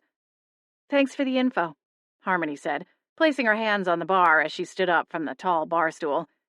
That was really helpful. Anytime. And hey, if you like karaoke, come see for yourself. She'll be here on Friday. I can almost guarantee it. We left the bar, knowing there was a snowball's chance in Hades we'd return. We left the bar and hopped on one of the Haven's strange, expandable shimmer buses. The large vehicles were like something yanked from a sci-fi movie and then dunked in a pot of paint, like an Easter egg, with their vibrant colors and smooth modern lines. They were much longer than regular city buses, with an accordion-like section in the middle to make it easier to maneuver around the Haven, but also to accommodate more passengers. It was only my second time riding on one, but I'd already decided I enjoyed it. The large windows made them ideal for sightseeing and people watching, with an air of mystery and adventure, as if they could take you anywhere. As the Haven streets whizzed by, Harmony drummed her fingers on the armrest between our seats. It just doesn't make sense. If her family has money, why would she need to steal from us? Maybe it was more about sabotage, I suggested. I mean, there were a lot of broken bottles. If she was trying to steal in order to sell it herself, it seems like she would have been more careful. True. Although if she were as drunk as the bartender suggested, maybe that was an accident. We'll do some digging, I replied, though I didn't have a clue to the specifics just yet. Harmony announced it was our stop a few minutes later, and we stood, preparing to disembark, when the bus rolled to a stop, expanding to allow those seated in the various compartments to exit. The Starfire apothecary was right on the bus line, and as we stepped onto the sidewalk in front of the shop, I spotted a strange man, standing with his back to the shop's display window, his hands in his pockets as he rocked back and forth on his heels. Harmony stopped short, smacking one hand to her face before rushing toward the man. Batwings, I'm so sorry, Twitch. I didn't mean to keep you waiting. The man shrugged, offering a lazy grin as he pushed a pair of aviator sunglasses into his mop of brown hair. It's no problem. He was tall and lanky, with oversized clothes hanging on him. His hair and scraggly beard were both in need of a trim. Lines formed at the side of his mouth and eyes when he smiled, his skin tanned and almost weathered, like someone who spent the majority of their time outdoors. Harmony raced past him and unlocked the door with a flick of her hand. Oh, Twitch, this is Blair. She's new around here. Blair, this is Fern Bledsoe. He's our recycling hookup. You can call me Twitch. Everyone does. Nice to meet you, I said, offering him my hand. He smiled again, taking it briefly, though there was a slight tremor in his grip. Likewise. You new to the shop? Or the Haven in general? We followed Harmony inside, and Twitch's smile fell away. What happened in here? We had a break-in last night, Harmony explained, disgust in her voice as she followed his gaze to the bits of mess we hadn't cleared away before going to track down Tanya. Are you able to take broken glass? Because we have a lot of it. Twitch remained frozen in the doorway, his hands back in the pockets of his holey jeans. His hooded sweatshirt was ragged, with small holes at some of the seams and threads dangling from the right cuff. Harmony didn't wait for his reply, already going into the back. She returned moments later with both arms wrapped around a large container of empty vials of varying sizes. "If you give us the rest of the day, we should be able to round it all up." "Sure thing," Twitch said, rocking back and forth again, shifting from the balls of his feet to the heels of his dirty sneakers. "I'll circle back in the morning, before I go on my usual route. I'd stay and help, but I've got a few more stops to make."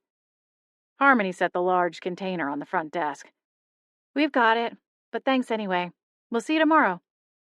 Twitch took one more look around the shop, at the piles of broken glass and pools of potions, before he raised his hand and dropped his sunglasses back to the bridge of his nose. He crossed the room and grabbed the container in one arm, easily lifting it. I blinked, wondering if his magic power, whatever it may be, lent him super strength, because his thin frame certainly didn't seem overly packed with muscles and brawn. "Nice to meet you again," he said, giving me a nod before exiting the shop, humming a song under his breath. Harmony sagged onto the counter, surveying the mess. "Where do we even begin?" "With safety gloves, brooms, and a really big trash can," I said, with a rueful smile. "All right, but I'm ordering us some lunch first," Harmony said. "Something delicious. My treat." Glancing around at the work ahead of us, I decided not to argue. "All right, but I'm picking up the coffees this afternoon because I'm pretty sure those are a given."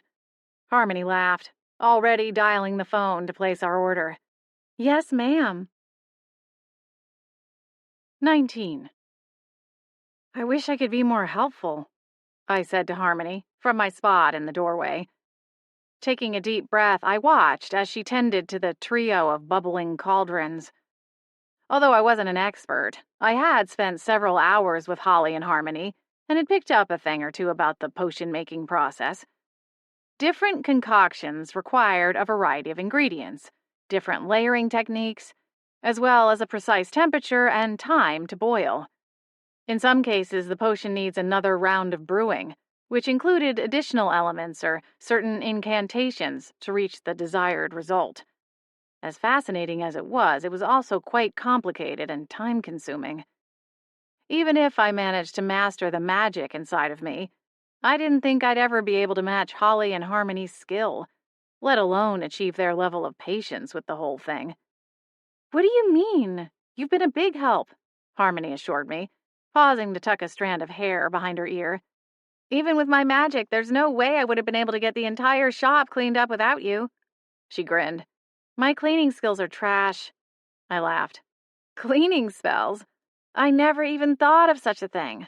I'm definitely going to need to learn some of those before I go back home to Tacoma." My smile faded all too quickly at the mention of home. With the general chaos of the morning and afternoon, I'd not had a lot of time to think about it. My own circumstances seemed to shrink in the face of the break-in and subsequent investigation. Even when I'd been cleaning up the broken glass and polishing the floors out front, my mind had been too busy churning over potential suspects and motives to focus on my own mess.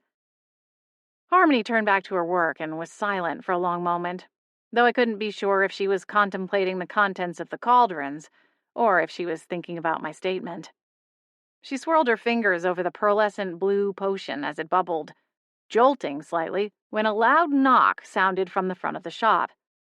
Spinning around, I held my mop up, brandishing it like a medieval shield. Fat lot of good it would do me in a fight. "I'll go and see who it is," I volunteered. "It's probably just another bunch of customers who can't seem to read the sign you put up." Harmony snickered and shifted her attention back to her work. "Thanks," she called over her shoulder. Old retail memories bubbled up as I marched down the short hallway between the workshop and retail space. My jaw and shoulders were set for an argument with the imagined impatient customers, only to find Agent Swan standing on the other side of the glass door. My steps faltered as my stomach swooped. Quickly, I told myself to get a grip and surged forward, my steps clipped, hoping the blush on my cheeks wouldn't give me away. I didn't need Agent Swan, no, Brandon, thinking he had any type of effect on me. He didn't strike me as the kind of guy who would abuse his pretty privilege or tease me for my schoolgirl crush, but if it was all the same, I'd prefer to keep the little fluttering in my chest a secret. Unlocking the door, I plastered on a smile and opened it to him. "Hello again," I said, stepping back to allow him entrance into the shop. Brandon's eyes lingered on mine for a moment, then darted past me toward the interior of the shop. His jaw tensed, and his brow lifted ever so slightly. "We haven't released the crime scene yet." My heart stopped, free-falling into the pit of my stomach like a cannonball. We, I mean, I paused, moving the mop behind my back, as if that could do anything to help. Brandon's mouth twitched, a glow of humor sparking in his deep brown eyes. Realizing his joke, I scowled and punched him in the arm, which was surprisingly rock hard, and the move likely did more damage to my knuckles than his bicep. "Ouch," I said, shaking out my fist. "You wearing some kind of bulletproof everything?" Brandon made a show of rubbing the place where I'd punched, as if I'd made so much as a dent. "No, just a single guy with decent genetics and a hobby of lifting heavy things a few times a week." I raised an eyebrow in disbelief. "A few times a week, huh?"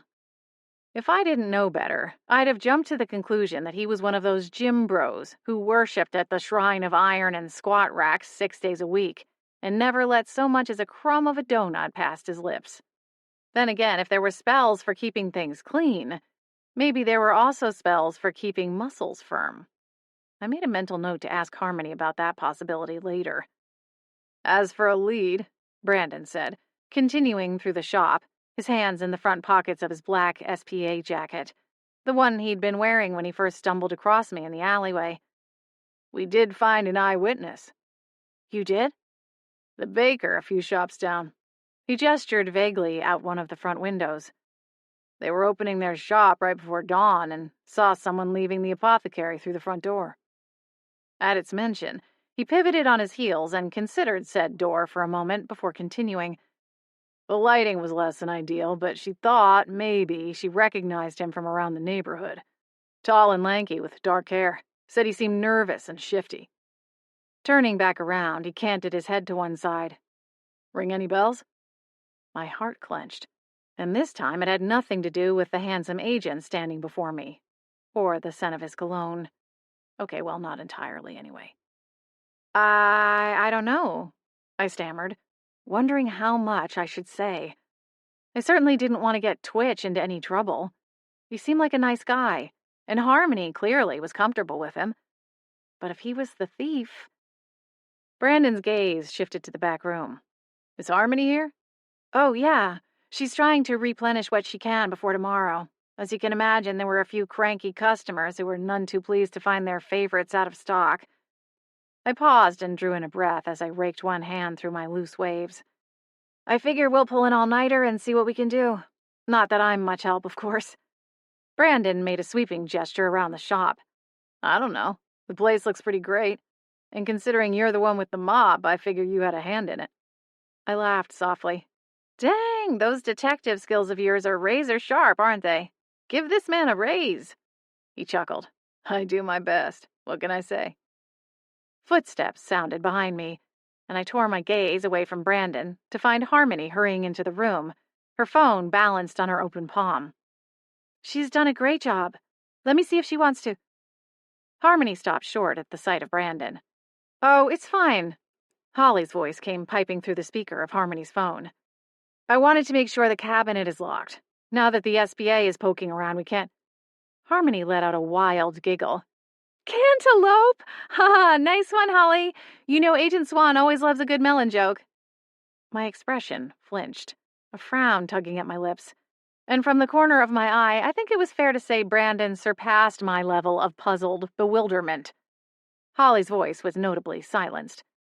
Harmony lifted the phone and turned off the speakerphone before pressing it to her ear. "I'll call you back," she muttered out one side of her mouth. She hung up and pocketed the phone quickly, though, to her credit, even with her porcelain complexion, not so much as a hint of pink tinged her cheeks. "That Holly, always such a jokester," she said with a sheepish giggle. So good to see you, Agent Swan. I didn't realize you'd stop by. Lacing her hands together, she swung them absently in front of herself. Everything okay? I'm headed home for the night, Brandon replied, though his expression retained some of its suspicion. Agent Bramble kicked me out. She said I could sleep at headquarters or sleep at home, but if she found me sitting at my desk or heard I was out chasing leads, she'd have one of the Gorgons in the basement come up and give me a nice little surprise. Harmony giggled, her posture relaxing as her hands unclasped. Now, would you get paid for a little break like that, or is that considered unpaid time off?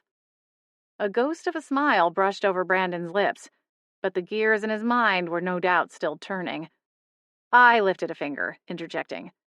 Sorry, Gorgons as in Medusa?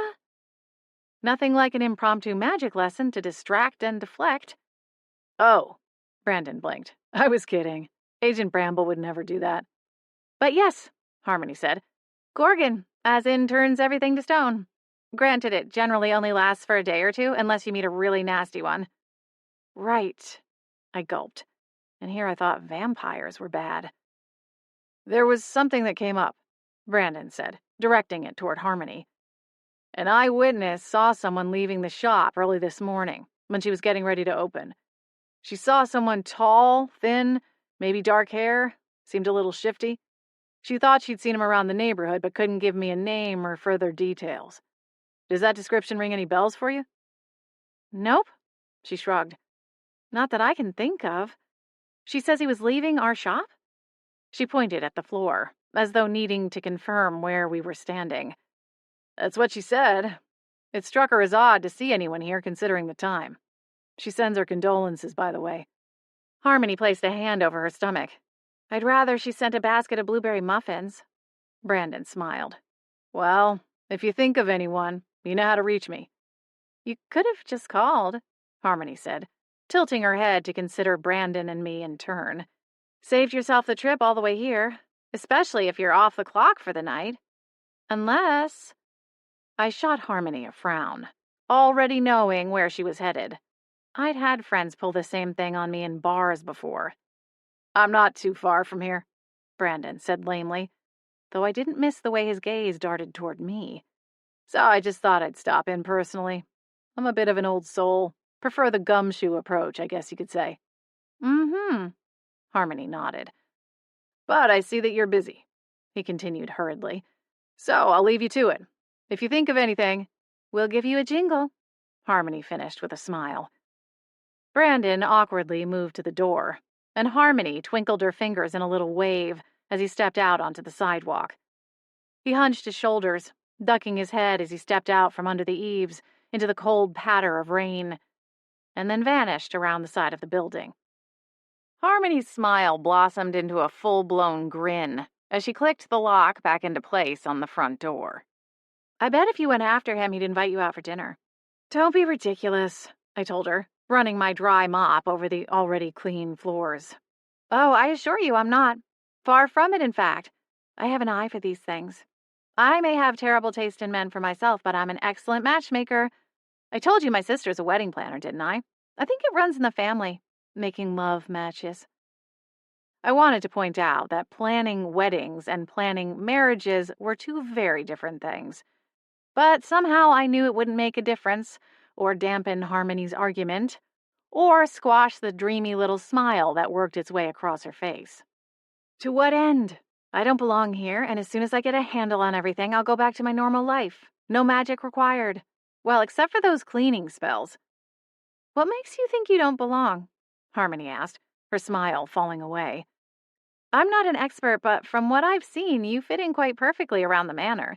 And given more time, I'm sure you could be an excellent sales associate here at the apothecary, if that's what you wanted. From the little bits you've shared, it doesn't sound like you're all that happy back in your old life. I bristled, my movements with the mop becoming more stabby.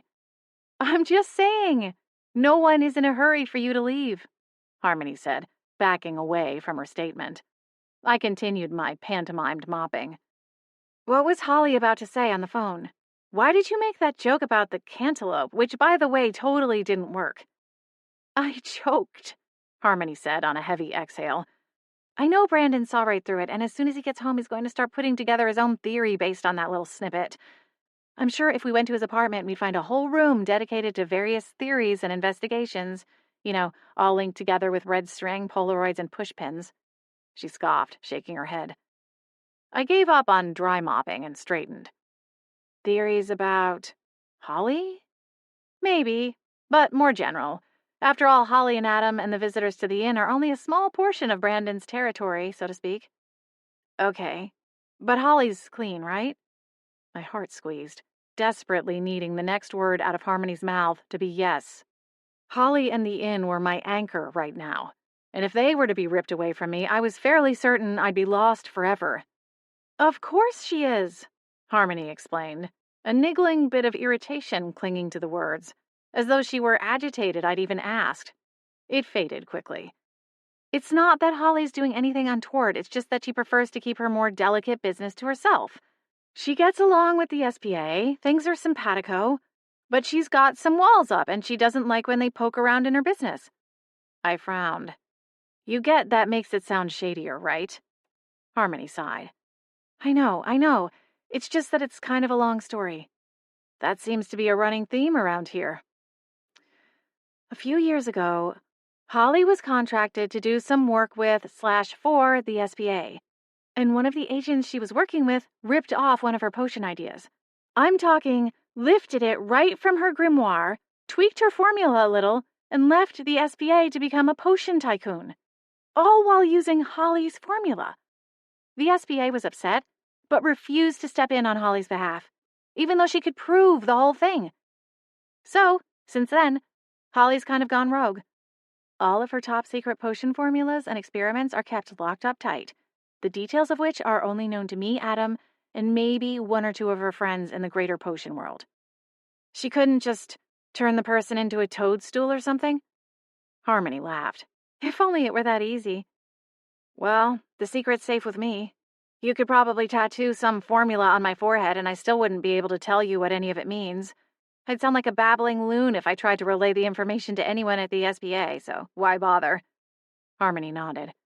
Thanks. It's just best if there's a degree of separation. Or 6. I think 6 takes you back to Kevin Bacon. Harmony guffawed. Please tell me you'll consider staying forever. I mean, honestly. I smiled, a warmth spreading through me. I'll think about it. Harmony waggled her brows. I'm sure Agent Swan wouldn't be opposed to the idea either. My smile twisted to one side as I raised the mop, chasing Harmony back into the workshop under threat of smudging her with dirty mop bristles. 20. Ugh, today is going to be a disaster. Harmony sighed and dropped her purse onto one of the chairs gathered around the table in the workroom of the apothecary. Grimacing, she swiveled her head to peek up at the clock, like she expected it to reach down and smack her in the face. Before leaving the night before, we'd arranged all the remaining stock that hadn't wound up broken or burgled, and the small batches Harmony managed to make before she'd nearly fallen asleep at the cauldron. I'd helped bottle and label the new batches of various potions, working until my fingertips went numb from peeling and sticking the labels one by one. In total, there were a couple of tables of product displayed in the front of the shop, but it was lacking in the usual variety, and what was available would go quickly, if I'd learned anything from the past few days of observing. What if we offer some kind of coupon? I suggested. It could be applied on their next visit after you get a chance to fully restock, and might smooth any ruffled feathers. Harmony tapped a thoughtful finger against her lips, considering the idea. There's a print shop not too far from here. It's not our usual place, but I'll bet they could whip something up. She looked at the clock again, though this time with a touch less dread. Should we call Holly and run it by her? Harmony shook her head. It will be fine. She trusts me. Okay. I bobbed my head. Then do you want me to go to the print shop? Harmony beamed at me. Would you? We quickly came up with the idea for the coupon, and I went down the street following the directions Harmony had loosely sketched out on a small sticky note.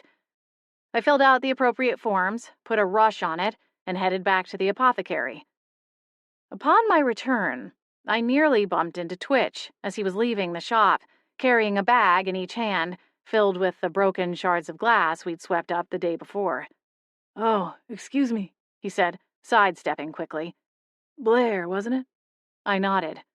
"That's right." He smiled, then wiggled his nose, the sunglasses appearing from seemingly nowhere. "Take care of yourself, all right?" "Mm-hmm. You too." Sweeping past him, I scrambled into the shop and watched as he ambled down the sidewalk. Harmony poked her head out from the back. "Oh, bat wings! He left already, huh? I just found another bag of whole bottles." "Want me to flag him down?" I offered, hitching a thumb over my shoulder toward the door. "Nah, he'll be back next week." There were still a handful of minutes to opening, so I locked the shop and joined Harmony. She'd already fired up 2 of the cauldrons and had an assortment of ingredients in various stages of preparation on the counters. "Why didn't you tell Brandon about Twitch last night?" I asked, lingering in the doorway. "I mean, he sounds exactly like the description of the person the baker saw leaving the shop." Harmony chopped through a sprig of greenery, nodding with each pulse of the knife. "Because I know Twitch didn't do this." "How?" Her knife stilled, and she turned toward me. "For one, he has no reason to steal from us. I know he gives off a kind of unkempt vibe, but that's just how he's the most comfortable. He got injured in a magical accident several years ago and got a decent payout to help him take the time he needed to recover. He doesn't need to work, but he likes to keep busy, and he's passionate about recycling. He services businesses all over the Haven, helping them repurpose things that might otherwise be discarded." "So why was he here in the shop at 3 in the morning?" Harmony used the back of her hand to push her hair away from her face. "I doubt he was. Bertie, the baker Brandon mentioned, isn't a fan of Twitch hanging around the neighborhood. Let's just put it that way. She probably saw it as a convenient way to get rid of him." Oh. My heart sank as guilt prickled at my conscience. "It's okay," Harmony said with a shrug, turning back to her work. "You didn't know. But that's why I didn't say anything to Brandon last night. I asked Twitch about it when he was here just now, and he was with his brother and his kids the night it happened. I'm not going to bother running down his alibi, but I'll bet if we sent Brandon and Naira to look into it, they'd clear his name pretty quickly." Behind me, a tapping sounded on the glass out front. I turned and spotted a large owl hovering in midair. Once our eyes met, the bird took off. "What the—" "That'll be the coupons," Harmony called out. "The print shop uses an owl for their deliveries." "Well, of course they do," I muttered, wondering if I would ever get used to this place. 2 of the part-time shop witches, Emma and Jewel, came in not long after opening, and between the 3 of us, we were able to soothe even the most frustrated of customers. Emma took down order requests for the following week, Jewel rang up purchases of the existing stock, and I passed out coupons to everyone who walked through the door. Harmony didn't even need to emerge from her work in the back until well after lunchtime, when she declared she was buying all of us lunch on the company dime to celebrate the success of the day. "Looks like all of your retail experience really saved the day, Blair. The coupons are a hit," she crowed. "Customer service is my reluctant superpower, I guess," I shrugged. "But I am glad I could help. Judging from the stack of pre-orders for next week, you might actually come out ahead. Scarcity can make people stock up when things are available again." "I think you're right." Harmony hitched her purse a little higher on her shoulder, preparing to venture out to pick up sandwiches from a nearby shop.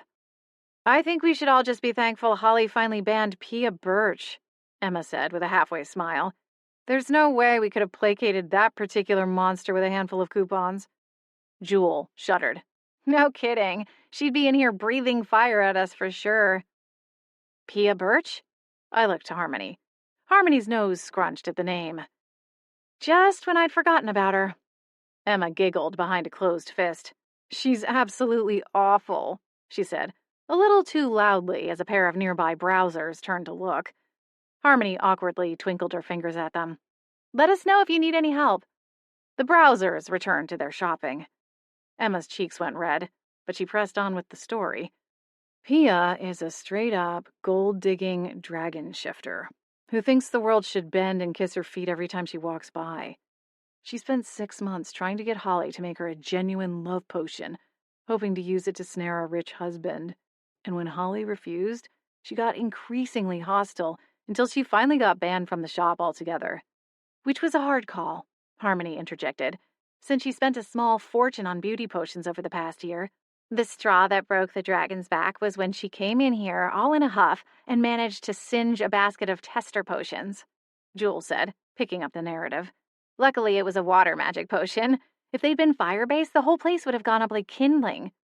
Emma gave a sage nod. Holly agreed not to press charges, on the condition that Pia was never to set one scaly little foot back inside the apothecary. She got so mad that steam came out of her nose, Harmony added with a giggle. She looked like a cartoon teapot. Holly makes some of the best anti-aging potions on the market, Emma explained with a proud smile. And while there are other options out there, Pia is one of those women who will only accept the best of the best. But she's also too prideful and refused to just apologize or even offer to pay for the damage she caused. She stormed out, and luckily hasn't been back since. And how long ago was this? I asked. Maybe 5 weeks, Emma replied, glancing between Jewel and Harmony for confirmation. I nodded slowly, the gears in my mind shifting slowly. So she's probably run out of her last batch of products then. Harmony blinked, her smile fading as she came to the same realization I did. Her brows lifted. You don't think... I hitched a shoulder. I don't know the woman, but it seems to me that would be a pretty strong motive. You said a lot of the beauty potions were stolen, right? And it would explain why so many of the others were broken and damaged. She could have been getting revenge and her anti-aging serums. I didn't even think about it. Harmony smacked a palm over her face. Should I call Agent Swan? My skin prickled at the mention of Brandon, my mind unwittingly conjuring up images of him and those dark eyes. I'd say so, Emma said, nodding vigorously. She's got plenty of motive for wanting Holly's potion shop to fail. Harmony held up a hand before the literal dragon hunt could begin. I'll call Agent Swan. Until then, everything is business as normal. We don't want to be the ones to start a rumor like that without any proof. Her lips twisted into a deep scowl. Regardless of how abhorrent we might find the subject of it. We all agreed, and Harmony left the apothecary to go pick up the lunch order. Apparently, the sandwich shop didn't employ barn owls for their deliveries, though for sanitation reasons that was likely the right call. Emma wandered over to chat with the lingering customers, and Jewel went to reorganize the dwindling potion bottles on the front table. Smiling, I handed a petite woman a coupon, and wondered if Brandon might stop by the shop before closing time. 21. With the right team, the amount of progress that could be made in 2 days was remarkable. While Harmony was undoubtedly looking forward to Holly's return to help her catch up with the mountain of pre-orders piling up, with a solid plan in place, things at the apothecary fell into a comfortable groove. At least it didn't seem as though the break-in would negatively impact the store's bottom line, or damage their reputation for providing excellent customer service. The only drawback to being so busy in the apothecary was that I neglected to focus on my own effort to learn magic. I'd been in Beechwood Harbor for more than a week, but I was still no closer to understanding my own powers. Luckily, in the busyness of it all, those creeping thoughts didn't have much room in my head. We're down to our last 20 coupons, I told Harmony, ducking into the back room in between bursts of customers. She stood at the cauldrons, her home away from home these days, humming along with whatever was pumping through her earbuds as she worked. The workbench and counters were overflowing with empty bottles and vials, waiting to be filled. Throughout the past 2 days, Emma, Jewel, and I had rotated through, each taking turns filling and labeling the vials whenever Harmony finished a brew. As I approached, Harmony jolted, and I realized she hadn't heard me. She breathed a laugh and tugged out her earbud. You scared me. Sorry. I was just saying we're almost out of coupons. Want me to go back to the print shop and get another bundle? Harmony turned, considering the state of the workshop. I'd say we need a few more days to get fully restocked on the basics, and then we can phase out the coupon. So maybe half the amount we ordered the first time? I nodded, taking my marching orders, when Jewel burst into the room. Her expression was pinched, and her normally warm brown cheeks were drained of blood and pale. "What's wrong?" Harmony asked, her stirring ceasing. "It's Pia," Jewel squeaked. "She's here and she's MAD. Harmony swore darkly and adjusted the burner underneath her cauldron, turning it as low as it would go without winking out completely. "Watch this," she told Jewel, gesturing at the pot. "You remember the kaleidoscope technique Holly showed you?" Jewel nodded and surged forward to take the wooden spoon from Harmony. "Good." Harmony brushed her hands off on the front of her potion-splattered apron, then squared her shoulders and marched into the shop, ready to tangle with the dragon shifter. I followed her, my stomach a tight knot of anticipation. Pia Birch was waiting at the front counter, an imposing figure in all designer clothes. Her long black hair was pulled back into a tight bun, and her dark brown eyes flashed with golden anger as she pinned Harmony with a scowl so foul it could curdle milk. "Pia?" "Do you have any idea who you're messing with?" Pia demanded. "Sending SBA agents to my home? Like I'm some common criminal? This is low, even for you. And where is Holly? I'm sure she's not innocent in all of this." She leaned to one side, her nostrils flaring as she peered past Harmony, as though expecting Holly to come out from the shadows. Harmony crossed her arms and met Pia's angry gaze without flinching. "Holly is out of town and had nothing to do with this," she started slowly, calmly. "As for the agents, they were just doing their job." Pia's eyes narrowed as she snapped them back to Harmony. "It's harassment, and you know it." Harmony barked a laugh. "You can't be serious." Pia slammed her alligator handbag on the counter, an item which struck me as almost cannibalistic in a way, seeing as she was at least partially in the reptile family herself, and leaned closer, the gold flashing in a circle around her irises. "I had company over and did not appreciate having some overzealous agents banging on my door, poking their noses in my personal life." "Listen," Harmony said, raising her hands. "It wasn't personal or some strange kind of retribution for your past behavior, Pia. I know this is hard for you to understand, but the fact of the matter is my world doesn't revolve around you. In fact, I hadn't thought about you or your little tirades for weeks now. But we had a break-in, as I'm sure the agents explained, and most of what went missing were the very same beauty products you used to purchase. You know, before we banned your scaly behind." "You little..."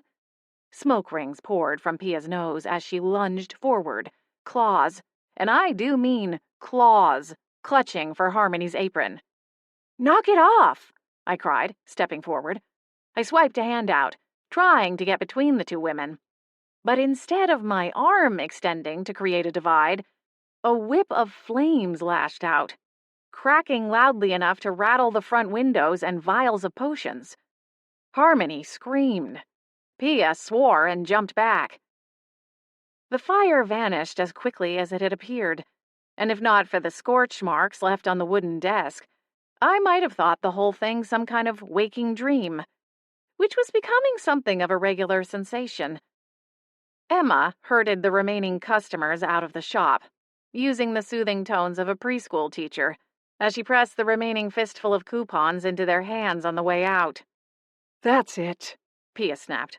"I'm calling the SPA myself this time." She was already digging one manicured hand into her alligator bag.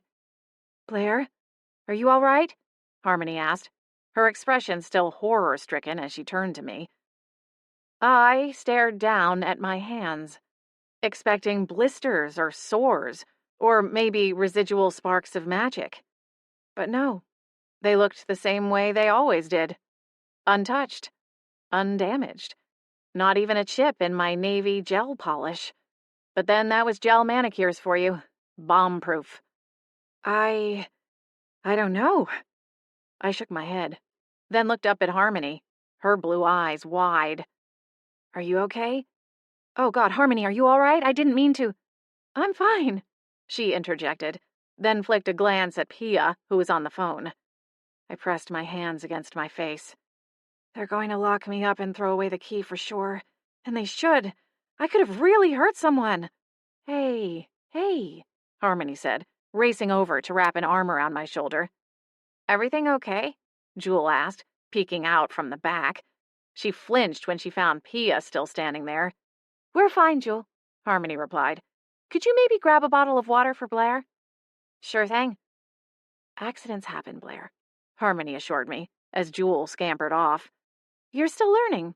And hey, look at it this way. At least we finally know what kind of magic you have. She smiled at her small joke. My frown only deepened as she pried my hands away from my face. It's fine. We're all fine, okay? She waited for me to nod, then released my hands, and turned to Pia, who was just hanging up her cell phone. I'll file a complaint, she snapped. You have bigger problems to worry about, don't you think? Harmony asked.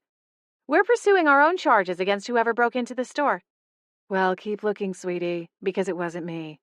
As I told the agents, I wasn't even in the Haven the night it happened. I was out of town for a long weekend with my new man. He has a home in Aspen. Pia waved a hand, a nasty smile on her lips.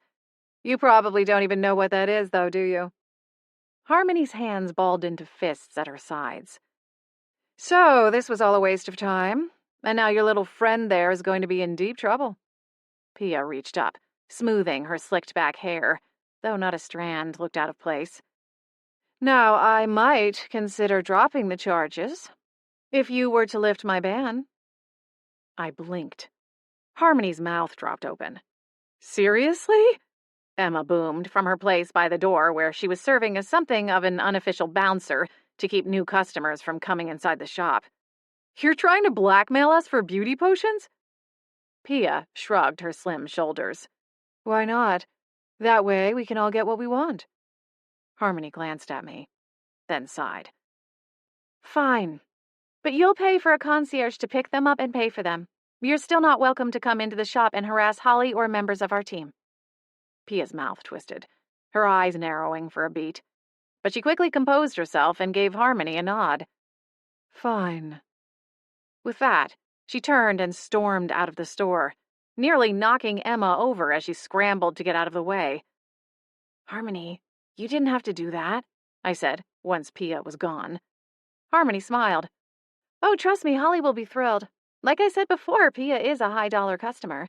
I think she must bathe in the potions or something.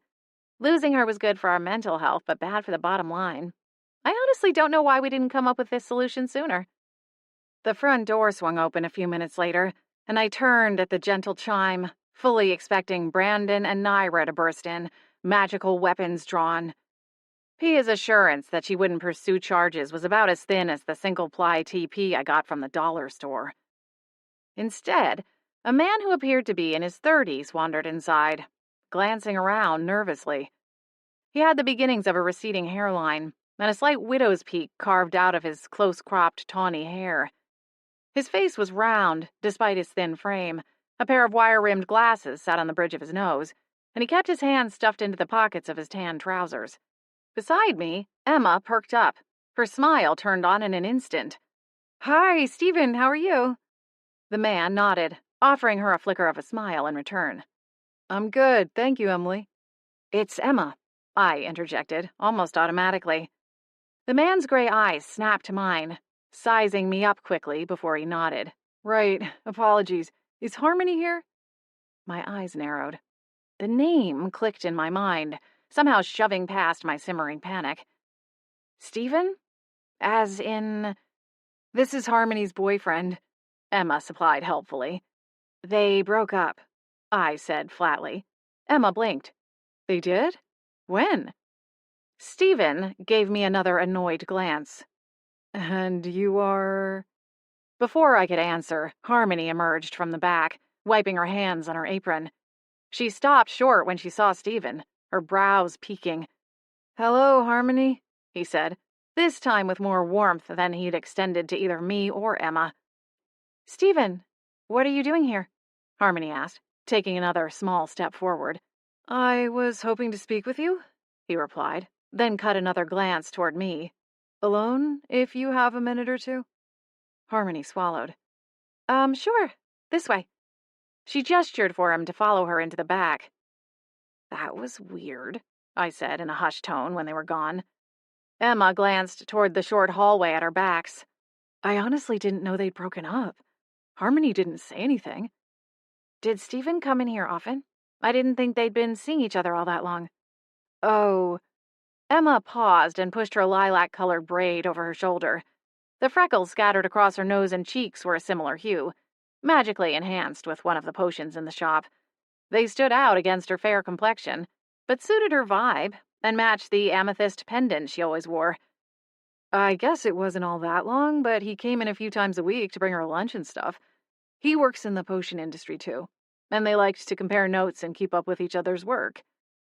Maybe I shouldn't have said anything about the breakup. It wasn't my news to share." I chewed on my lower lip. "It's fine, I'm sure. Harmony's not uptight about stuff like that." Still, I mentally kicked myself for opening my big mouth. As I dropped down to rest my forearms against the desk, a flash of red caught the corner of my eye, and I lowered my head a little further to spot the glowing security orb nestled on the other side of the exposed beam. Jolting upright, I tugged at Emma's arm. "Look!" Frowning, Emma followed my gesture. "What is that?" "It's a security orb. It's supposed to change colors when there's bad energy in the room." I paused for a beat, playing back the ridiculous sentence in my head, but quickly shook it off. "Do you think that's because of Stephen?" Emma considered it as she toyed with the end of her fishtail braid. "I'd say it's more of a Pia thing. I'm not an aura reader, but I'd be willing to bet hers is as black as a hunk of obsidian." "I don't know how long it lasts once the color changes," I admitted, "and I wasn't watching it when she was here. I didn't even think about it."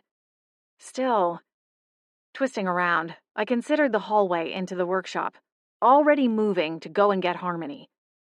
Before I could get more than 2 steps, the front door chimed again, and this time it was Brandon and Naira who came through, and neither of them looked particularly happy. 22. "All right, there she is," Naira said, leveling me with a hard stare. "You want to do the honors, Swan, or should I?"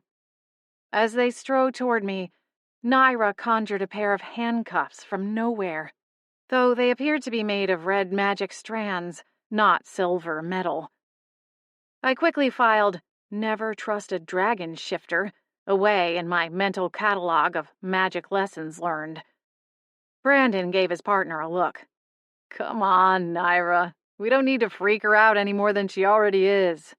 "You're no fun," she complained, but sent the cuffs back to the arcane ether, or wherever she'd pulled them from. I'm not under arrest?" I stammered. Brandon shook his head. "No. Technically, I'm supposed to give you a ticket for improper magic use, but I'll let it slide. Ms. Birch isn't pressing charges." Emma nodded, impressed. "Huh, I guess she really wants those potions."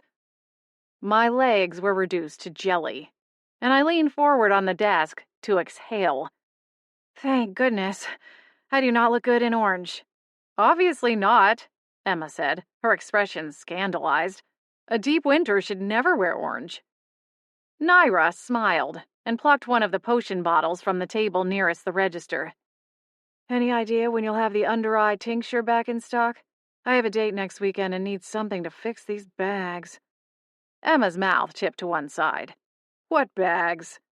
Naira lifted her chin, angling her head so the light fell differently across her light brown skin and the cheekbones that could carve glass into diamonds.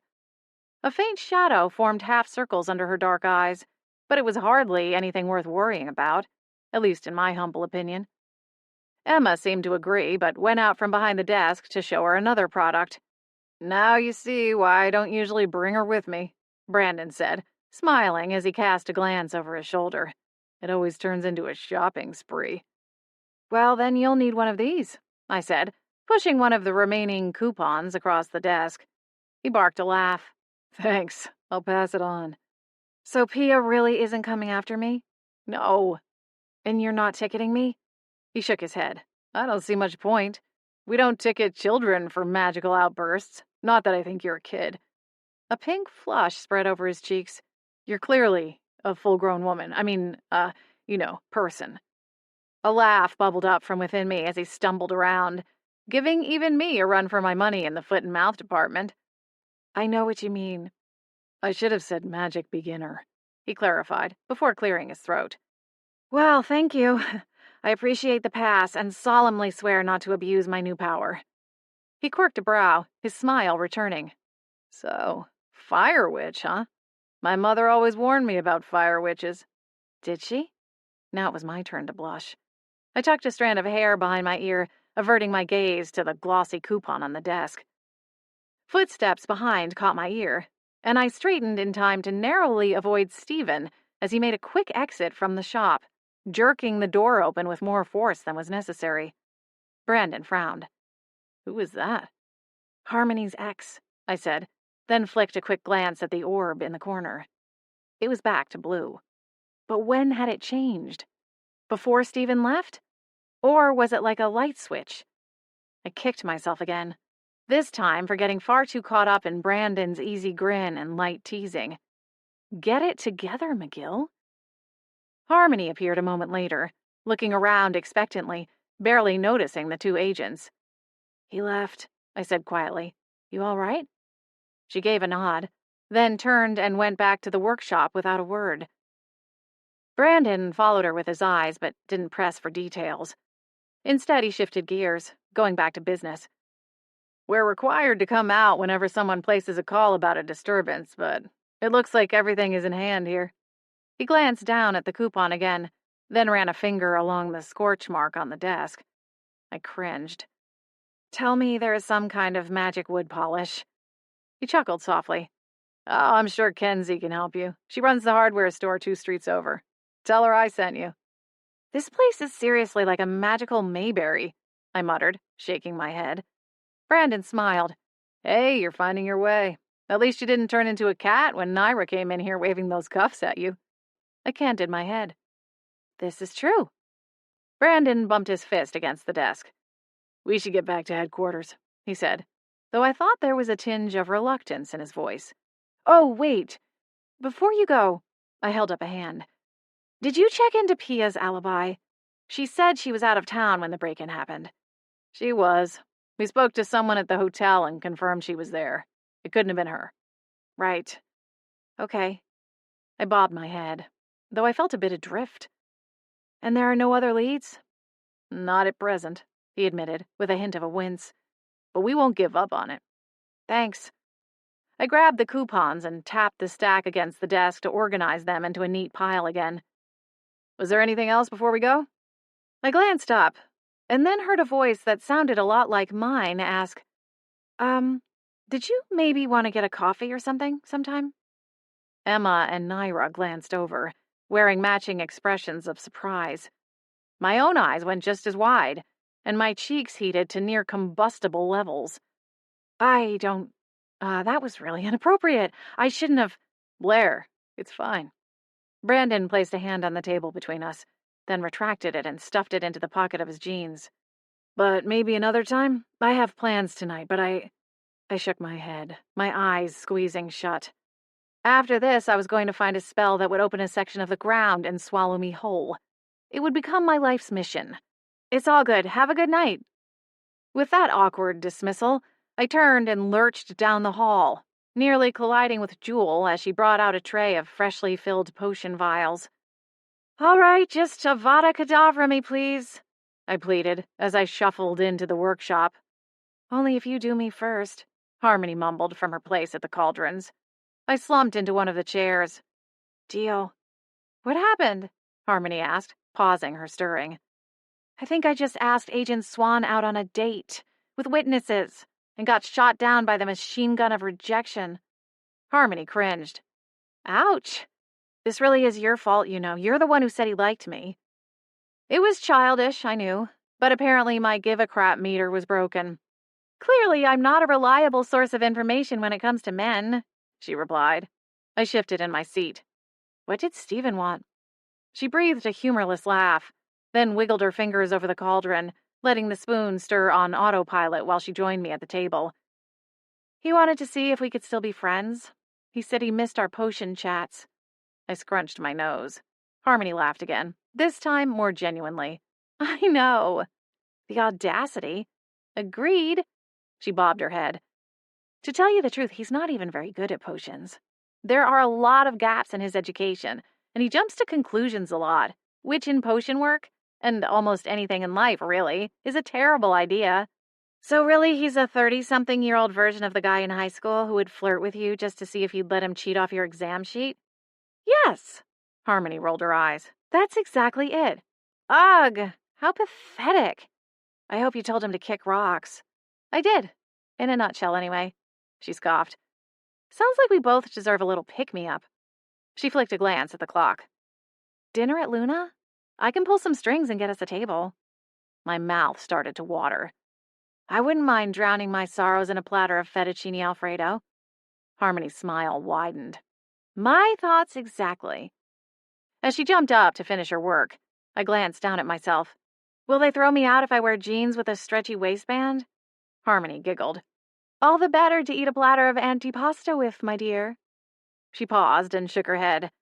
I've been spending way too much time around Adam. You guys? Jewel scurried into the room, waving her phone in the air, with Emma hot on her heels.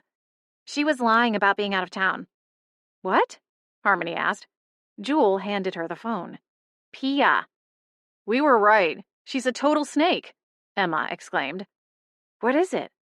I leaned over Harmony's shoulder to see Jewel's phone screen. She'd pulled up some kind of social media profile, though it didn't look like any of the major platforms I was familiar with. But then it would make sense for the magic world to have their own, I supposed.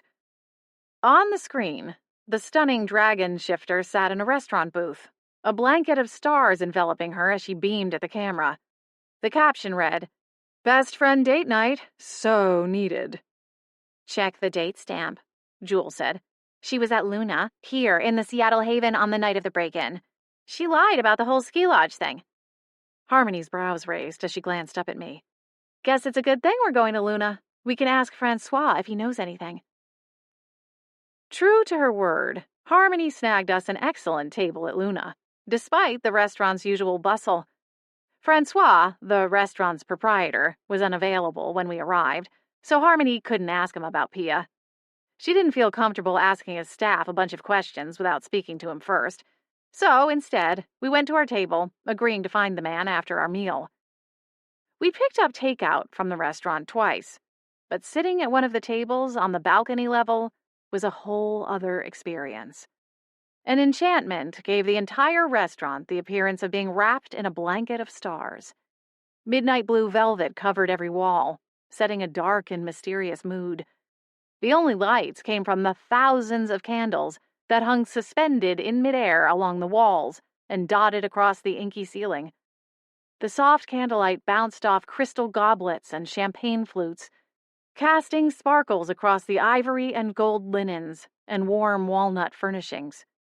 Pearlescent bone china and glittering silver flatware adorned the tabletops, ensuring that every table in the house was suited for royalty. I changed into a pair of black leggings and a sweater dress, borrowed from Holly's closet, to better fit the atmosphere, and was thankful I'd taken the time. Harmony wore a knee-length black dress, speckled with glittering black seed beads, and a pair of purple tights. We ordered an appetizer to share and a bottle of wine, then settled in for some people watching. Granted, the abundance of lovey-dovey couples wasn't helping either of us feel better. The plethora of tasty carbs helped, though. As we tucked into our entrees, our conversation shifted back to the break-in.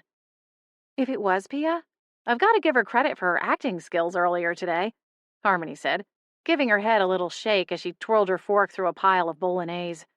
No kidding, I replied with a snort. She should try to land a movie role instead of a rich husband.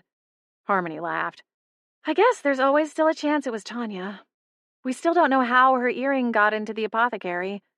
She could have broken in, swiped the potions, and left all before karaoke started. It gets dark fairly early this time of year, even in the Haven. There might have been time. Maybe, I replied, gathering my next bite of fettuccine with the aid of a spoon. Although I don't know how we'd prove it. Maybe we could go to the bar this Friday and talk to some of her friends. If she was so loose-lipped with the bartender about her goals and plans, surely she would have told one of her friends. Or the people she thinks of as friends, anyway, I added, my tone flat as I recalled what the bartender had said about Tanya.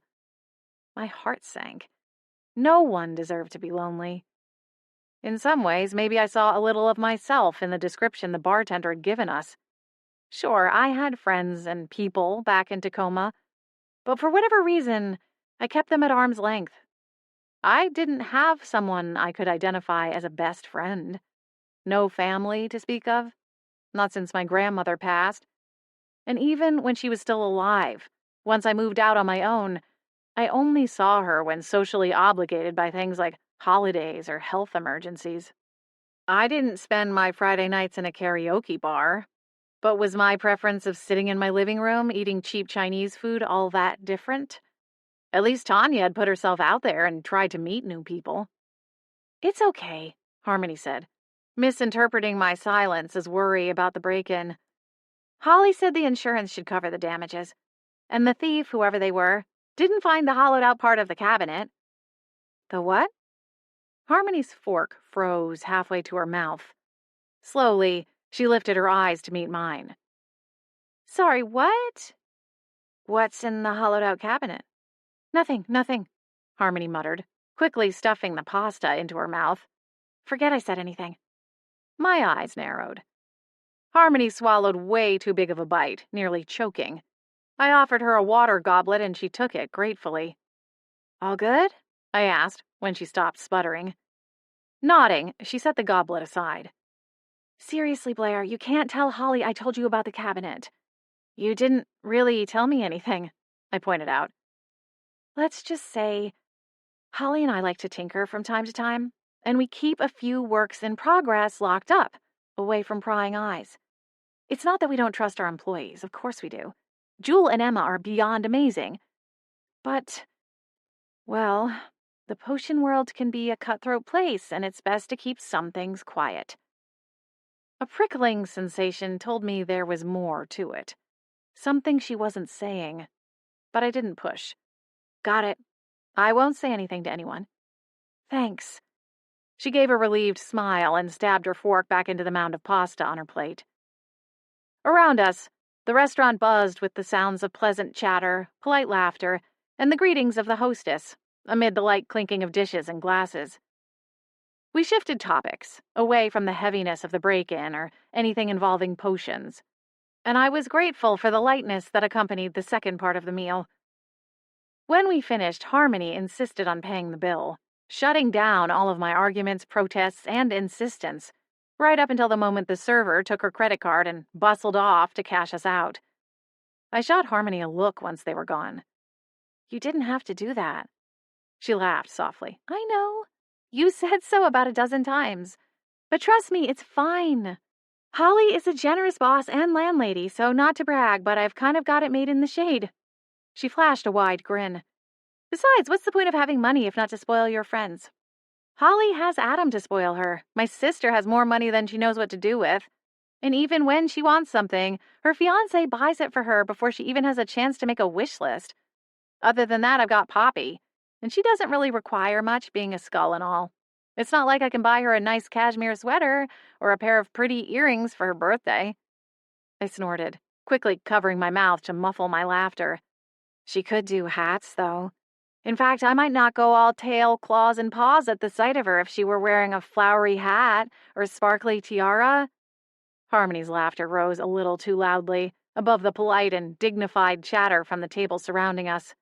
My cheeks warmed, feeling the eyes of the other patrons skirting our way, but could barely rein in my own giggles.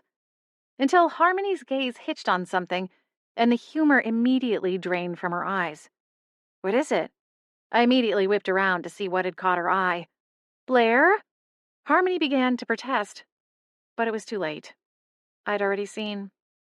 Across the dining room, on the main floor, was a gorgeous blonde in a skin-tight silver dress, cut and tailored perfectly to show off her hourglass figure and the gold pendant nestled in her ample cleavage. Across from her was none other than Brandon Swan. I almost wouldn't have recognized him in the crowd, as he'd traded in his jeans and lightweight SBA jacket for a double-breasted suit. His hair even looked like it had gel in it. My heart twisted as he leaned in and said something to the blonde, sending her into a fit of elegant laughter, with one manicured hand pressing lightly to her chest to draw attention to her décolletage.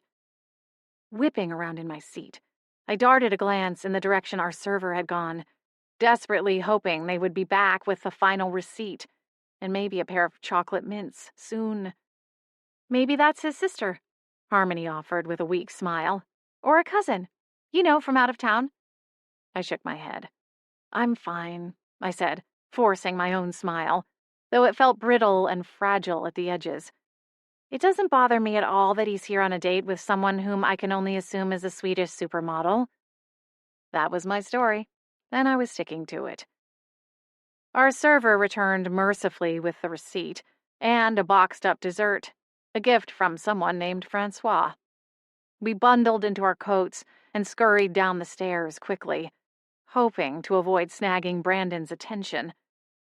Harmony ushered me down a hallway on the main level, and we exited through the back. I hadn't asked for a shortcut, but she'd wordlessly offered it up all the same. And as we stepped out into the rain-soaked parking lot on the other side, I breathed a grateful sigh of relief. 23. We caught a shimmer bus back to the portal, and within minutes found ourselves transported back to the comfort and safety of the inn. It still boggled my mind how we could travel so far in the seeming blink of an eye, but I didn't dwell on it tonight.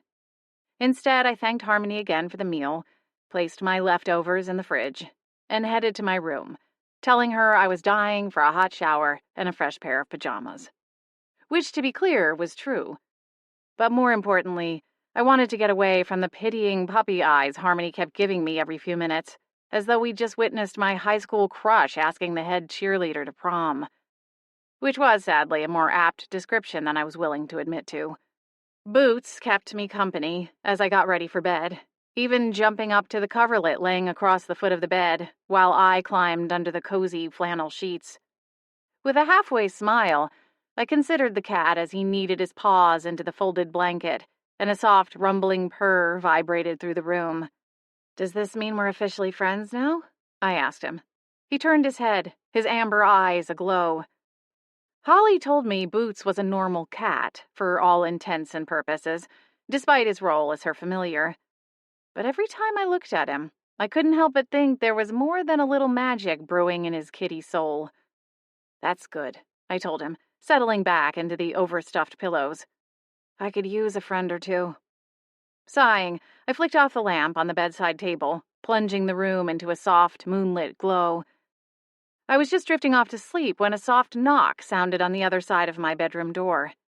"Blair?" Harmony called softly. "You still awake?" "Come in," I mumbled. The door cracked open, letting in the light from the sconces lining the hallway. "Hey, sorry. Okay, so you're not going to believe this, but a client just called. He's having some kind of reaction to a potion, and I need to go see what's going on." She scrubbed a hand over her face. "Just what we need right now." "Want me to come with?" I offered, already moving the sheets and duvet aside. "No, please, it's late. You should get some sleep. I'm just going to pop over to the Haven and do a little damage control. If it's not something I can fix, I'll send him to the healers and let them deal with it." "Okay. Well, I have my phone on if you need me." Harmony smiled. "Likewise. But hopefully you'll just get back to sleep. The wards are up, so you'll be safe." "Thanks. I hope it goes okay." "Me too." She reached for the doorknob. "See you in the morning." "See you." The door closed and Harmony's footsteps receded. Moments later, the house fell silent once more, and I closed my eyes. But sleep refused to find me. I went through all of my normal tricks, relaxing my body, doing some breathing exercises. I turned on some white noise, then switched to my playlist of relaxing music, and none of it worked. Slowly, I watched the hands on the clock tick past 10, then 11, and finally, midnight. I kept one ear cocked for the sound of Harmony returning to the manor, but with each passing hour, the tendrils of doubt in my stomach curled a little tighter. "Where is she?" I asked the shadows stretched across the ceiling. Eventually, I gave up on sleep, my thoughts fully consumed with worry. I called Harmony, but she didn't answer. I left a message asking her to call me back as soon as she could. Boots did his best to keep me company, keeping watch from the foot of my bed as I paced the floor between the built-in cabinetry and the upholstered bench below his perch. Pivoting on my heels, I began my umpteenth trip across the room, the floor squeaking predictably as I took my third step. Boots eyed me, his amber eyes glowing in the low lighting from the lamps placed on either side of the bed.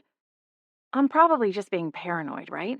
I asked the cat, wishing he could respond. He and Holly were somehow able to communicate, though none of it was audible. Turning, I stopped pacing and considered him for a long moment, holding his contemplative gaze. Why couldn't I speak to him too?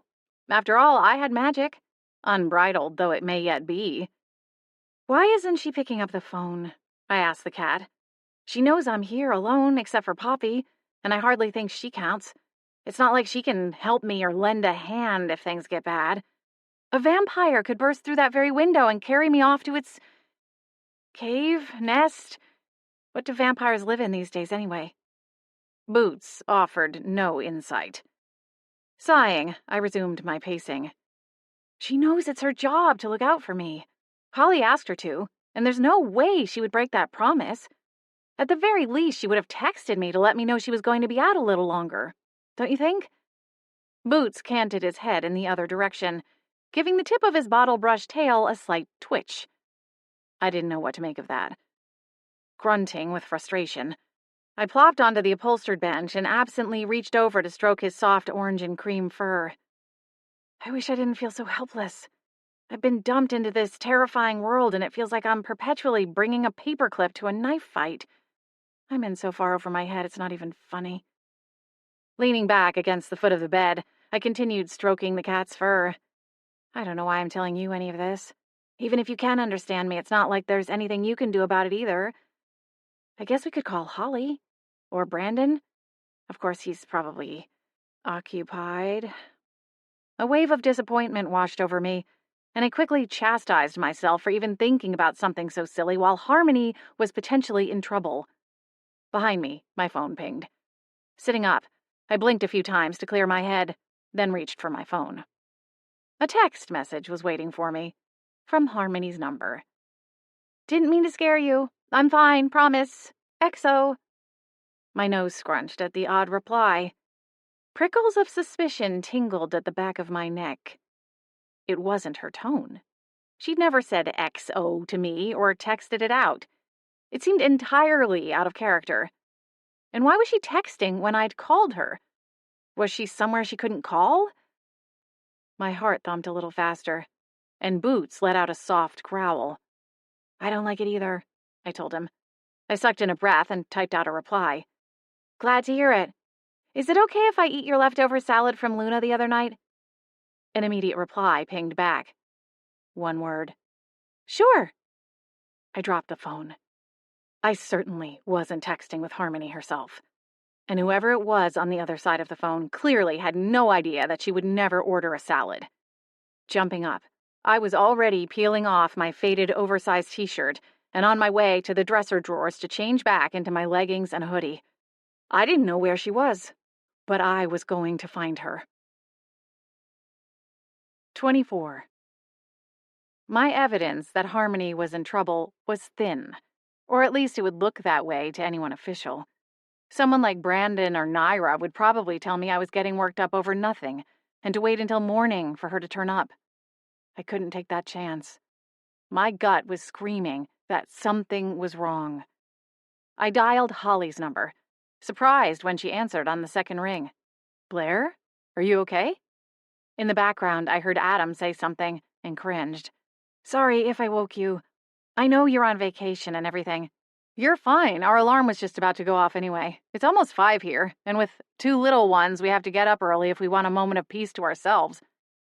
Boots was sitting upright now, looking at the phone expectantly, no doubt hearing his guardian's voice. What's going on? Holly prompted. Is everything all right? No, I squeaked. At least I don't think so. I quickly explained the situation. even stopping midway to put the phone on speaker so I could send her a screenshot of Harmony's messages from my phone. Holly confirmed my suspicions, though she kept a level head. Did she tell you the name of the client? It seems off someone would call her after hours like that. I nodded. It seemed weird to me, too. But she seemed so casual about it, I thought maybe it was normal. I mean, sure, sometimes we take calls to answer questions or offer advice, but we generally don't deal with any kind of allergic reactions, rare though they might be. She should have sent them straight to the healer's clinic. She did say something about the shop not needing another hit, I added, so maybe she just thought she could handle it quietly and not raise anyone's suspicions or get a new rumor started. Holly chewed on it for a moment, then shifted gears. We can be there in 10 minutes, she said, her voice shifting to that of a wartime general. I'm calling Agent Bramble, too. We have an agreement that I won't race headfirst into danger without at least giving her a phone call first. Adam, who had joined us on speakerphone, chuckled slightly. None of us want to end up mounted to the old bird's wall. Holly said something in the background that I didn't quite catch, though it sounded like some kind of admonishment. We're on our way, Adam said, his jovial tone shifting to match Holly's all-business one. Meet us by the portal, and we'll all go through to the Seattle Haven together. Nodding, I slipped my feet into the boots I'd left by the back door, already reaching for the handle. As promised, Holly and Adam met me at the garden shed behind the manor, fully dressed and ready for action. Holly had her back turned to me, her phone pressed against her ear, nodding as she listened to whoever was on the other line. Agent Bramble, Adam said, with a nod toward his wife. So be on the lookout for company soon. It was both overwhelming and somehow comforting to see how quickly things came together. My initial misgivings had turned into a full-blown search party, complete with government agents, all within the span of about 45 minutes. After running inside the manor for a quick moment, Holly returned and relayed Agent Bramble's instructions. The three of us stepped through the portal to the Seattle Haven, and within minutes, both Brandon and Naira met us on the street, which was largely deserted this time of night, or rather, morning. Agent Bramble swooped down in her bird form, quickly shifting, thankfully dressed, along with two other agents who seemed to be able to fly, no wings required. If Brandon was upset about his date getting cut short, or the fact that I'd somewhat gone over his head, he didn't show it. He carried himself with the same cool-headedness he'd displayed back in Tacoma when he'd first stumbled across me in that alleyway, moments away from becoming some kind of undead kitty cat. Did you bring anything that belongs to Harmony? Brandon asked me. My mouth opened, but Holly stepped forward before I could fumble for a reply. Here, she offered, holding up a hot pink hairbrush. I got this from her room. My brows furrowed. What are we doing with that? Is there some kind of hellhound version of a bloodhound? I glanced at the nearest alleyway, halfway expecting a mangy beast with sharp teeth to emerge. Then, recognition hit and I looked at Adam. Oh, right. You're the bloodhound. Not quite, he said, though he smiled softly. I leave the tracking to the professionals. Naira wasn't listening to any of us. Her expression screwed up in concentration as she plucked a single hair from the brush's still bristles. Holly took it back and shoved it into her pocket, the handle jutting out. Slowly, Naira pulled the hair taut and began whispering the words to an incantation. At first, nothing happened, but then, like a firework exploding, the hair lit up bright gold, and a trail of golden sparkles jetted down the street and around a corner 2 blocks away. Relief showed on everyone's faces, and I blinked. What is that? A tracking spell, Brandon explained. It will take us to Harmony, but we have to work fast. The spell only goes so far and only lasts so long. Agent Bramble was already back in bird form, taking to the sky with her 2 agents, erupting an eerie hawk screech as she dove ahead to follow the line of magic. You can come with us, Brandon said to the rest of us. Agent Berman and I will take the lead. Works for me, Holly said. I'm getting too old for this whole kicking down doors thing anyway. Aging like fine wine, Adam said, before tossing her a quick wink. We piled into the SUV and followed the magic. Brandon drove with urgency, skirting around a shimmer bus right before it released its metal seams and expanded to unload its late-night passengers. "Yikes, Swan," Naira said, her hands planted on the dashboard. "Turning into a pancake wasn't really on my agenda for the night." Yeah. He pushed the pedal to the metal. We wove through downtown, making sharp turns, and following the tracking spell to its end, where it pointed at the door of a modest-looking townhouse. Agent Bramble and her agents went over the top of the row of adjoining homes, swooping out of sight. "Looks like Bramble's got the back," Brandon said, throwing the SUV into park. "Ready?" he asked Naira. She was already climbing out the passenger side. Swallowing hard, I hesitated to follow Holly when she scampered out of the back seat. Adam ducked his head back inside, a kind expression on his handsome face. "You don't have to come with us," he said. "No one would blame you if you stayed here in the car." At the front bumper, Naira pulled a weapon from the holster on her hip. It looked like a gun, and yet different enough to give me pause. I didn't doubt it fired some type of projectile. I just couldn't be sure it was bullets. "I'm coming," I said, unlatching my safety belt. Adam stepped back, giving me room. "Stick with us. We've got your back." The door of the townhouse slammed open under the force of an invisible batter ram, courtesy of Brandon, and the two agents went inside, quickly followed by Holly, Adam, and less quickly, me. "No paws, no claws, no tail," I muttered to myself with each cautious step. Shouts and barked orders snapped me from my mental pleading, and I jogged forward a handful of steps to enter the main room of the townhouse. Harmony sat restrained, tied to a kitchen chair, with tape across her mouth. But Agent Bramble and her agents had gotten the drop on the occupants and had magic cuffs snapped on the tall woman and Stephen. "You!" Holly screeched, launching herself past Brandon and Naira, a menacing fireball raised as she locked eyes with the woman. "Holly!" Adam barked, grabbing for her. "Do you know who that is?" she demanded, swinging wildly as he tried to contain her. "She's the one who stole my potions. She worked for the SPA. Agent Bramble considered the woman with disgust. "Lucinda Piper. What an unpleasant surprise." "And that's Stephen," I interjected, pointing at the man standing beside her. One of Bramble's agents removed the tape from Harmony's mouth, and her eyes welled up with tears, likely a mixture of pain, as redness spread over her lips and mouth, and relief. Stephen shook his cuffed hands, anger blazing in his eyes. But it was not directed at the agents, or Holly, or even Harmony. It was leveled with the woman at his side, who stood a head taller and was almost 1.5 times as broad, like an Amazonian. "You didn't cast a spell to cloak a tracker?" he seethed through clenched teeth. "Shut up!" the woman snapped. Stephen ground his teeth. "You said we'd make millions, and yet you couldn't be bothered to set one little spell?" Harmony ran over to us, and Adam released Holly so she could scoop the younger witch into her arms. "Are you all right? What did they do to you?" Harmony exhaled a shaky breath against Holly's shoulder. "They wanted our recipes. This whole thing was a long con. Our whole relationship. He was just using me, stringing me along, in hopes I would tell him our secrets. But when he realized that wasn't going to happen, he broke in and tried to steal them." "But weren't you on a date with him the night of the break-in?" I interjected from over Adam's shoulder. "That was the point," Harmony said, shooting a scowl at Stephen. "He was using me as his alibi."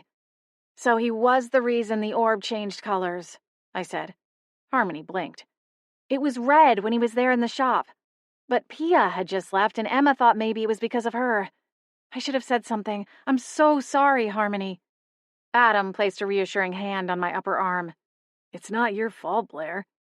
Brandon cut a look across the living room to where Naira stood, her weapon still at the ready. "Told you it worked," he said in a stage whisper. She rolled her eyes. "I take it there was no mystery client?" Holly asked. She'd released Harmony, but kept one arm wrapped around her shoulders. Harmony sniffled. No, it was Stephen, posing as a client. I met him at the apothecary, but then they jumped me and brought me here. But you're not hurt? Holly asked. No. Holly breathed a sigh of relief, then embraced Harmony once more, squeezing her tight. I'm just so glad you're all right. We can untangle all of this at headquarters, Agent Bramble declared, clearly not one for the mushy stuff. Where are the kids? Harmony asked, blinking as though she'd only just realized. They're back with Miriam and Aunt Lacey, Holly said. She's trying to convince Matthias they're ready for a little one of their own, and has big plans for them to all go to the zoo. Apparently, the New York Haven has a whole vampire district, where it's always night. It's actually really cool. Imagine Lacey with a kid? Adam scoffed, shaking his head. Holly shot him a dark look. He shrugged. What? I mean, for starters, the woman doesn't own a piece of furniture that isn't white, ivory, or sandstone. Harmony wiped away her lingering tears as she laughed and followed Holly out of the townhouse. Adam and I followed. And don't get me started on all the sharp edges of the furniture, Adam continued. Can you imagine baby-proofing that place? They might as well buy an industrial-sized roll of bubble tape and put the kid in the middle. 25. A few days passed, during which I learned more than I ever hoped I'd need to know about the Haven justice system. Holly and Adam went to New York only long enough to collect their kids and have a final meal with their vampire friends, something I still wasn't sure how to feel about, and returned from their trip early. The days were spent in the apothecary, helping Holly and Harmony get fully restocked, and the evenings were spent reading a collection of magic textbooks Holly purchased for me on her trip. Sometimes Valoria joined me in the study while I read, and answered basic questions and demonstrated her own magic abilities. The whole thing was painfully cute, and she was far too adorable for me to resent her incredible control at such a young age. As Holly and Harmony kept reminding me, I would have had the same chance if I'd been raised in the magic world, or at least with the knowledge of my powers. Which was a question I'd largely chosen to keep in the back of my mind. My grandmother was no longer alive, and I had no idea who my father was, or where my mother might be. So I figured there wasn't much point in wondering if anyone had known about my magic, or if one of those three people had been the ones to find a way to suppress it in the first place. The following week, I was cleaning up the front of the shop alone. Harmony had cut out early to get her hair done, which she'd announced along with the warning that I might not recognize her later that night when she returned home. And, based on the photographs displayed around the manor, I believed her. Any time there was a group photo, it took me a moment to pick her out amongst the smiling faces, as both her cut and color varied wildly. Holly was in the back, brewing one last batch, and both Emma and Jewel had already gone home for the night. Left to my own devices, I'd kicked on some reggaeton beats to dance to while I swept the floors, using the broom as my ever-so-handsome dance partner. It was funny, the subtle shift between choosing to do something and being forced into it. In the past, I'd dreaded going to any of the various retail jobs I'd worked over the years. I certainly couldn't think of another job where I would have voluntarily stayed after hours to clean and tidy up, especially if I wasn't being paid. But when it came to the apothecary, I was all too eager to roll up my sleeves and get to work, paid or not. It seemed silly, but in some small way I took a bit of pride in seeing the place spick and span and bustling with happy customers. My feet felt light and weightless as I moved through the shop, swinging the broom, dancing and shaking my hips to the music. I was far from being a talented dancer, but I had a little extra around my hips and backside and could shake it with the best of them. The chorus reached its final crescendo with a steel drum solo, and I sang along, temporarily using the tip of the broom handle as a microphone, while one hand pumped in the air as I tossed my hair. Then, in a final spin, I whirled around and locked eyes with none other than Brandon Swan, who stood on the other side of the front door, his lips parted, his eyes wide. My legs inexplicably tangled with the head of the broom, and I went behind over the cauldron, stumbling into a lurch that just barely stopped short of me face-planting into the freshly swept floor. "Are you okay?" Brandon asked, coming through the door, the little chime giving an almost mocking ring. Great, and I'd left the door unlocked. Excellent work, McGill. Righting myself, I planted the bristles of the broom against the floor so fiercely the ends flared out against the wood. How long were you standing there? Brandon blinked. The twinge of pink in his cheeks was answer enough. Heat flushed over my skin, but I didn't turn away. No, not long. Brandon tried and failed to assure me. As casually as I could manage, I swept invisible debris across the floor, back toward my standing dustpan on the other side of the shop. Harmony isn't here. "Oh, actually, I came to see you," Brandon said, before clearing his throat. Talk to you, I mean. I have a few more photos to show you if you have time." A dry laugh slipped through my lips as I kept sweeping. Sure, my next set isn't for 20 minutes. This was all more of a dress rehearsal, you see. Brandon chuckled, and I tried to remind myself, for the umpteenth time, that he was off limits, for a myriad of reasons. And why was it so hard for me to keep track of all of them? Turning around, I took a step toward where I left the dustpan, but Brandon was quicker, reaching for it at the same time. Our fingertips brushed over the handle, both pulling away as if we'd stuck a fork into a wall outlet. We exchanged a pair of nervous chuckles, before Brandon swept his hand out elegantly, clearing my metaphorical runway. I snagged the handle of the dustpan and swept the last bits of dirt and dust into it, the heat on my cheeks rising once more, this time with a vengeance. I kept my chin tucked, hoping my hair would conceal the worst of my blushing. I couldn't remember the last time a man had reduced me to a blushing junior high girl, which, for the record, was not an era of my life I wanted to return to, having had the unfortunate combo of needing both braces with headgear and Coke bottle-thick glasses. Contact lenses weren't as affordable back then, though my grandmother wouldn't have thought them necessary, regardless of the price tag. According to her, adversity built character, and therefore I should see the snickering girls and disinterested boys in my class as nothing more than a mold to pour myself into in order to come out the other side as a better person. It wasn't until my first part-time job at a fast food restaurant my junior year of high school that I was able to make the switch. I'd also, thankfully, ditched my braces around the same time, entering my senior year as something of a swan, following an unfortunately lengthy ugly duckling period. "I can come back later," Brandon offered, as he stuffed his hands into the front pocket of his jeans. "I don't mean to interrupt your work by any means." No. I shook my head and glanced around the shop. I'm pretty much done here. Do you have a folder? Brandon hitched a thumb over his shoulder. "Well, I've got the file out in the car. I was wondering if maybe you wanted to go and get some dinner, if you don't have plans." Surprise flashed through my mind and sent fingers of heat back over my already warm skin. The Swedish model popped into my head. He didn't seem the womanizing type, but then I didn't know him all that well. Where's Naira? I blinked at my own question, surprised it was the thought that managed to break free first. "Naira?" Brandon said this in a never heard of her sort of way, which almost made me laugh. He quickly recovered, scrubbing a hand over his stubble-coated jawline. "Oh, she's back at headquarters, working some new leads." Brandon's hand moved from his jaw to rub along the back of his neck, his expression torn, like he was starting to wonder if he'd walked into some kind of verbal trap. This is just a quick ID. Doesn't take very long, so there wasn't much sense in both of us coming." A quick ID?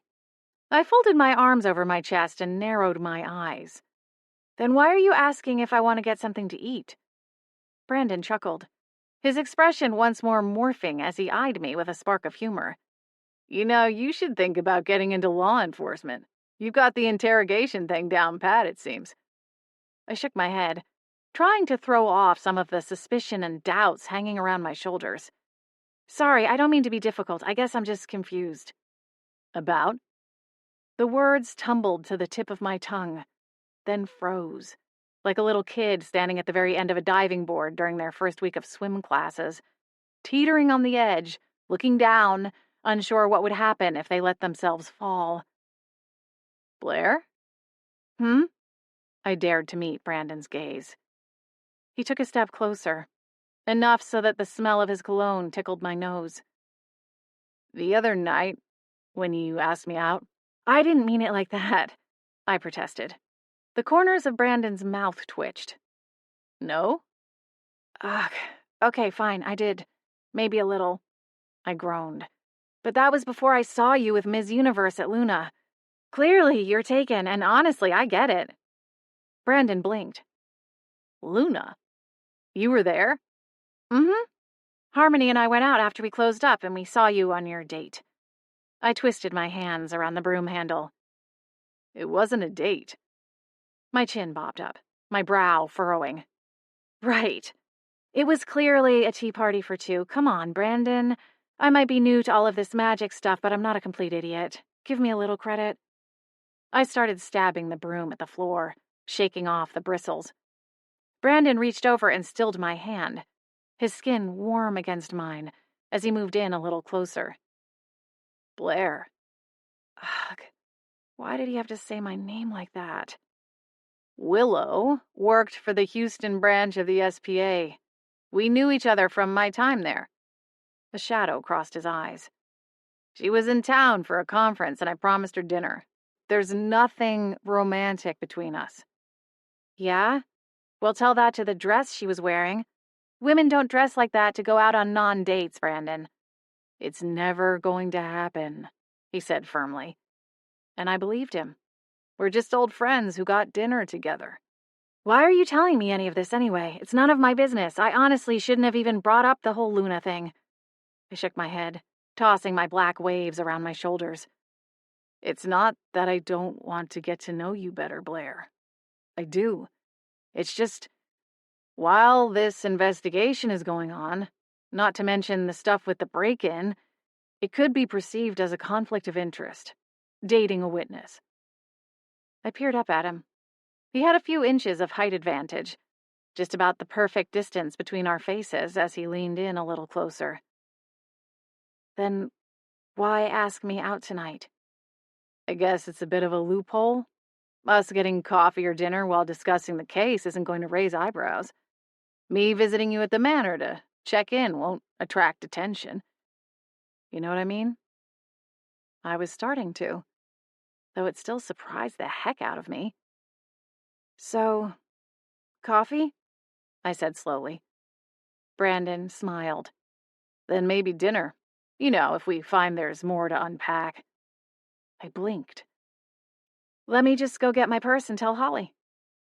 Before either of us could change our minds, I scampered to the back, grabbed my purse, and said goodbye to Holly. She gave a knowing smile, but didn't press for details. Brandon held the door for me, and we headed out into the chilly night, walking a little ways down the sidewalk before stopping at the dark SUV parked along an unmarked section of curb. The Seattle Haven was even worse than its human counterpart when it came to parking. Finding a metered spot seemed all but impossible, judging by what I witnessed through the front window of the apothecary on a daily basis. Is this a perk of the job, or should I turn you in to some supernatural meter maid? I teased, gesturing at the front bumper of the SUV. Oh, trust me, all of the meter maids know who I am, and I keep them well supplied with donuts and cookies to keep them looking the other way. Ah, so your charges just escalated from a parking infringement to bribing a government official, then? You coming for my badge, McGill? He teased, chuckling as he opened the passenger door. 26. Brandon carried a blank envelope into the coffee house, but set it aside when we picked a table, focusing more on the tiny steam unicorn prancing around the rim of his mug, his expression a hilarious shade of bewilderment. Mine had its signature dragon, and when it blew its final puff of steam and faded, Brandon glanced up at me. How come you get the cool one? I snorted and took a long sip. How have things been since everything? He asked.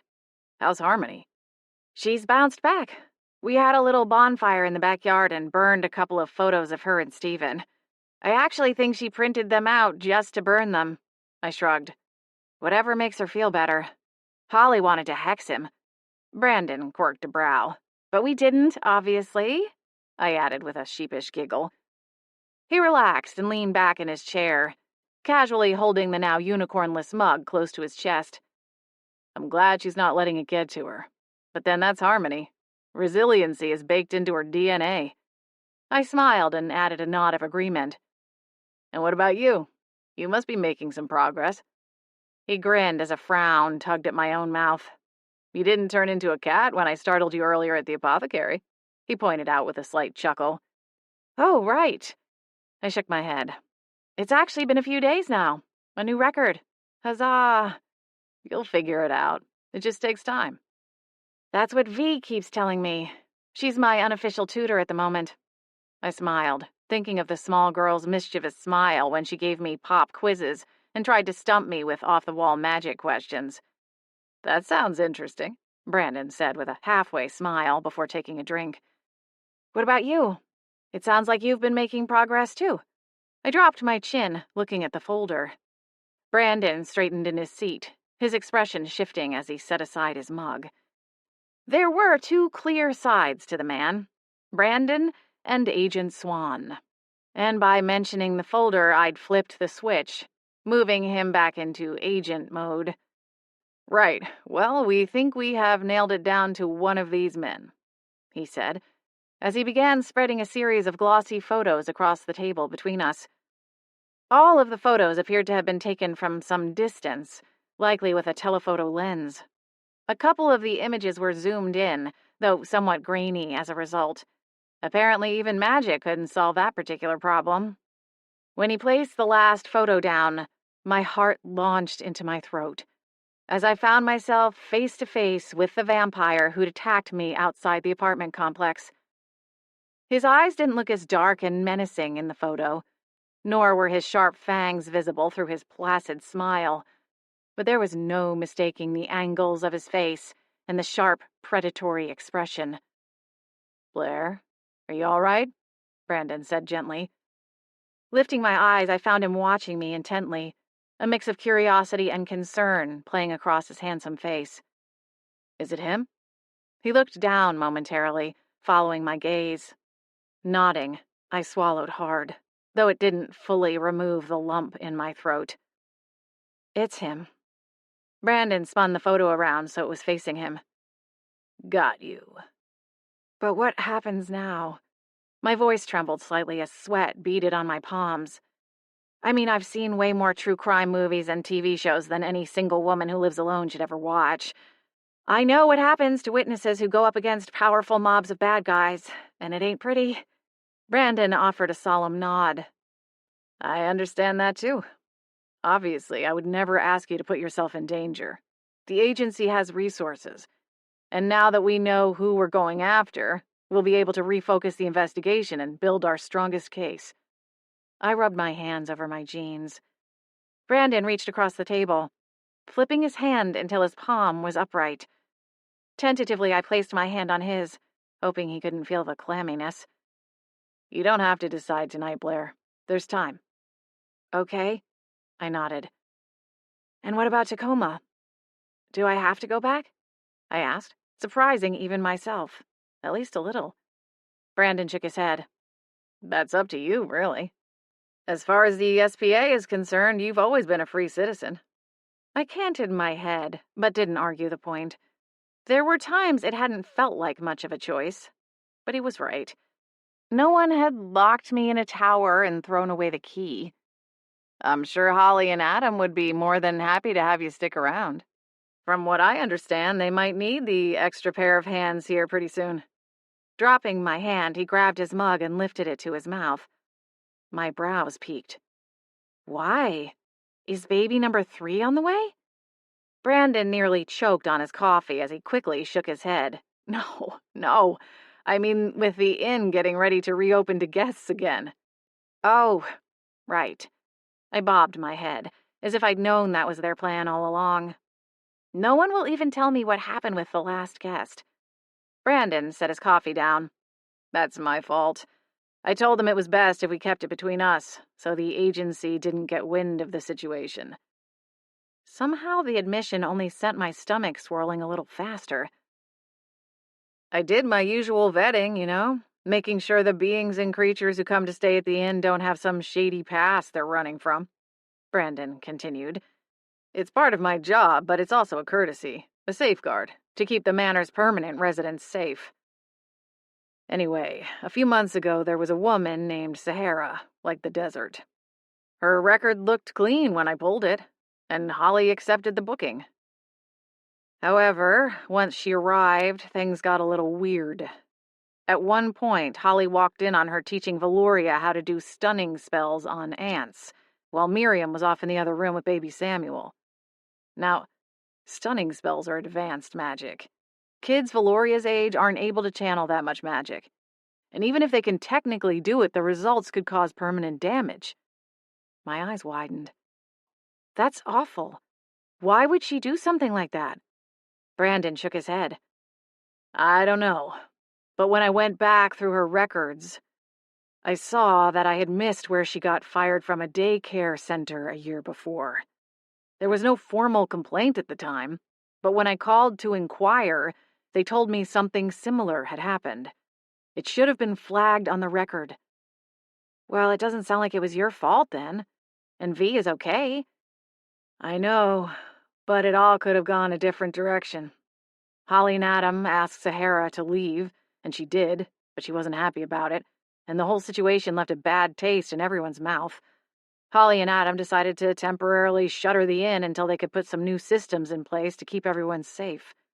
I'm surprised they offered to let me stay. Considering all of that, I mean. They didn't know me from a hole in the wall. Brandon smiled.